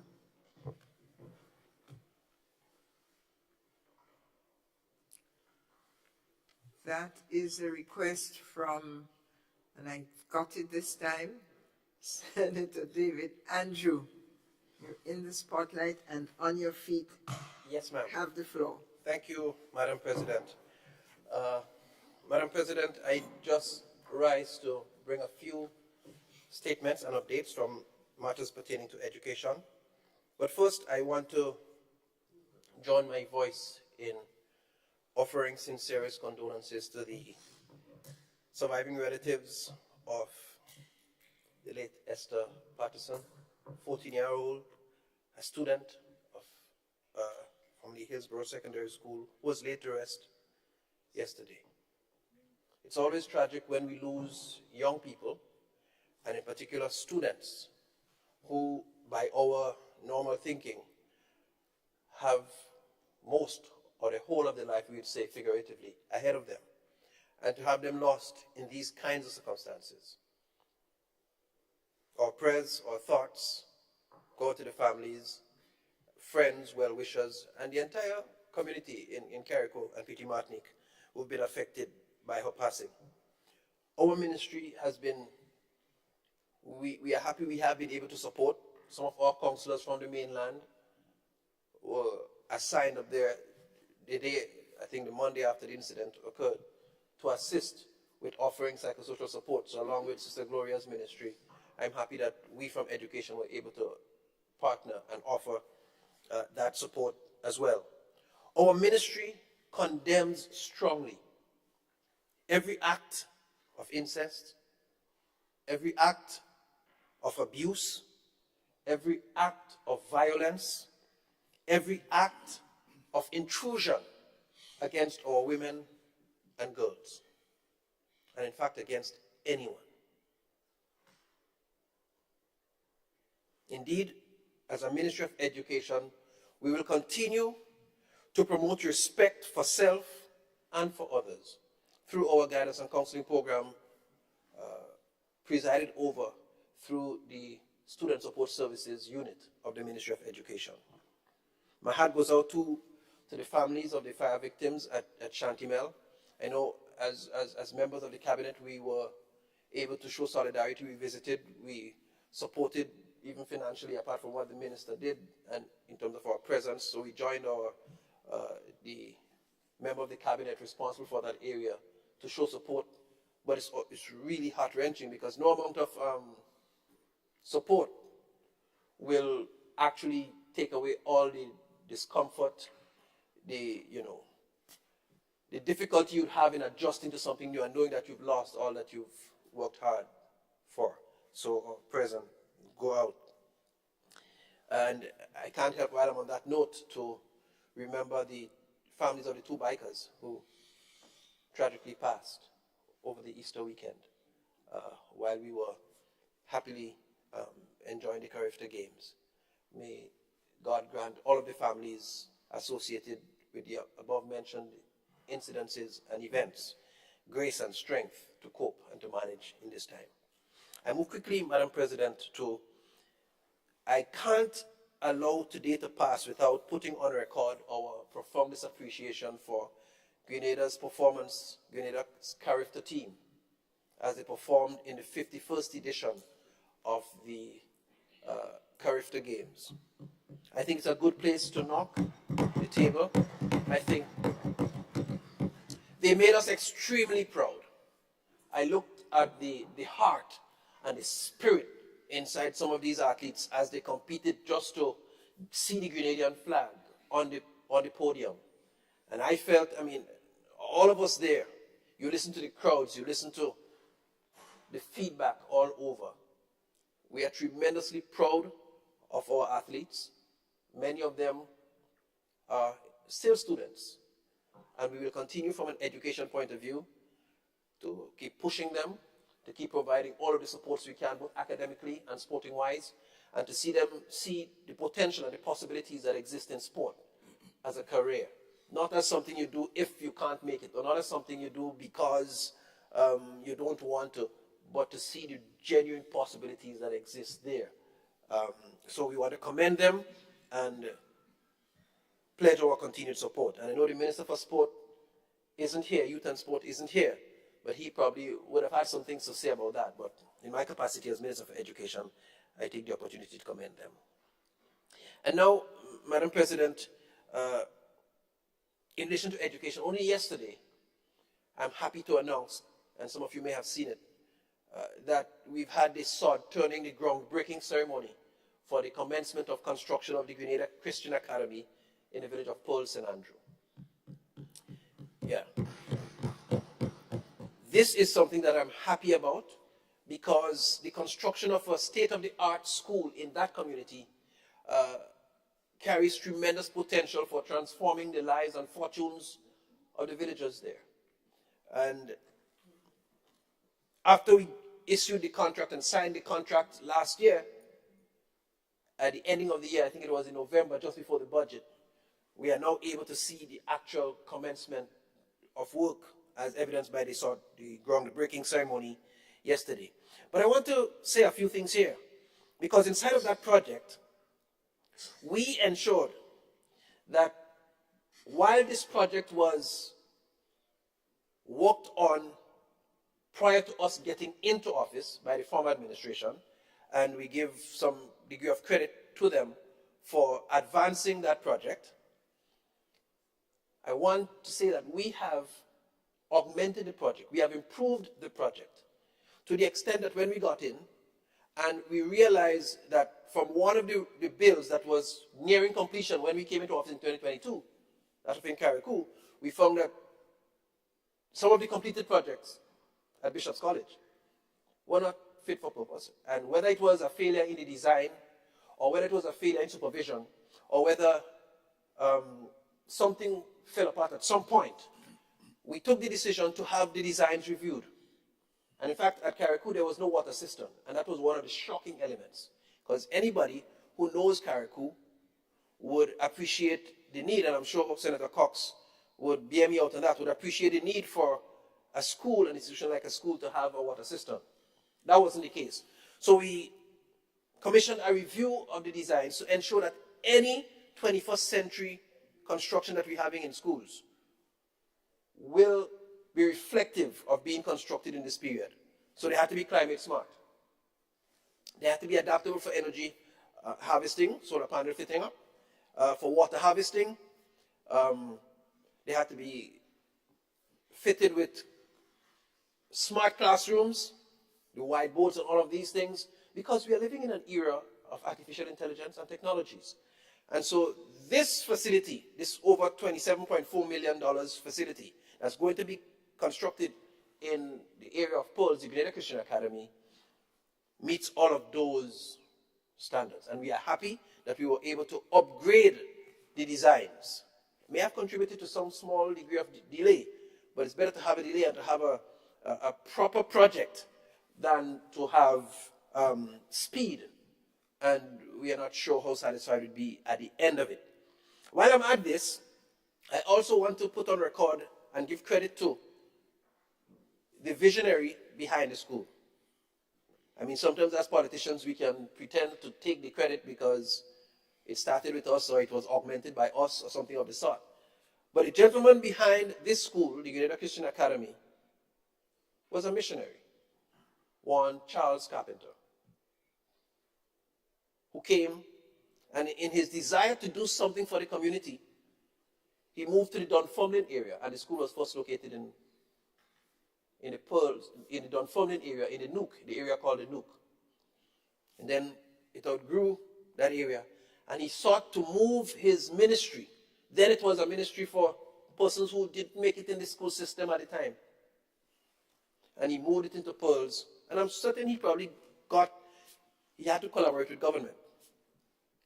But he moved it into Pearls, and his vision was, let's do something, let's do a school for them. In fact, he had it in the Nook, and it was moved there.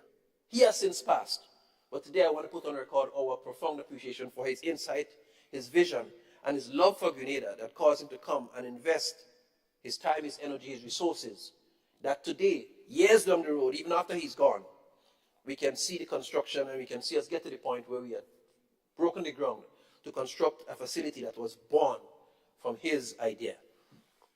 Credit to him and thanks. Even while we talk about the Grenada Christian Academy, I just want to update that there are several other schools that are at various stages and nearing that groundbreaking moment as well. The St. Andrew's Anglican School, which at the moment is currently decently housed at the Resource Center in Telescope with air-conditioned classrooms and the entire school being accommodated because we've rebuilt the wooden structures from Progress Park. We've taken them from there and they're all accommodated there, comfortably so. I've made a couple of visits to ensure that they are functioning well. But we are reliably informed, and I want to share with this House, that the tendering is completed and there's been a provisional selection of a contractor waiting on the no objection from CDB. Once that comes together with other little supervision, logistical things, somewhere before the end of this year, we will see a start of construction on that school as well. Similar can be said for the St. David's Catholic Secondary. We have negotiated the land, the acquisitions have been completed, the payments have been arranged, the designs have been finalized, and the tendering, I believe, has started as well. And so that too, we anticipate, will start before the end of the year. So we are very optimistic that a lot is going to happen. And those are the GEEP, or the Grenada Education Enhancement Project, that are CDB funded. But we do have a couple of local schools, schools that we are going to fund locally. And we speak of Florida, government and we speak of the St. Giles government, we are working assiduously to have those two move on as well. Florida is a lot more advanced because we are still in the process of getting the final designs, the infrastructural designs, not just the artistic impressions for St. Giles done. But I'm very optimistic at the way we've been approaching and going. A lot is going to happen in those regards. Within the last couple of months, Madam President, we've seen the launch of further tech clubs. You know, technology is an inescapable part of our educational journey these days. Everything you get online, and it's a medium to get everything else done. And we've had, on the 14th of February, we've had the launch of a technology club. Now, you remember I've said in the House before, since we got into office, we've started instructing students in selected secondary schools in the coding technologies, so that eventually persons can become employable and can use these technologies to work from home. Well, in addition to that, because that continues, in addition to that, we've also launched new technology clubs in collaboration with Mr. Raj Ramdas and the Restore a Sense of ICANN Foundation. It's a regional foundation. It doesn't cost us. They pay their own way to come. And all they want in return is that participants who come through the program plant a tree. And so that has started, and we look forward to seeing a lot of good things happen from that. It's going to focus virtual reality, simulation technology, drone technology, photography. All of these things are being focused in that. I personally had an exciting time flying the drone for the first time when I visited and paid and was a part of that launch. So I look forward to students becoming excited about the possibilities in the area of technology. And there's a lot more I can say about education, but Madam President, I will stop at this point and give way to others who might want to share. Thank you very much. I thank the Honorable Senator, Minister of Education. Any other ministerial statements? None. Thank you very much, all the ministers who presented.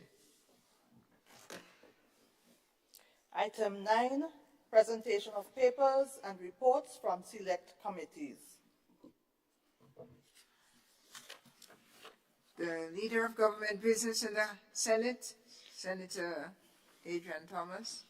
Thank you very much, Madam President. Madam President, I rise to present the following papers and reports from selected committees. Number 1, Grenada Investment Development Corporation Annual Report 2022. Number 2, the Financial Intelligence Unit Grenada Annual Report 2022. Number 3, GAFIN, Grenada Authority for the Regulation of Financial Institutions Report of the Supervisor of Insurance for the year ending 31st of December 2022.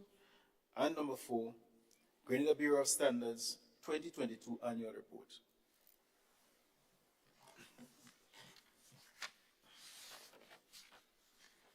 I thank the Leader of Government Business.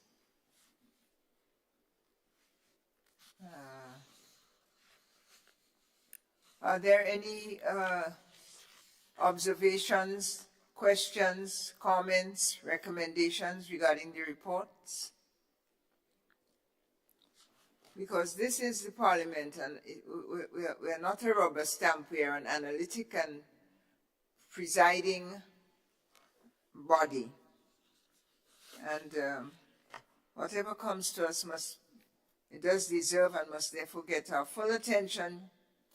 Sorry to be so detailed about this, but I see the need for some discussion. So with that being said, let me offer the floor to Senator Rahman. You've requested the floor, sir. Proceed. Thank you very much, Madam President. I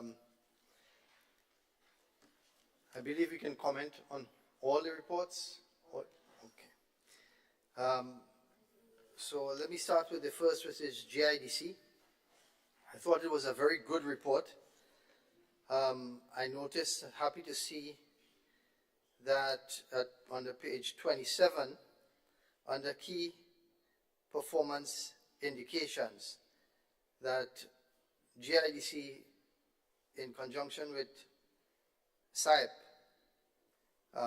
that program, that they gave 250 grants to people who completed the entrepreneurial training. And I thought that was very good. The grants were small, small business.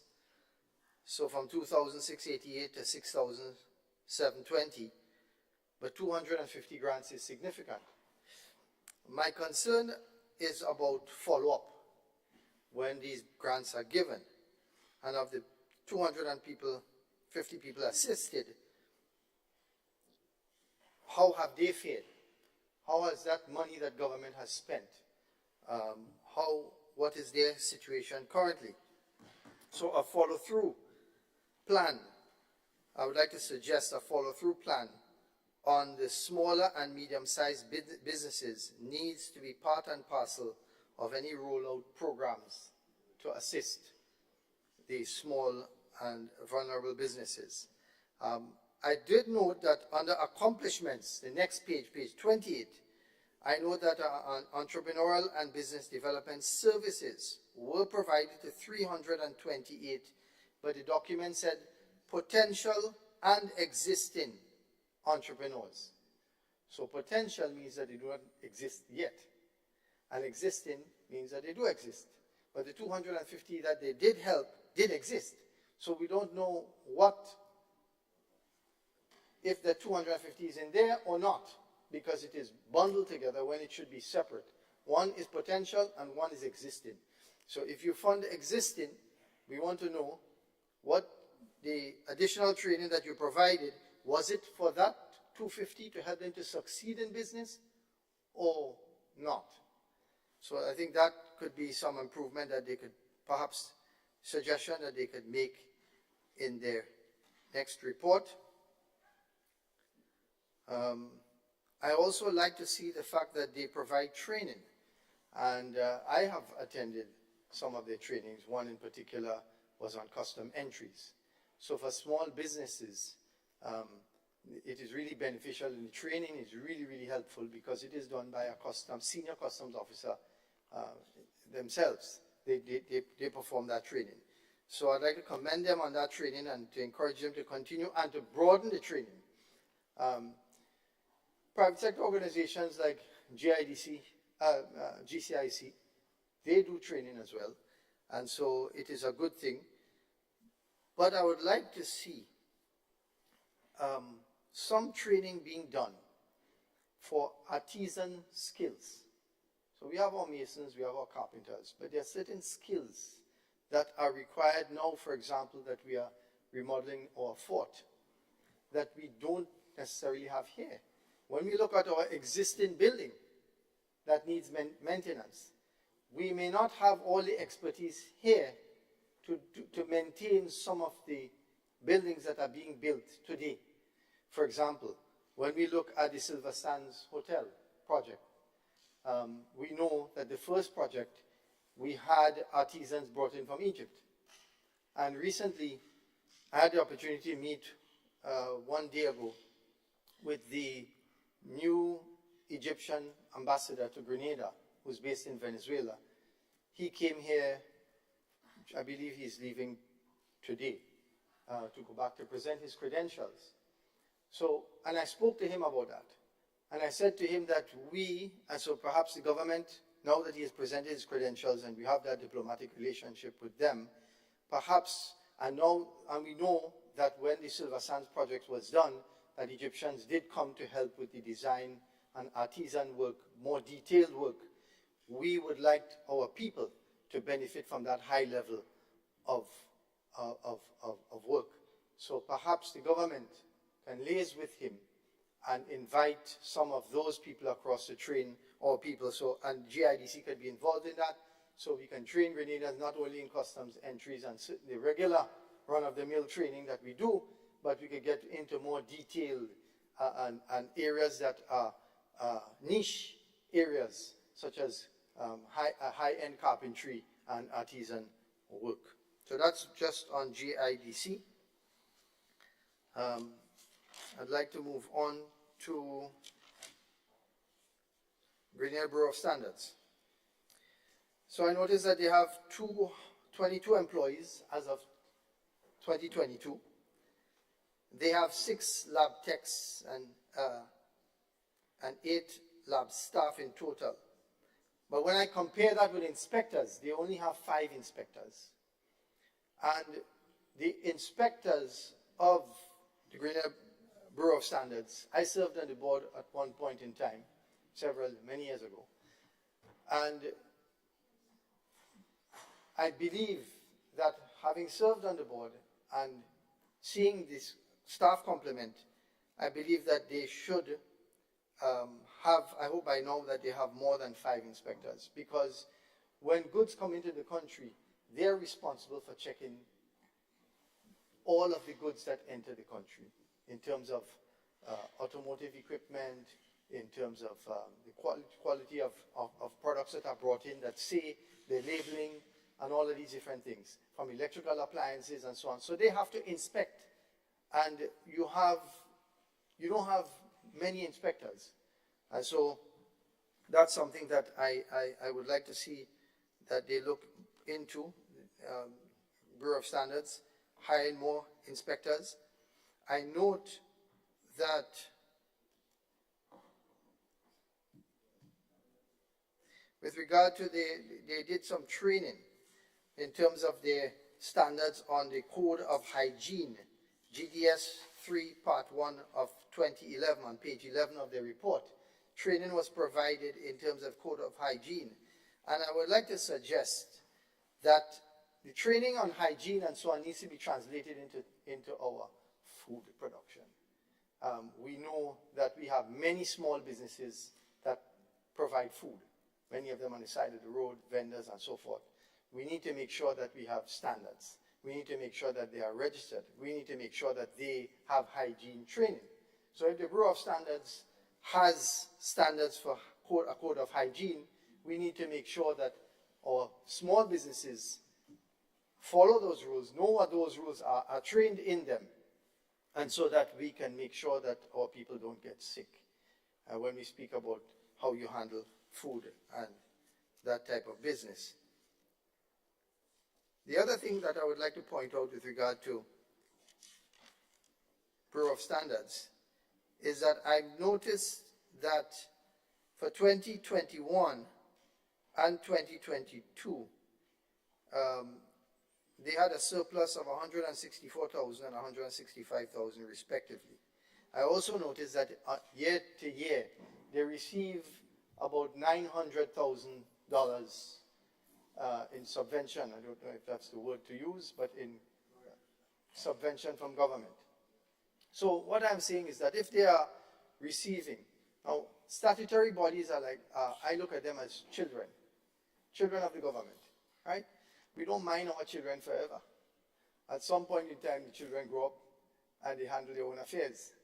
So entities that are capable of showing signs of being able to handle their own affairs, gradually government needs to look at the finances and pull back resources and place it in other areas if they are capable of. So if you notice that in 2021, you look at the financials, and in 2021, you have 164,000 surplus, and 2022, you have 165. Then, you know, maybe you could have a 10-year where you, every 50 years, every year you give them $50,000 less, and so on. So they become more independent. So government can take that money now and put into other areas. And finally, I move on to my notes on FIU. I note that the FIU report, of course, for obvious reasons, is not very, very detailed, right? They have a lot to when they're doing their investigations and so on. It's not everything can be revealed, but I notice that lately we in Grenada have had several attacks in terms of hacks. I heard that it happened to Ariza. I know that there have been hacks. There have been people that have been requested to send their PIN on WhatsApp and so on. So I don't know if it's general within the region or if it's just Grenada recently. But recently, we have heard a lot of these things happening. So this is something for that FIU staff, there's 15 staff members, or there was in 2022. They need to have the relevant training to be able to investigate and inform the Grenadian public and businesses so that they're not ripped off. So only 2 days ago, I was told that one poultry farmer got a call saying that, actually a call saying that over WhatsApp, so he was saying that there is some meeting that he needs to attend to, and this meeting is going to be held, and they're asking him to click on the link and so on. But he found that the accent was not a Grenadian accent, it was an African accent. And he took a screenshot and he put it on the chat. And that person called him back after he put it on the chat and threatened the individual that did that.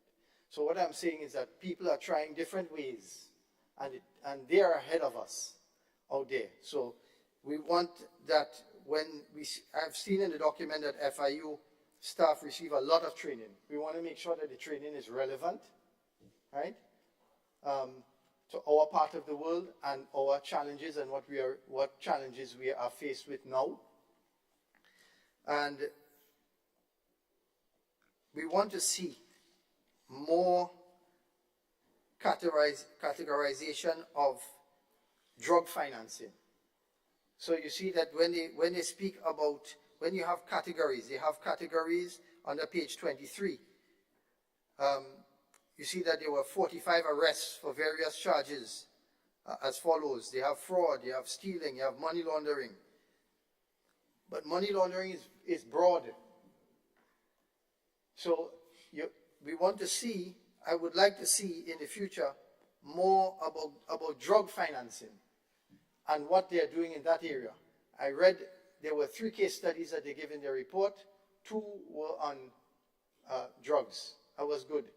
But in terms of the details of the categories of arrests and what is being done with regard to that, in terms of drug financing, and now, well, FIU wouldn't be responsible for the weapons unless there's finance involved in that, in link with regard to that.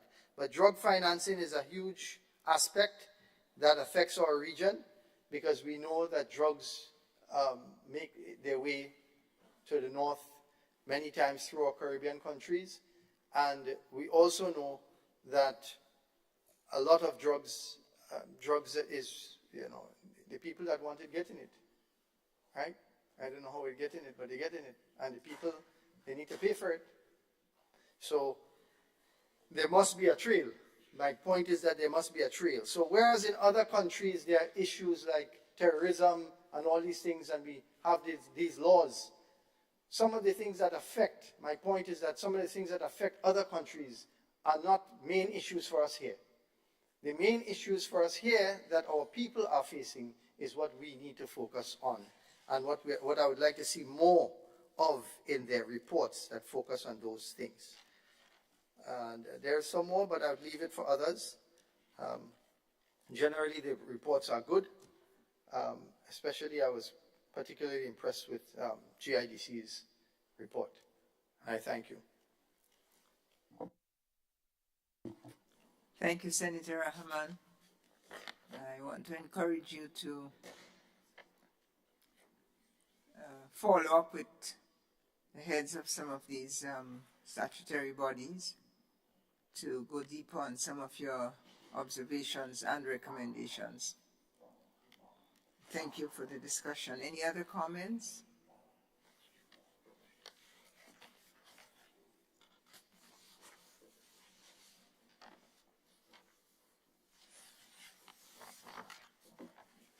Item 10, petitions. Item 11, government notices. Item 12, unofficial notices.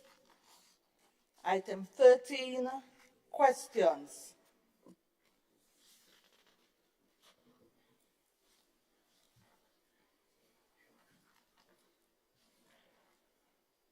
Honorable Senator Nealon Franklin.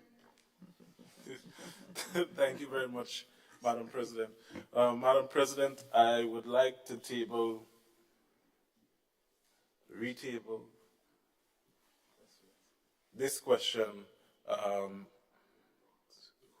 one of the unanswered questions from the previous session, to the Leader of Government Business, as the Minister for Health no longer sits in this House.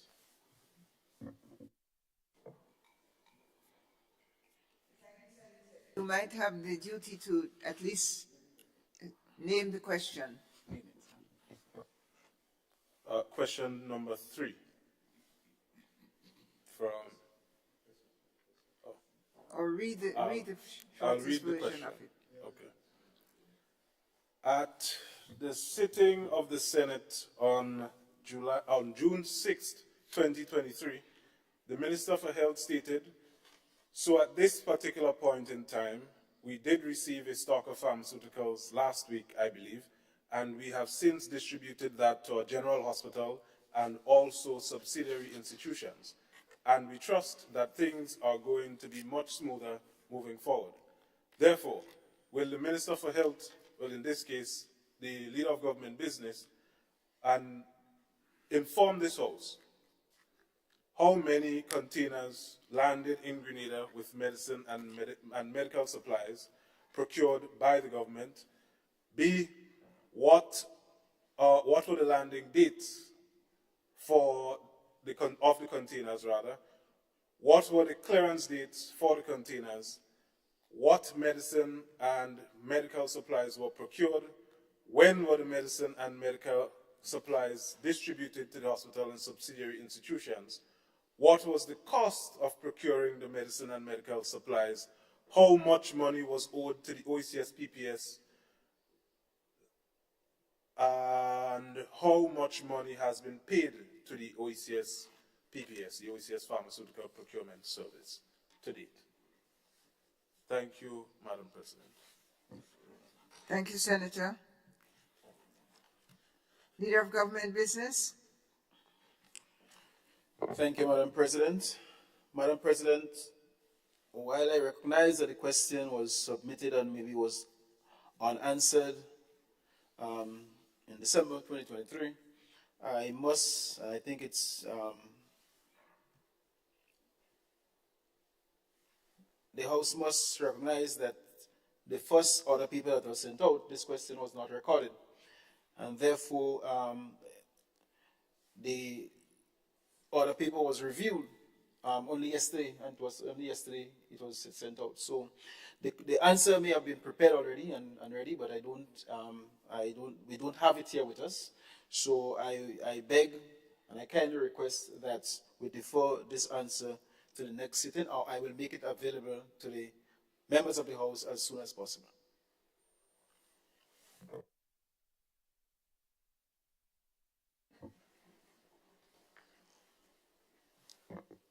Thank you, Madam President.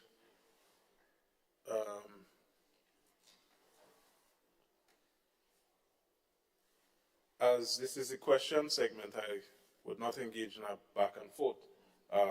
So I will save my comments on the issue, on the matter rather, for the adjournment. Thank you. Thank you for your cooperation, both of you senators. Thank you. Senator Roderick Sinclair. Thank you, Madam President. The following questions as submitted in December 2023. Well, of course, I know it takes the time to get through the process. The first question in my name, it is one related to CITES, which we speak a lot about, to the divers in Lambie. and that's the Convention on International Trade in Endangered Species of Wild Fauna and Flora requirements such that Grenada can export the conch lambi. And so the question is, can the leader of government business provide the Senate with a status update on Grenada's level of compliance to the CITES requirement and our readiness to export conch lambi such that our divers can have improved income? So that's question number one. Sure. Thank you. Request for an update on question 1 regarding CITES readiness and preparedness.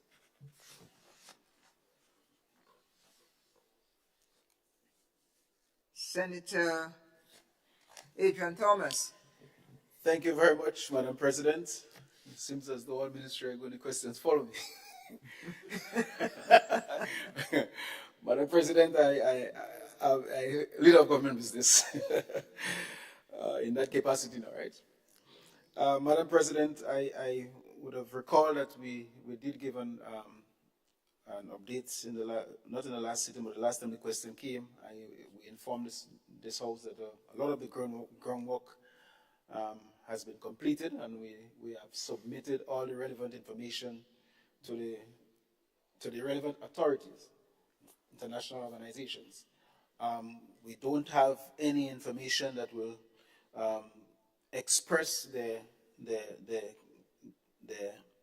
satisfaction with what we have submitted, and we await that information. Once this information is made available, we'll be happy to let the entire country know where we stand in regards to the exportation of conch or lambi.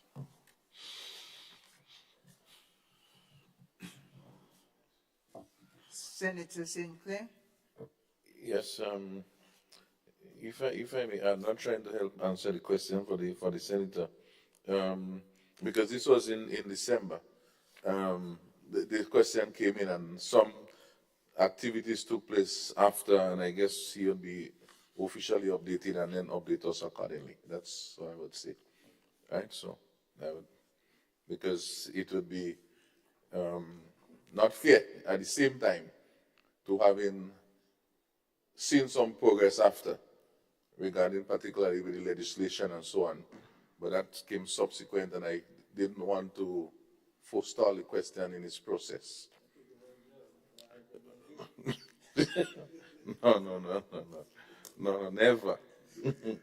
No, I'm not saying not yet, never. Okay. Question number 2, Madam President. And this one relates to the crop compensation schedule of 1995. And of course, I think this is almost a road match inside here. And the question is the issue of crop compensation so that farmers can have improved compensation whenever they suffer crop loss from Pridia lacini or property damage from man or animals. And the question is, again, just an update, can the leader of government business inform the Senate on the following as it pertains to the crop compensation schedule of 1995? And the question has, part A, has the Minister for Agriculture issued an order to have the crop compensation schedule of 1995 reviewed? And that is because the law says that you have to issue an order. And the second part says, if yes, when was that order issued? And part C said, if yes, to A, that is whether the order was issued, can you basically provide an update as to where we are and how soon we might be able to come to the end of the road to see the finish line? So it's pretty much a question on, give us a status update on this. Thank you. Thank you, Leader of Government Business. The crop compensation question follows you, sir. Madam President, the answer to this question is no. And therefore, if the first section, A, it's no, and therefore I think the other 2 sections, it's irrelevant. Thank you, Senator Sinclair. Right. The third question, okay, so this third question says it's related to poultry and livestock farmers and the whole issue of feed prices. We know that's a big issue, and we know that the government has been involved in various initiatives. So we are again looking, can the leader of government business inform the Senate of government's policies, action taken to date that would result to the lowering of the cost of feed for poultry and livestock farmers? Is there anything happening pertaining to that? Thank you, Senator Sinclair, and I pass the floor to the Leader of Government Business. Thank you very much again, Madam President. Let me inform this House that the policy on the poultry production has been reviewed and that has been completed. That there's a number of recommendations that came out of this review, and the Ministry of Agriculture presently is in the process of meeting with various stakeholders in terms of discussing the reviewed policy and some of the recommendations that will be taken to government to really and truly execute. On the issue of lowering the cost of feed, I want the House to recognize that government is not in the business of producing feed per se, but there are within the recommendations there are issues that are done on the paper for negotiation with the producing companies in regards to feed and maybe some of the importers. As far as the government is concerned, we within our realms is the whole question of the concession, which we can, in terms of duties and so on, where we can, most of these are within the recommendations.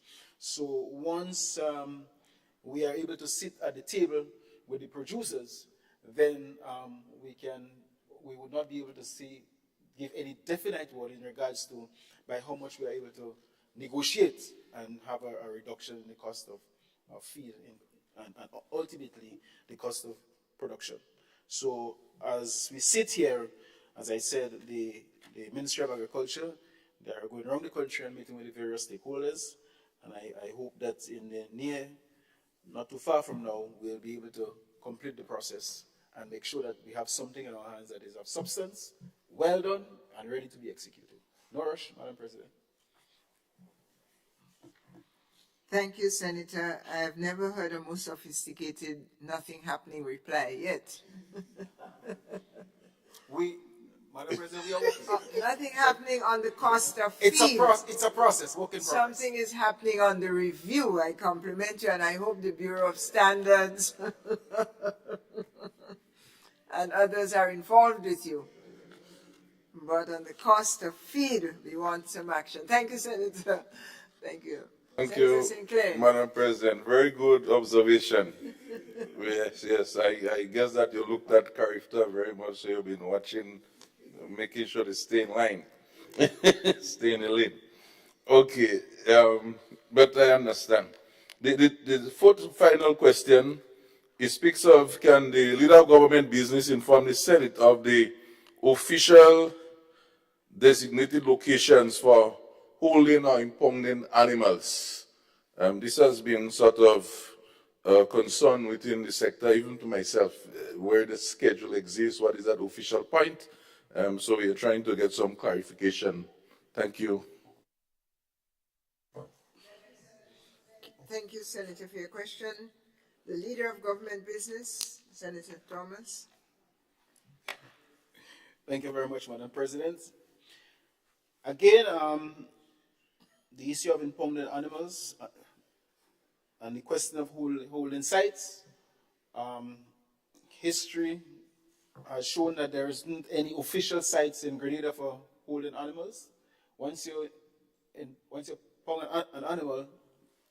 impound an animal, the onus is on the farmer, or the person prosecuting or want to intend to to take care of the animal, keep it within his or her holding, and make sure that the animal is being properly fed, well taken care of, because you do not want the animal to die in your own hands. So that is how it has been operating, but I know this is a question that needs a written response, so I want to say here that, but before I go there, and you rightly asked the question because I think it's in Carriacou, the site might be Limle, but in Grenada, there isn't any holding site, per se, official holding site, per se. But I want to ask the House to bear with us so that we have requested a written response from the Ministry of Agriculture, and whatever I say here, whenever the written response comes, it will supersede what I'm saying here. So but I'm just giving some information up front in regards to his historical data. Thank you very much. Thank you, Senator. And a question for my own edification. What happens to impounded animals? Can they be given back to the owner if they bear the responsibility of the loss? Can they be given away if nobody shows up? Can they be slaughtered for Christmas? What happens to an impounded animal? I think Senator Cox has a policy in Carriacou he wants to share. You go first, Senator Cox. So, Madam President, I kind of want to help my colleague today a little bit on this, on this particular matter. There is an act for impounding animals. Like so, in the case of Carriacou, there are impounding officers who are hired, and for my recollection, based on the decision, animals that are impounded on government property, public spaces, they're taken to the station. I think there is a 7-day or 14-day window in which persons will come and identify and retrieve the animal. They will pay the impounding fees, and also I think there is a charge for every day that the animal is kept. So that summarizes, and you pay and you collect your animal and you go. So that's how it operates. If you don't come, if nobody comes and claim, or if you can't afford to pay, then you can agree for it to be sold by auction thereafter. So that is what that happens, and whatever expenses is paid to the state for that which the animal is in court. I think the difference goes to the owner. But if nobody comes, then it becomes the property of the state, and they auction it off to other farmers who may be able to better take care of it. So that is how it is done. So I'm working with my colleague today to to provide some information to the nation and the Honorable House. Yeah, so that is where we are. Thank you very much. We have some teachers across here. I have some more tissues for him, just I have to respond to him on a particular matter. I must do that before I leave today. Thank you, Senators. Very good, very good. This brings us, I think, to the end of questions. Thank you.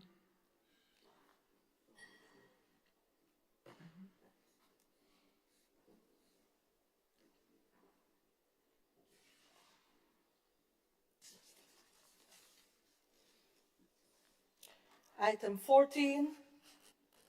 Item 15, motions.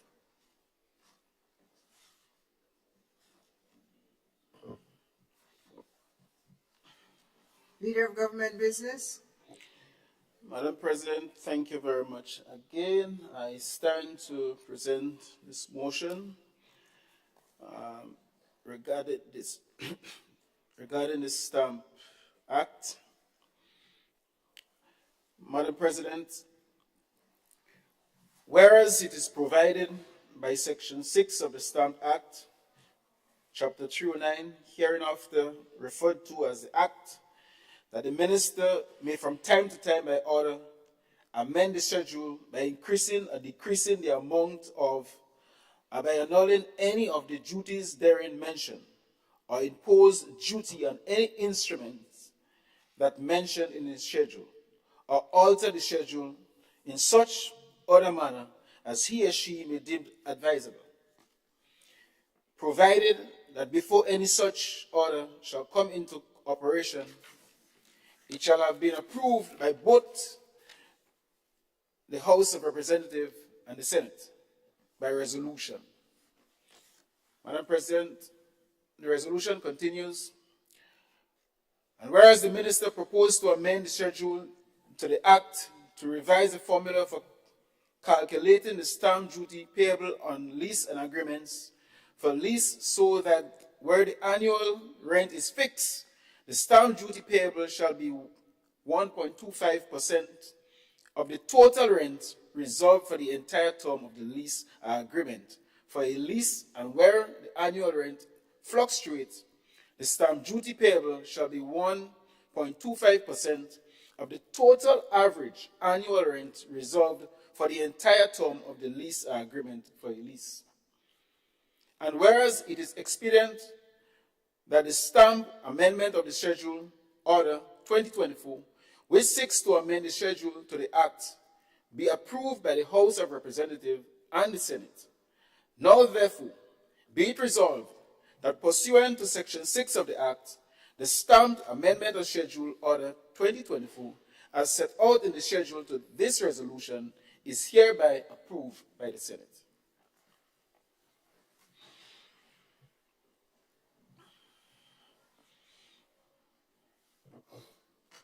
I thank the Honourable Senator for the motion.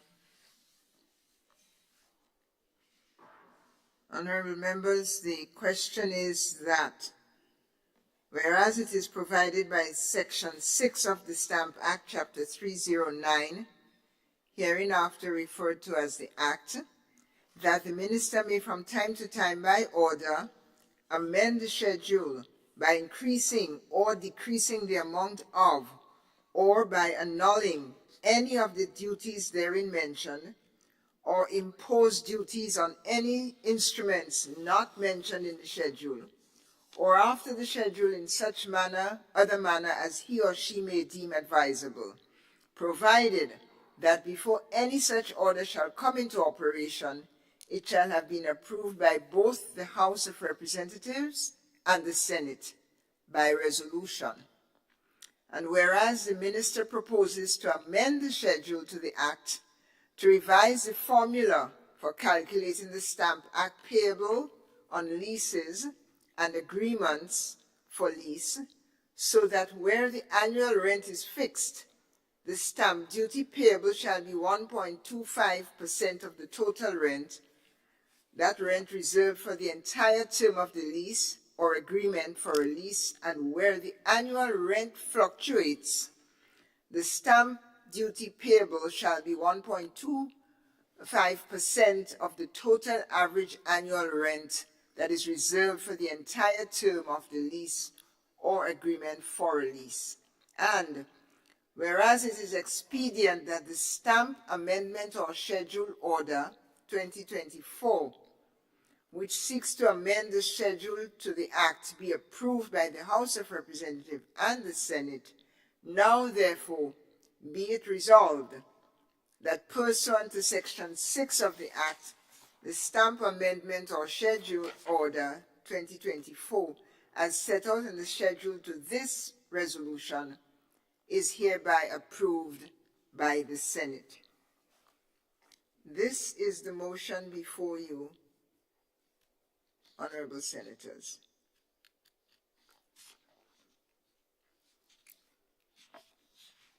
The debate on said resolution is open.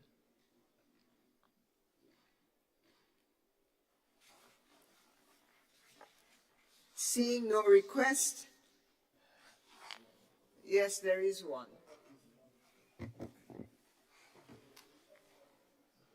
That's what I'm saying. You're supposed to say something. Yeah, that's what I'm saying. Yeah.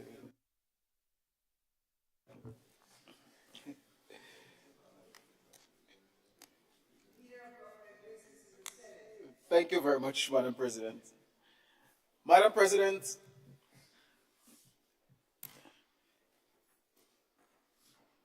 the present legislation that we have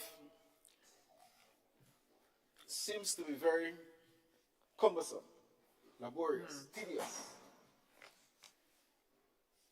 Madam President, a lot of uncertainties regarding the calculation of the duties presently have turned off a lot of businessmen in particular, based on the discussions we have had with many of those businessmen. And we believe that the present, what we are seeking here, is to ease the difficulties of people, the business community having to pay duties, and also the people with the lease and agreements, whereby the rent fluctuates in particular. But before it fluctuates, in terms of the fixed rent, where you have many of the lease and many of the agreement will go for a year, 2 years, 5 years. And the duty tends to be calculated on the first year. And if the first year is, for ease of calculation, is $1,000, and then that $1,000 might be the principal figure that people tend to use, even though 2 years, 3 years after the lease or the agreement, the fees increase. We are advising, Madam President, that rather than going through, if we look at the schedule in the old act, we will see that where the subject matter thereof is a value of $50 and not exceeding $100, $1. Then we have exceeding $100 and not exceeding $200, $150, and it goes on and on, Madam President, until we go up to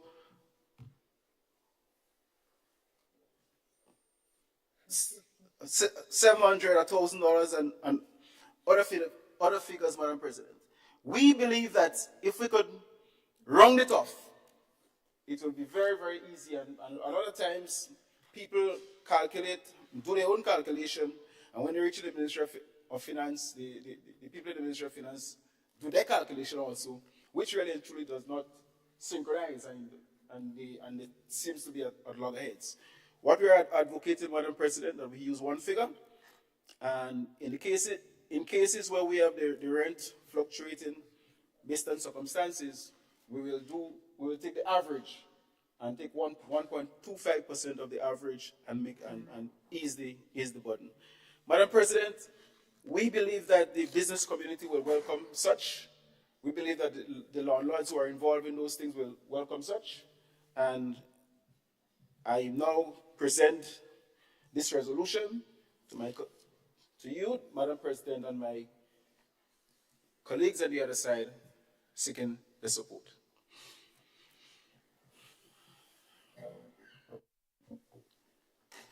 Thank you, Leader of Government Business.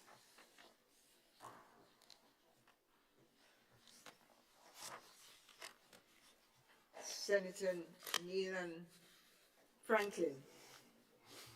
Thank you very much, Madam President. Madam President, I just rise to briefly comment on the resolution currently before the House. Of course, I expected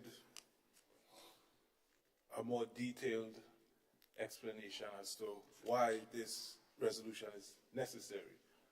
I understand the need to establish some sort of uniformity when it comes to the calculation of the stamp duties. However, the justification of what was there before was too cumbersome, it was too tedious, so we had to create a new formula in order to calculate the stamp duties. I don't think that is sufficient, and I'll explain why. We do not know how the formula was derived. From my assessment of the previous schedule, or the schedule that exists in the current legislation, and the proposed, or the resolution for the new formula, I see at the top of the schedule a dollar value symbol and the cents symbol, and for the proposed amendment to the schedule, there is a percentage sign. Of course, I would ask, one, again, how did that 1.2, how did the government derive that 1.25%? And then in considering tax calculation or the applicability of various taxes, dollar value tax would be considered a specific tax. So in the case of petrol tax, for example, it is $3.50. Whether or not the value of a gallon of fuel goes to $50, $100, the tax payable is $3.50. When you now move from a specific tax or a specific duty to a percentage, you're looking at ad valorem. So it now becomes an ad valorem tax or an ad valorem duty, and you're asking taxpayers to pay a percentage of the value. In this case, if the value goes up or the value changes at all, the tax payable to the competent agency or the competent authority, I think in this case it would be the Accountant General's office, that would impact the amount of monies to be paid by the taxpayer. Again, I think these are genuine concerns because we have not heard any detailed explanation as to how the 1.25 was derived. And I'll use an example. Let's say a lease is in the value, has a value of $1.45 million. I'm just using a random figure. And that's the annual amount, the annual value.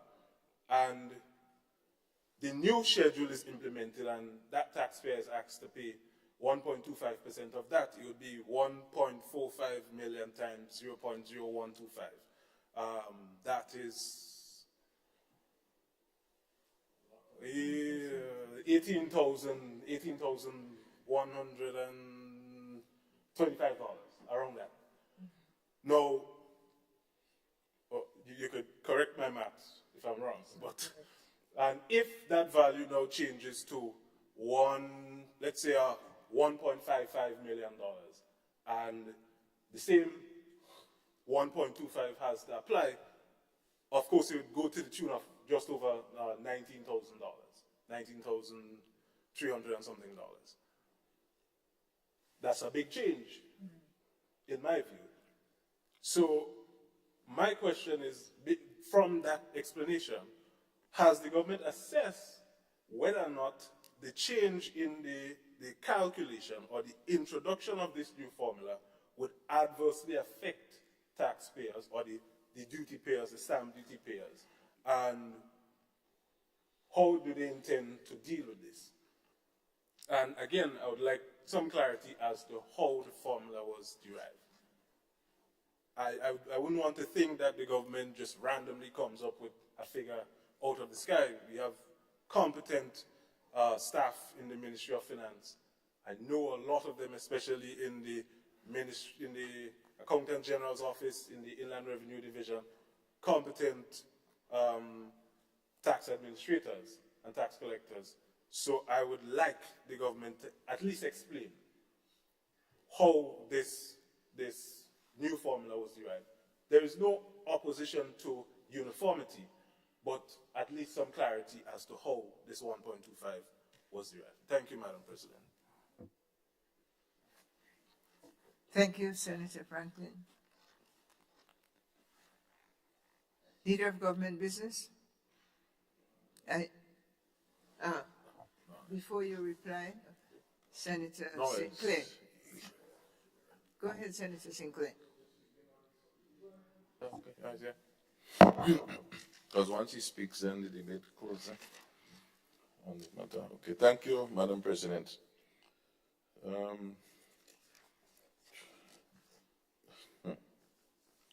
Madam President, in the previous one, we had an umbrella over our head in the sun.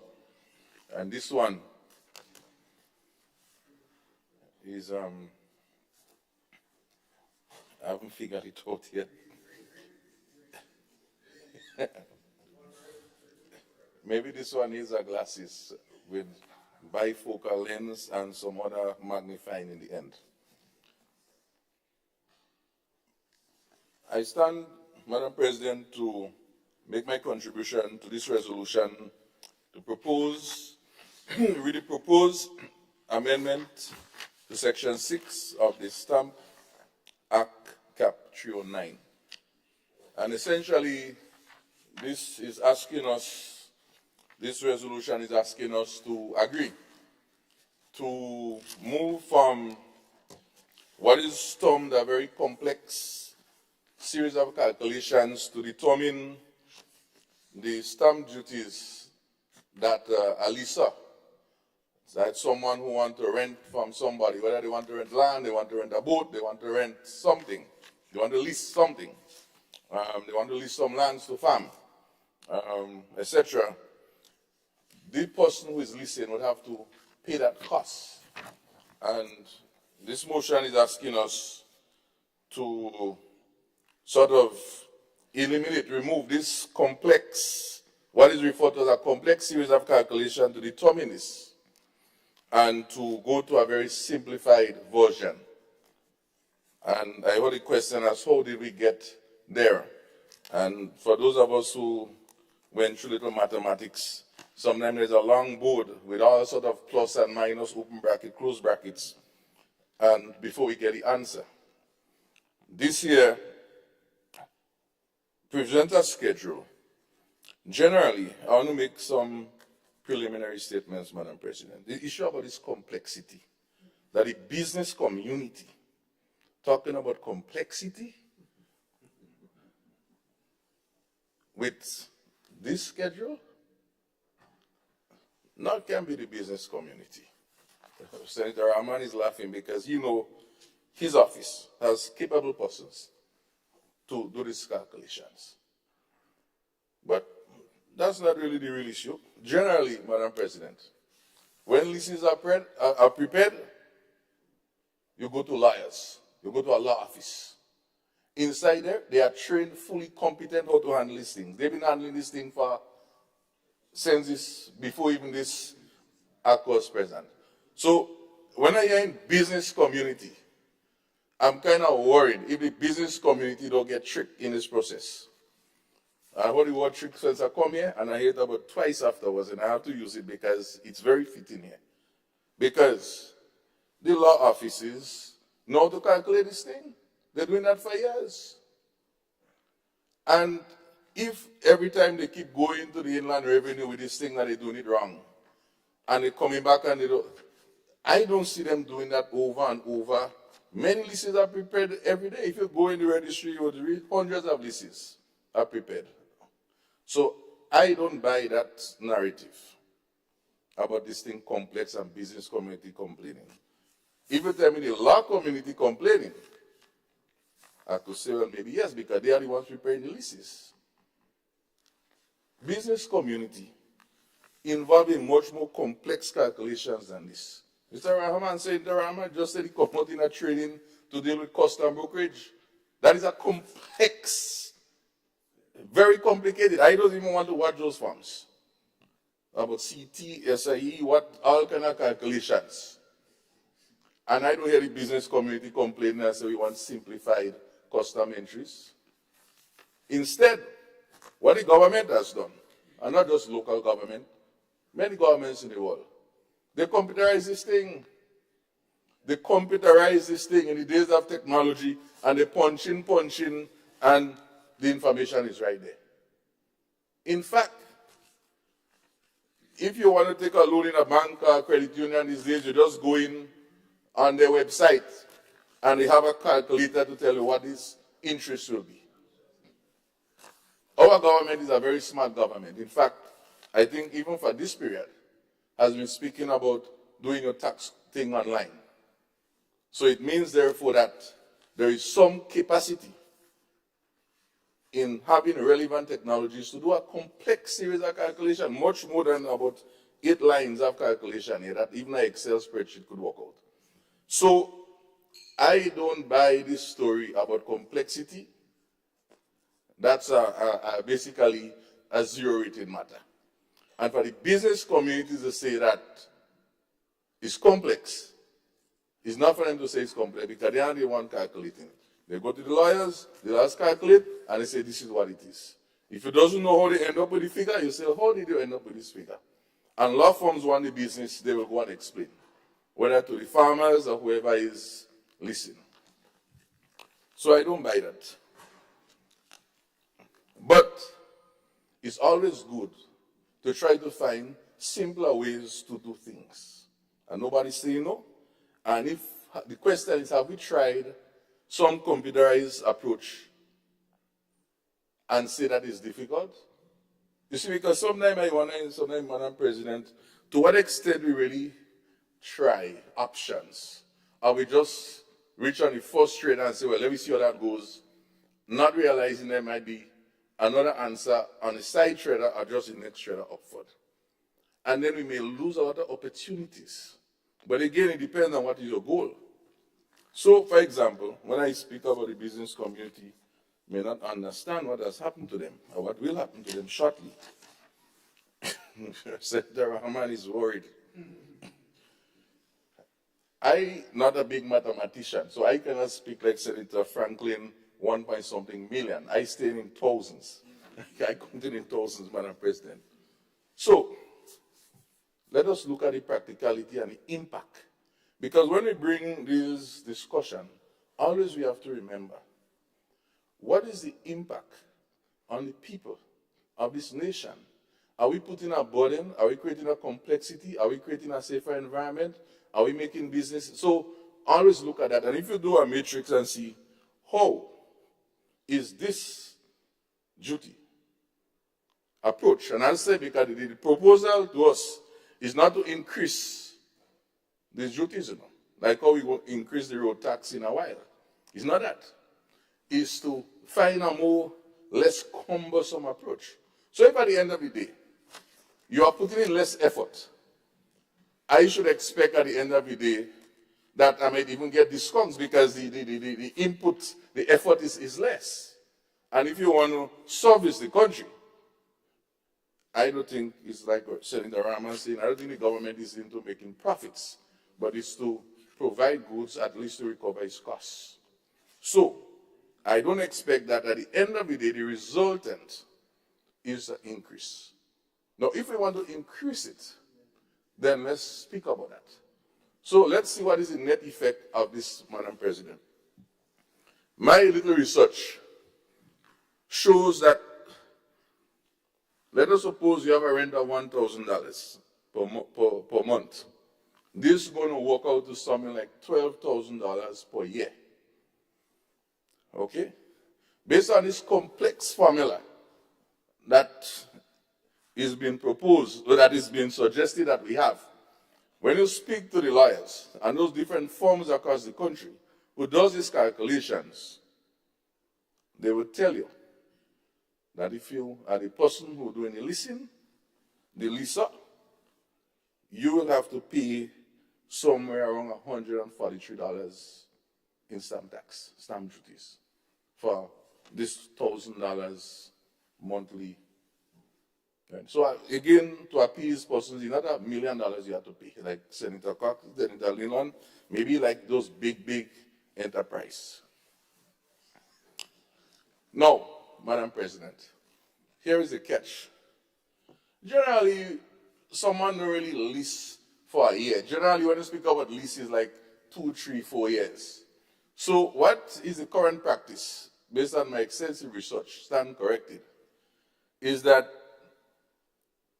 if the first year is $1,000, the second and third and fourth year, generally, you would have a little increase. But let us suppose that it remain $1,000, he's a good buddy, you give him a blight, as we would say. So then it means that whether it's year 1, year 2, or year 3, it would work out on this $1,000 a month, $12,000 per year. The practice is, and I think that is where maybe it could be the bone of contention. And that is why I'm saying, if every time we continue to have that issue with the inland revenue, then that matter needs to be resolved with our law firms, which is doing those things. The calculations, and I think that was also, that was clearly articulated by the leader of government business proponent of the bill, of this motion, that the calculation takes place for 1 year. So it's going to only work out this maths in the current formula based on the first year's rent, which will be $12,000, which would give you just about this $143, as I was informed. Stand corrected, but that is what I was a tenant. Now, with this 125 proposal, what it means, let us suppose that I had rent, the same $1,000, is that my partner, so 3 years, $1,000, it will still work out to $12,000 at 1.25%. I think that would work out to about $150. So immediately, we already start moving $7. That doesn't look bad. Simple. But if I hear the presentation from my good friend, Senator Thomas, he says, you know, this thing had to calculate as an average over the years. So if it's $1,000, then it will still be more, $7 more than the 143. However, we know business is not like that. So let us suppose that the first year was $1,000, and the second year was $1,500, and the third year was $2,000.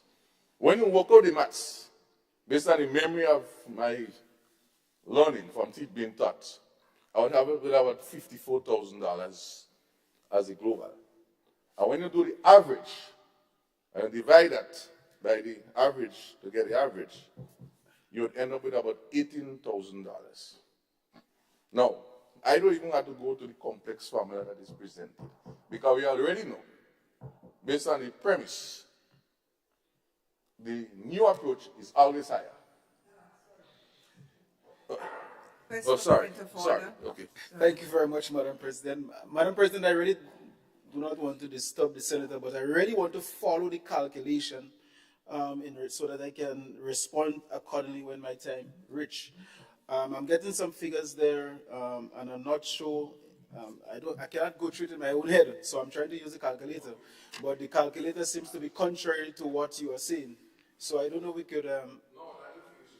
No, but I want to follow so just for clarification, because when I calculate $1,000, 1.25% of $1,000, that is what, $12.50? Out of the 12,000.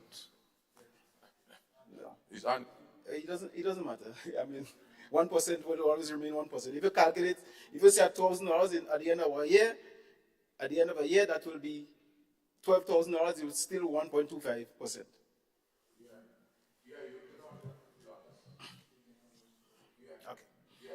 The first one, that is a complicated one, as I say, I stand at 143. Right? No. This is the real important part, Madam President. So, for just rehearsing, we say, if in the new way, you get $1,000 for year one, $1,500 in year two, and $2,000 in year three, that will give you a global of around $54,000. That 3-year rent, the value of the 3-year rent. But the proposal is for us to take an average. So when you do the average, you would end up with $18,000.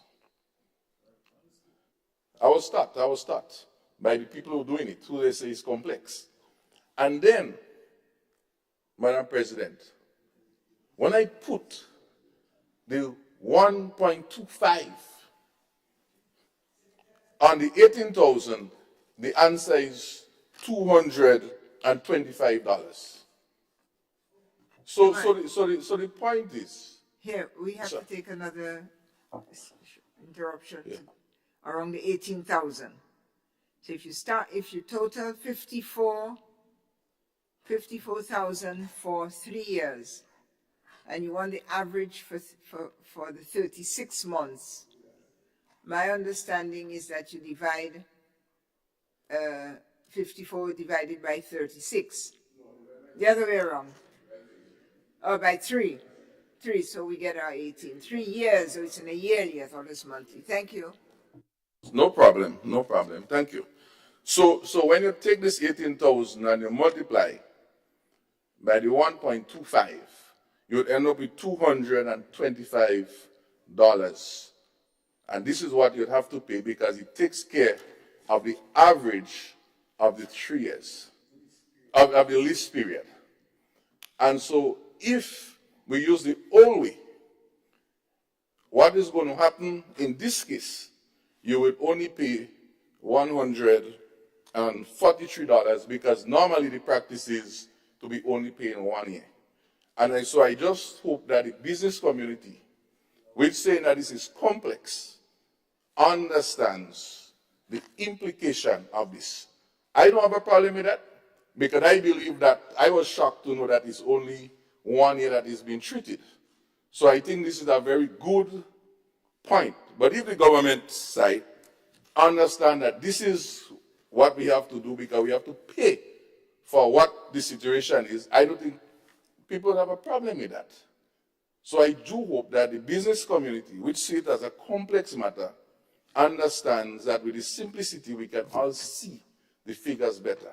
So I have no problem with that. But our stakeholders must be aware of the impact of that. And it also means that the revenues of the government will be more secured, and can be used in worthwhile ventures for this country. So I wanted that. This is basically my main consideration I wanted to share. I have no problem in objecting. There will be no objection. But I want us to be clear that we are seeing this thing with real bifocals, and we're very clear that we'll be increasing. So it means that as of the next few months, persons who have leases to prepare, this is a massive impact. Would there be an amnesty period? Would there be a period for the next 6 months? Because persons who would have budgeted the annual budget, what is the implications for that? And these, I think, is where the issues are on everybody's side. I think this is the bigger picture. So would there be a period of, say, 6 months for rolling this out so that persons could arrange themselves? Or if persons from tomorrow would be hurrying all the lawyers in this country, all the law firms, to rush with their leases, to finish them in time, such that they don't get caught with this. I think this, to me, is a significant increase. And for $1,000, but there are leases, people who have this for $40,000 a month. You know. That's a lot. So could you imagine the amount of impact this has on them? So this is the perspective I wanted to share, and that the business community realize what they have done. The farming community, we also are concerned with that because farmers are already sometimes complaining with the size of the leases that they have. So I basically wanted to have this clarified, and we have enough mathematicians here to help with the maths. Well, we want to thank one of these fine mathematicians, Honorable Sinclair. Thank you very much. And now to Leader of Government Business, sir? Sorry, President. No, the representative of business in the Senate, Senator Rahman. So what I have done here, thank you very much, Madam President. What I did was to try to equate the old table, which Leader of Government Business mentioned that was cumbersome, and to compare that with the new proposed legislation at 1.25%. So if we were to simply take, for ease of calculation, $1,000, $1,000, for every $1,000, the charge will be $11 on the chart. Yes? Right. So that's 0.011. That's 0.011. So there's no, yeah, 0.011, which means 1.10%, right? So for no leases for the year is $1,000. So if we were to take a lease, for example, for the year of $24,000, $2,000 a month, that might be a more realistic figure of rent that people are paying. And you use the rate remains the same. It's 0.011, which is 1.10%. So effectively what this new regulation or proposed regulation is doing is increasing it from 1.10% to 1.25%. I have not done further calculations other than what is presented here. So I wouldn't be able to speak to how that will impact leases with a bigger percentage is a percentage. So definitely the percentage has been increased. Because the summary or the old chart, nobody pays those figures anymore. So I see a need to change it. It's just that when we do the math, the change comes with an increase. So it is what it is. I mean, I don't know if it is burdensome. I understand inflation and all these things. I know government has to do their calculations, and I'm sure the people in the Ministry of Finance, know what they're doing, and they know how much is a reasonable increase. So I can't say further than that other than to point out what the math shows me. I thank you. Thank you, Senator Rahman.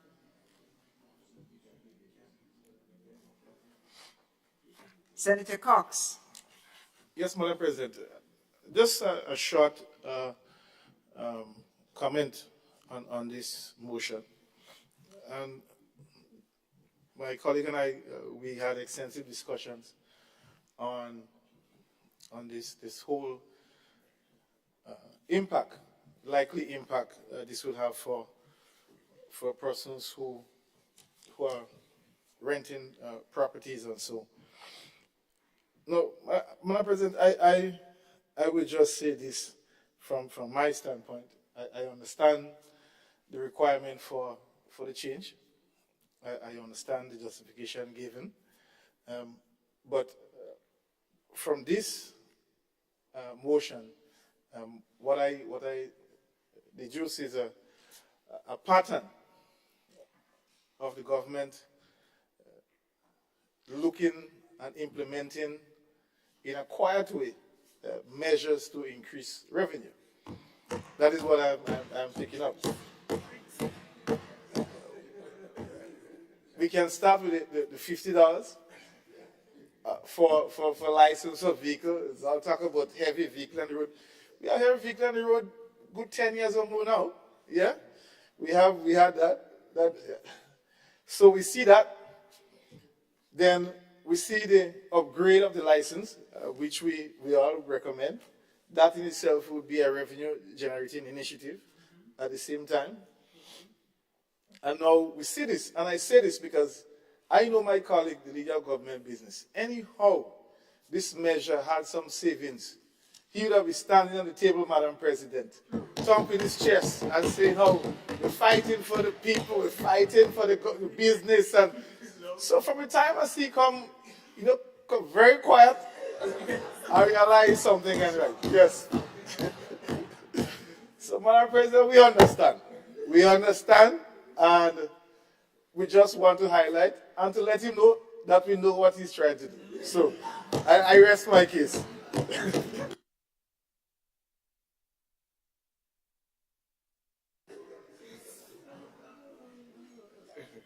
What a session.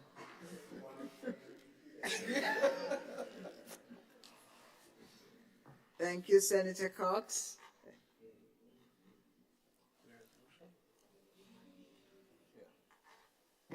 Senator David Andrew.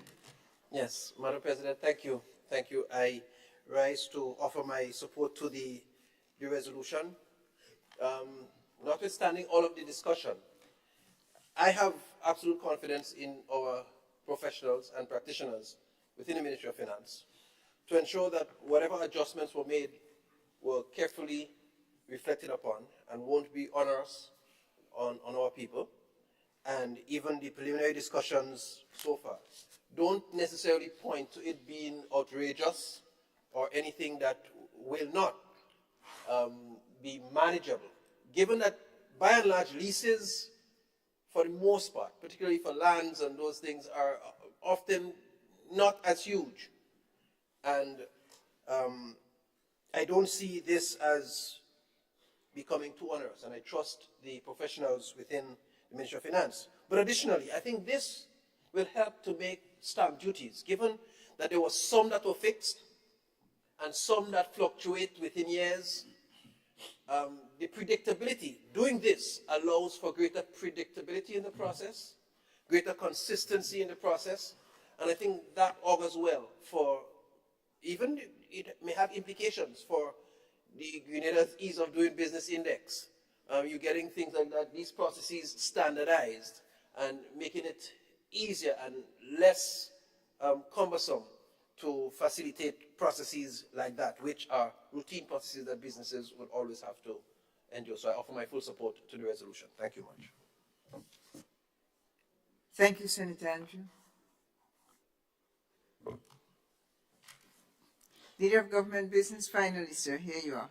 Madam President, I was really prepared to end the debate after that commercial break given to us by my good friend, Senator Nolan Cox. But Madam President, on a serious note,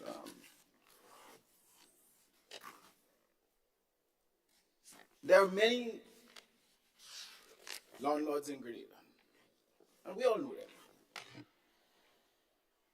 The few who are capable of going to the legal firm, Madam President, I know of them. I manage GCNA properties for years. I had communication with law firms, and there are a lot of businesses that are taking place in Grenada where, and big business, you will be surprised to know. I had to call up a few of the big businesses in the vicinity, and they say, I don't go to no lawyers to make any agreements.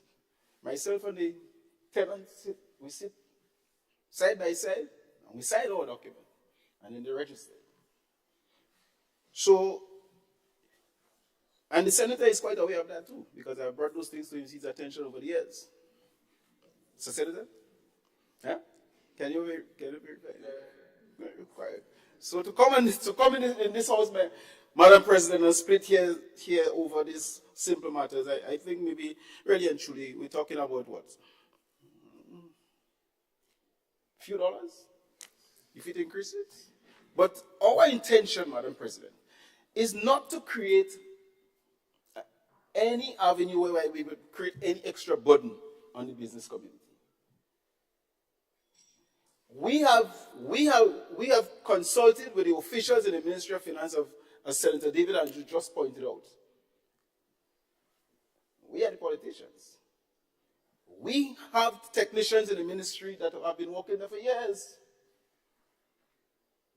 And when we come to Parliament, Madam President, it's not that we sit down in our own homes, in our own beds, and discuss matters of that nature. As a matter of fact, on a regular basis, technicians visit the cabinet. Because we want to make sure that when we take policies and laws and legislations, that we are properly advised. And the data from the Ministry of Finance clearly shows that what we are proposing here, Madam President, really and truly is equitable and will not create any burden on the people who will be affected, really and truly. And if that is the case, as how it is being said in the House here today, on the other side, I expect to see, Madam President, mass demonstration in the streets of Grenada, especially the business community. I expect them to be calling on the government and say, well, we cannot afford that. Time will tell. Let's wait and see. So, Madam President, we are not here to play with words. We are here to carry on the people's business.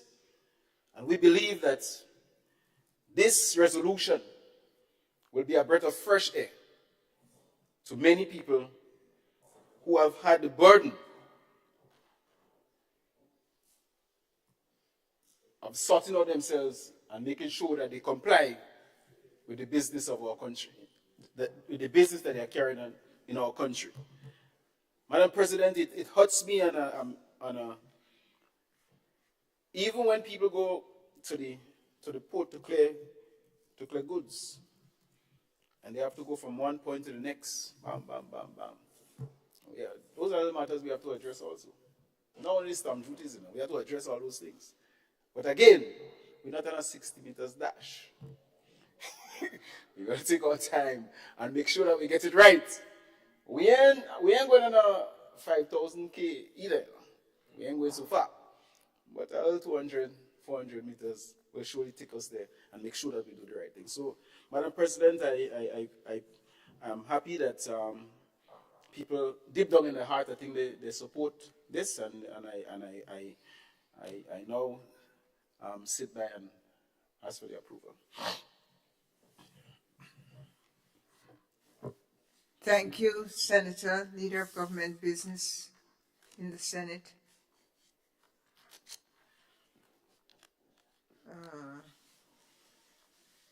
Honorable members, the proposed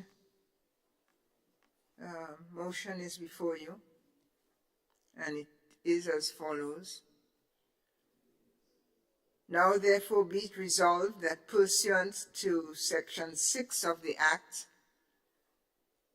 the stamp amendment of Schedule Order 2024, as set out in the schedule to this resolution, is hereby approved by the Senate. All those in favor say aye. All those opposed say nay. The resolution carries. It's approved.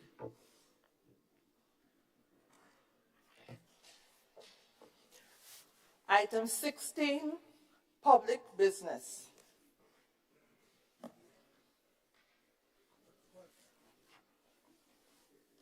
Item 17, adjournment.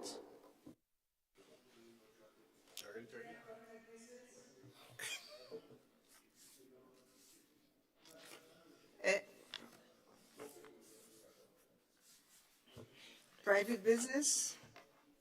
Public business over there? Sorry. Is there a request for the floor? Senators? Senator St. Clair, your jaw is we are falling. just clarifying the road traffic, but I think we don't have to touch. I think that was the clarification. Yeah, okay, yeah, no problem.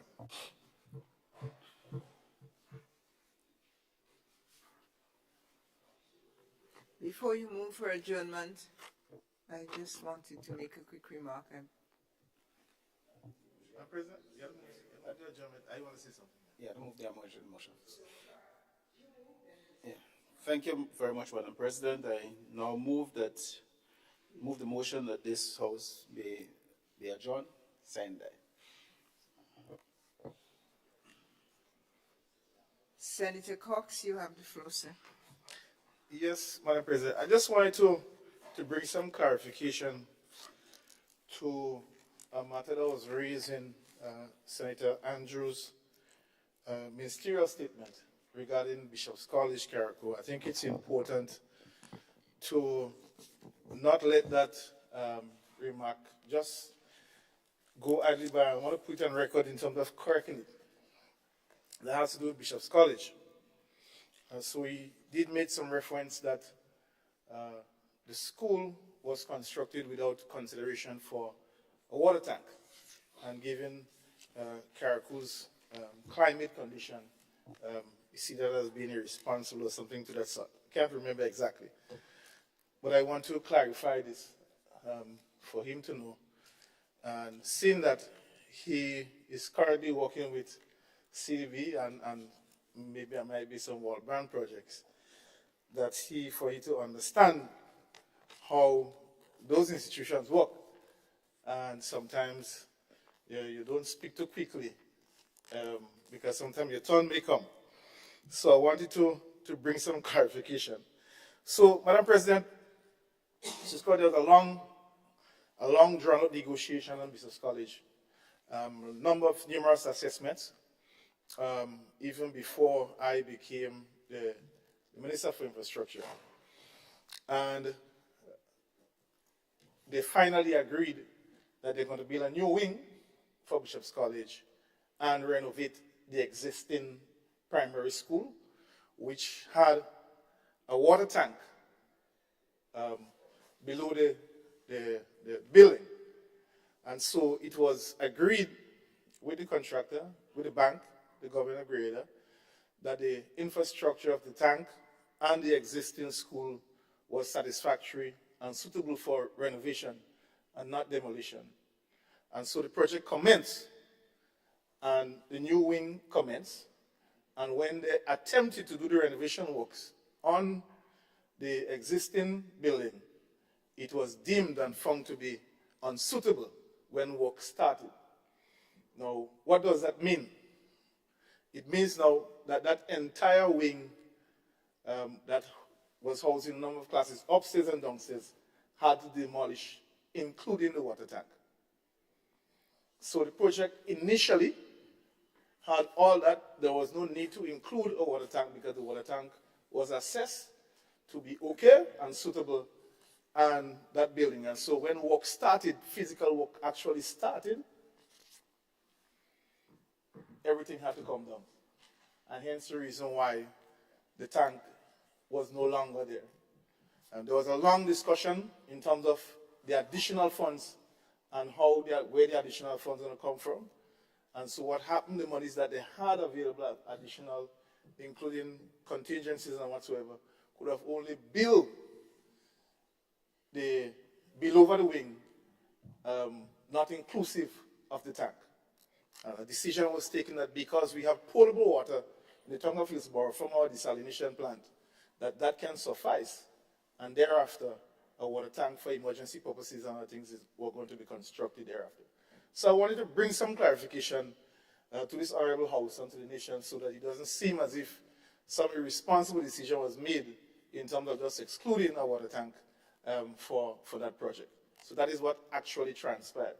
So I'm saying this to say that the Minister for Education, he may find himself in a situation like that. You never know going forward. So sometimes it's important to find out what is the true reason. I heard about it, but I didn't have an opportunity to speak about it in the House. So I'm glad that he raised it so that we can be better, we all can better understand what actually transpired and why there was no water tank in that project because of what transpired before. The funds for the school was tight, and then what happened, I believe, because whatever was approved, it took some time for the project to materialize, and then the cost of goods and services, I think the whole issue of COVID and everything went up exponentially. So that is what really transpired. So I just wanted to put that on the record. And I just want to close on one more thing, Madam President, is that just to remind the leader of government basis, we have a responsibility here as members in this honorable House. And while the member may have access to technocrats who can give him the explanation, if he fails to give those explanations when he comes here, we have a responsibility to extract it whatever way that we can, so that the nation can understand what is taking place with their business. So I just want to say that. Thank you very much, Madam President. Mr. Cox, thank you. Senator Franklin, your light is on and you have the floor, sir. Thank you very much, Madam President. Madam President, I rise on the adjournment to make a few comments. As relates to that question that was posed to the immediate former Minister for Health, And we are yet to get an answer for that question. Madam President, as of December last year, when we last sat to debate the budget, that question was pending a response for 104 days. At the time the question was initially posed, you asked that a response be given within 30 days. As of today, Madam President, it is now 210 days since this question could be answered. And I say this, Madam President, this question specifically was not asked to make the Minister of Health or the government look bad. There were a number of concerns echoed by citizens of this country that the hospital was short on medication, short on medical supplies, and so on. So it's only fitting as a responsible opposition to give the government an opportunity to explain what was happening, whether or not it was true, and clear the air. As a result of there now being 210 days elapsing between the time the question was asked to now, it only leads me to believe that what was said by citizens is true. For the past few weeks, Madam President, I have had the experience of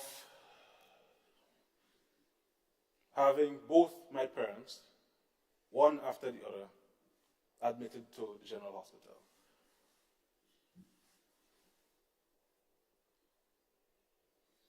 I dare say, Madam President, the situation is bad. I assessed the budget for 2023. $114 million was budgeted for the Ministry of Health. Almost $27 million was unspent in the Ministry of Health. This is not an attack on the government, because for some reason, when we stand to speak, it comes across as an attack, and I don't want it to come across as an attack. When I interact with health professionals in the General Hospital, they ask, they indicate, I see they are trying, Madam President, but they do not have the proper resources to do so. Through interaction with other healthcare professionals, specifically in some of the homes, they indicate to me that they don't have the proper cleaning material, they don't have medication to effectively do their jobs and take care of the elderly. This is concerning. And it pains me, because these questions weren't asked yesterday. They weren't asked last month. It was asked last year, in the context of what we were hearing on the ground. Madam President, while I'm on this note, I would like to make a plea to as much of us as Grenadians to donate blood to the hospital, the blood bank. There was a request that came from one of the professionals, and I am simply doing the bidding of our citizens. I have donated. I would ask our colleagues, my colleagues rather, in this house to donate if you can, and to other Grenadians to do so. A number of our citizens are at risk, and we need to support the General Hospital as best as we can. Some of the healthcare professionals are saying that, or are complaining about compensation, about security of tenure, and all of this. And I urge the government, Madam President, like the leader of government business says, it's not a 60-meter dash. We clearly understood that, but promises were made. And I urge the government to seriously consider addressing this issue. None of us would want any of our family members to end up at the General Hospital, God forbid die, because of a lack of medication, a lack of of resources so that the healthcare professionals can do what they need to do. This is a genuine plea and earnest plea. And Madam President, just to somewhat add to what the Honorable Senator Cox was discussing about the trend he noticed in terms of government implementing policies to generate revenues here and there. And to add context rather, the leader of government business said just a while ago, we have to take our time and make sure we do it right. As relates to the $50, the $50 increase on the inspection fee, based on my own assessment, and listening to the Minister of Finance in the other place, there will be a credit, rather, a tax credit that will be given to people who have paid the increase before the actual implementation of the amended legislation.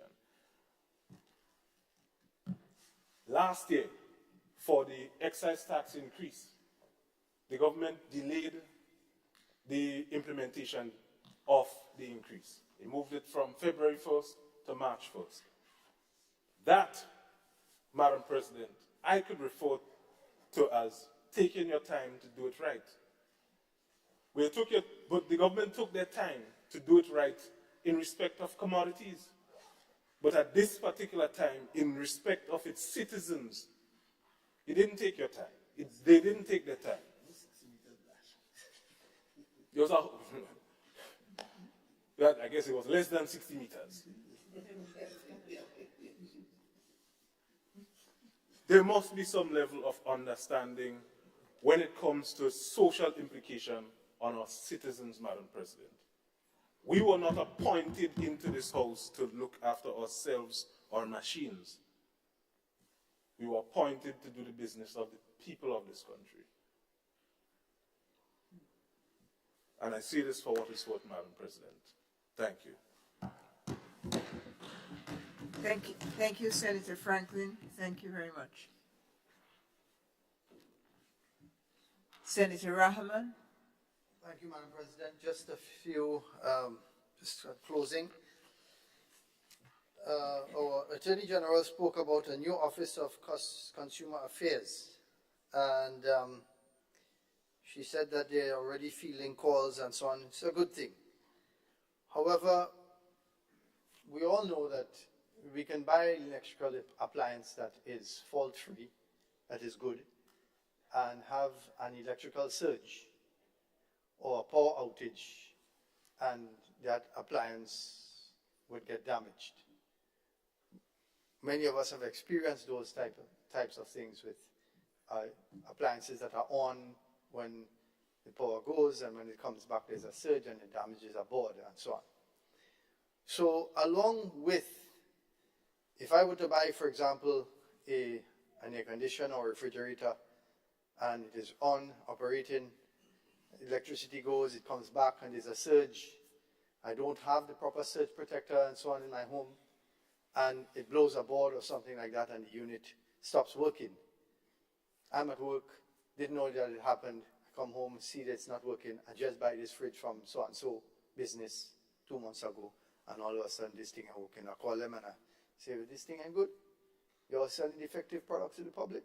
Call Consumer Affairs. Report it. We need to have qualified people in that office. Because you're going to have people that are calling. Yes, they have a legitimate problem, but they're the consumer and they don't know why this has happened. They just know it's not working.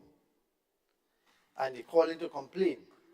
So I suggest that in this new office, that you have a list of professionals, electricians, other people, that if you want a professional opinion, from this office, you can make a phone call to these private sector people, independent, and tell them, could you go check customer A? There's a complaint here. We want to find out what's the truth with regard to this particular appliance. If that is not done, then I'm afraid that you're going to have complaints that you're going to end up in court. It's not going to be able to be solved. There's going to be no independent. It's going to take longer to resolve.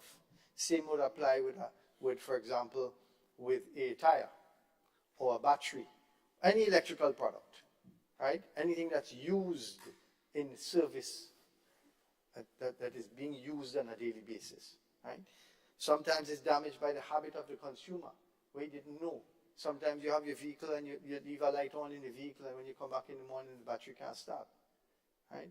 So there are different areas that they need to make sure that within the private sector, they don't have to let the private sector, they have to identify businesses and business people who are professionals in with those products and use them as references to independently check without them knowing who the customer is.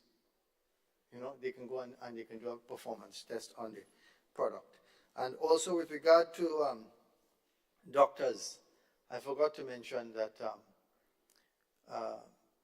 in speaking to the Egyptian ambassador, I asked him, what are some strengths of your economy in ways that we could benefit from? And one I spoke of, which was artisans, and the other is doctors.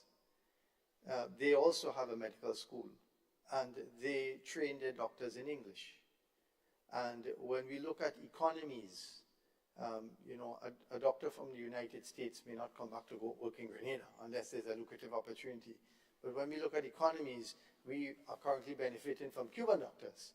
There's no reason why we can't look at other areas where we can have people, you know, help our health sector to have the qualified personnel that we're not able to attract. We still have certain positions that are not filled, right? To my knowledge, there's no pediatric specialist in Grenada. I could be wrong, but I was told there's only 2 in the Caribbean, right? One is in Barbados, and I forget where the other one is. So if there are these types of opportunities, I'm just giving the idea. A lot of ideas came from this side today. It's the last one that perhaps they can, I'll be happy to share the contact information. I'm sure they already have it. Ministry of Foreign Affairs would have it. They can reach out and see how we can benefit from certain expertise that other nations may have. I thank you. Thank you, Senator Rahman. Thank you much. Senator Sinclair. Thank you, Madam President, as I given the opportunity to make a few comments in this portion of this sitting. A few points. I want to say a little bit on fishing, and up in the St. Mark's area, myself and Senator Britton, we had a bilateral this morning, as usual, on two matters. One matter related to that, you might have seen it in the news with the fisher folks in the Duquesne area, and of course, recognizing, of course, the issues of private property and court judgment, etc. We both agree, and in discussion with him, that the beach is the beach, and there is portions that is connected to the Crown lands, and that I know he can use his good office, especially with his new promotion, and see how we can able to create some home for the fisher folks there who have been long-standing, so at least there is some accommodation. Of course, it may not be a 60-meter dash, because I don't think we want to go back and support just sheds, but maybe do some nice little concrete structure. But I trust that some sort of commitment, engagement can continue to take place and create some hope, such that they may just abandon the area, they may abandon fishing, and then we wonder why things happen. They may end up maybe going in Waltham, maybe where there's a little bit more accommodation, and I say a little bit, because my understanding in Waltham, there's a number of boats are increasing, and of course, following up on a petition I had years ago regarding finding some improved accommodation, jetty, and so on for the fisher folks in the area.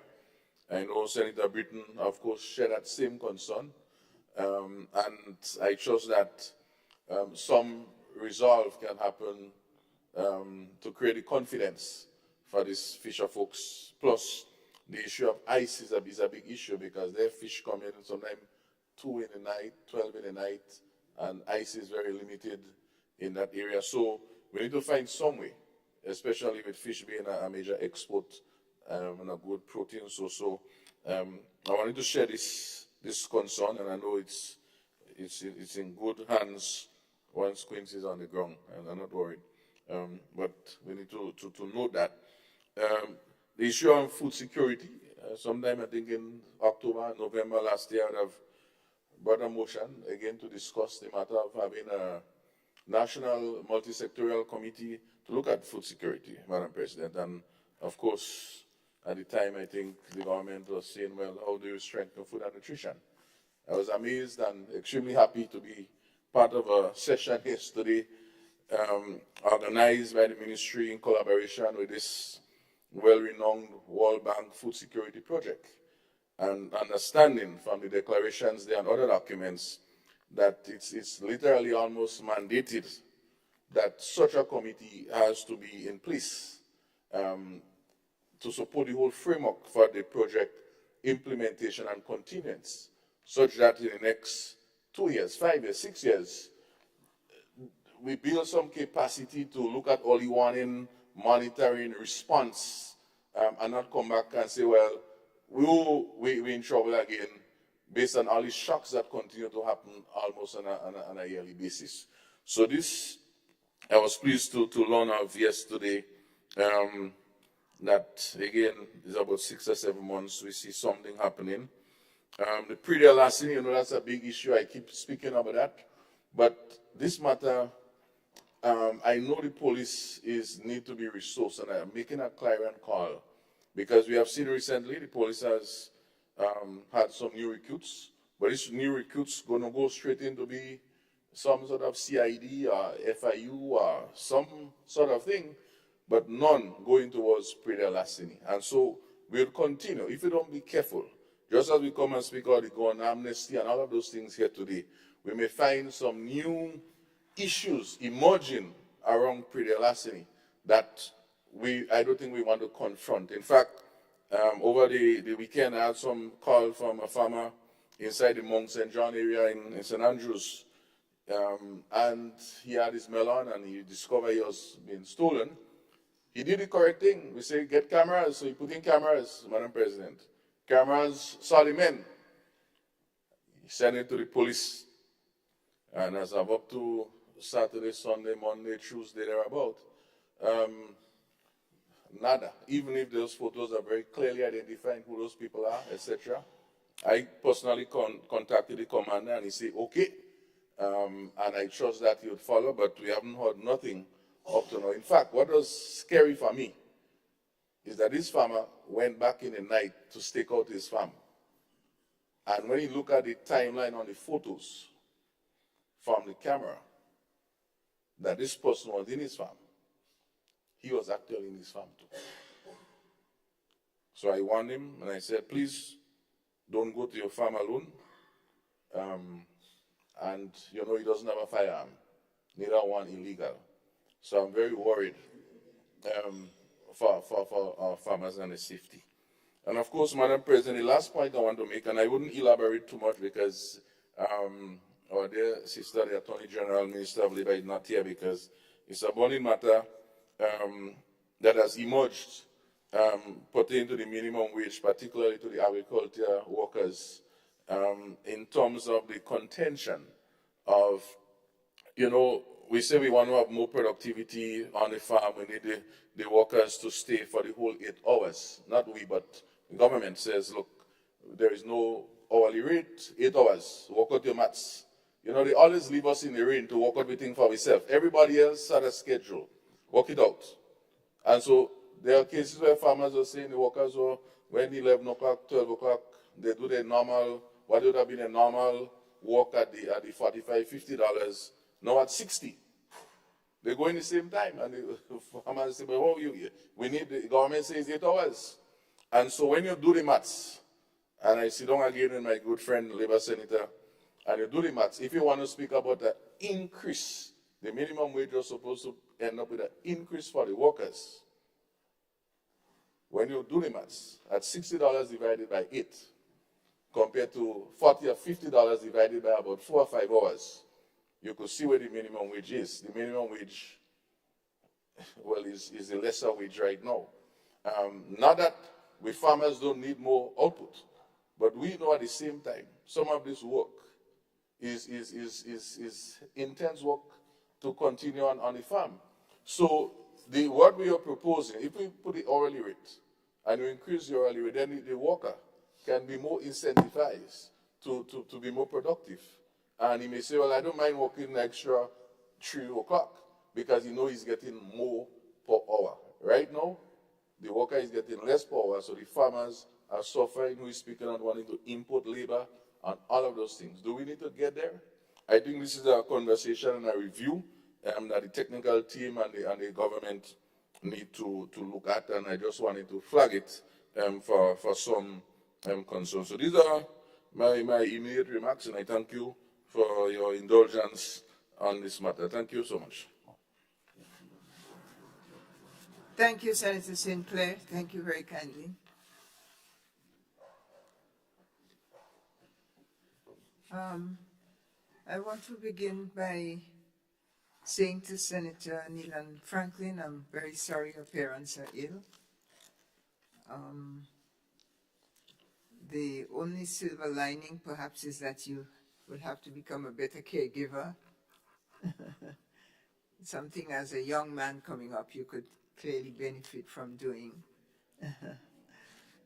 in your, but I want to wish them, you know, a good and well-treated stay in the hospital and strong and resilient recovery. And you strength and guidance to care for them. And I want to wish all of us good health in the spate of killings and deaths and other mishaps, the disaster with the families in Guam. We really do feel the need to bring out the best in us as a community, as a family, as a country, as a nation, you know, as a people. And I wish everybody good health, which is our main wealth. So eat well, exercise, rest well, read all your Senate documents to exercise the brain. And we pray for the best for everyone. I want to close out my remarks by saying that today, first a comment or two to the executive.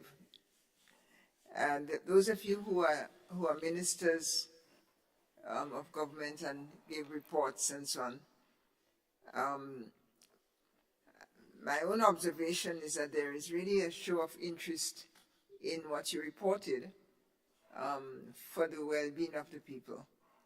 And just my own independent comment is that it's good to see, and I encourage you to keep doing that and to come here month after month and report progress. That's critical, that's important for us to go forward as a country. A certain level, if I may say, maybe of democratic expansion. When we think of democracy, we think of it as voting and going and attending meetings, but it's also about improvement. So, for example, urging the public to take advantage of the illegal arms amnesty. I think that's really good. And just to have the amnesty itself it's an excellent measure to my mind, and as has been said by senators here earlier this morning. It's part of a basket of responses. So not only by itself, but clearly it's a good initiative, and we do hope and congratulate the government and hope that it will yield fruit, however it's unfolded. May it be successful. We also heard about the inclusion and the campaign in the interest of the disabled from Senator Thomas.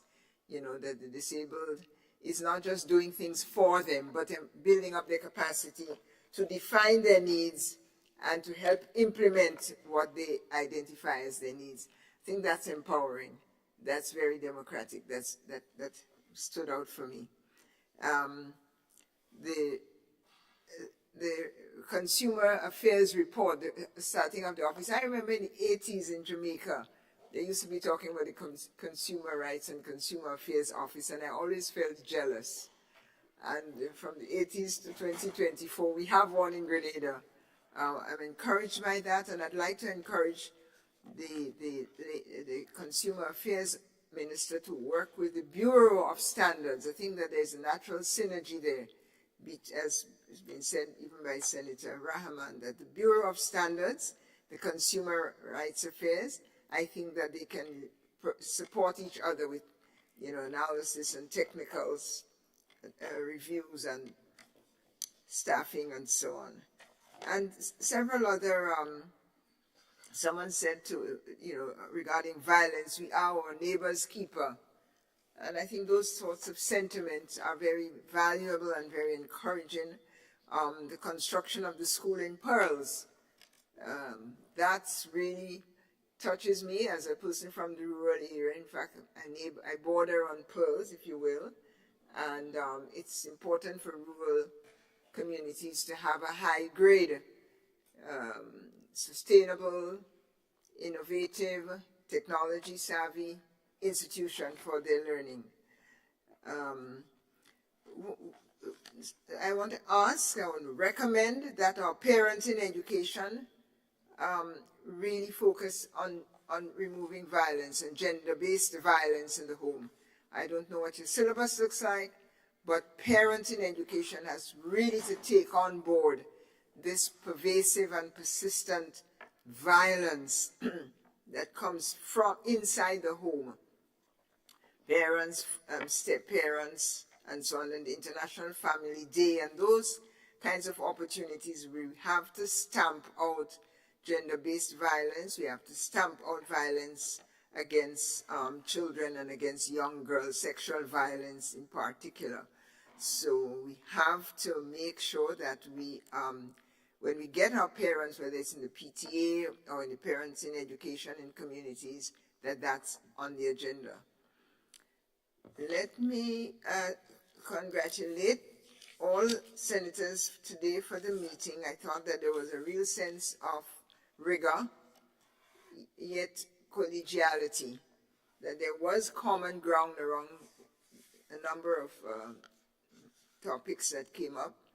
And while there was sort of a good sense of give and take and chat, there was also good rigor, and that's important. The Senate must be a place where the strongest and the best recommendations and discussion and debate and information and argumentation and proposals come forward. So do that, and that was done, I thought, today in a good spirit.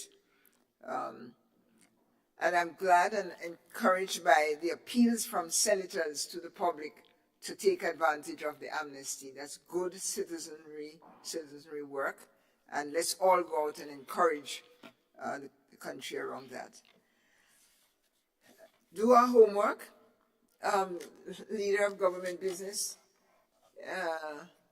he's got work to do. Please let him know that we want answers to questions that are outstanding. It's not acceptable to have questions be unanswered for 200 days unless there is some extraordinary circumstance. Not even the changing of a minister, I would think, is an extraordinary situation that allows for such a long elapse. So we look forward to all our homework, whether it's on the CITES or on the food security or on the animal pound or so on. Ladies and gentlemen, I think we have done a long day. I hope that the quality of our work deserved, is reflected in the amount of time we spent. And I simply want to thank you again. And I forgot this morning to congratulate Intercall for the brilliance of our secondary school students and even the primary games. I think that the nation is pitching forward for a healthy society, an active youth, and all-rounded education. educational program. So thank you very much for today. Good luck, and all the deficits we have, we will reflect on them, think on them, and correct them at our next sitting. Thank you kindly. The motion to adjourn is proposed. All those in favor of adjourning the sitting of the Senate, say aye. Those opposed, say no. The ayes have it. The Senate is adjourned.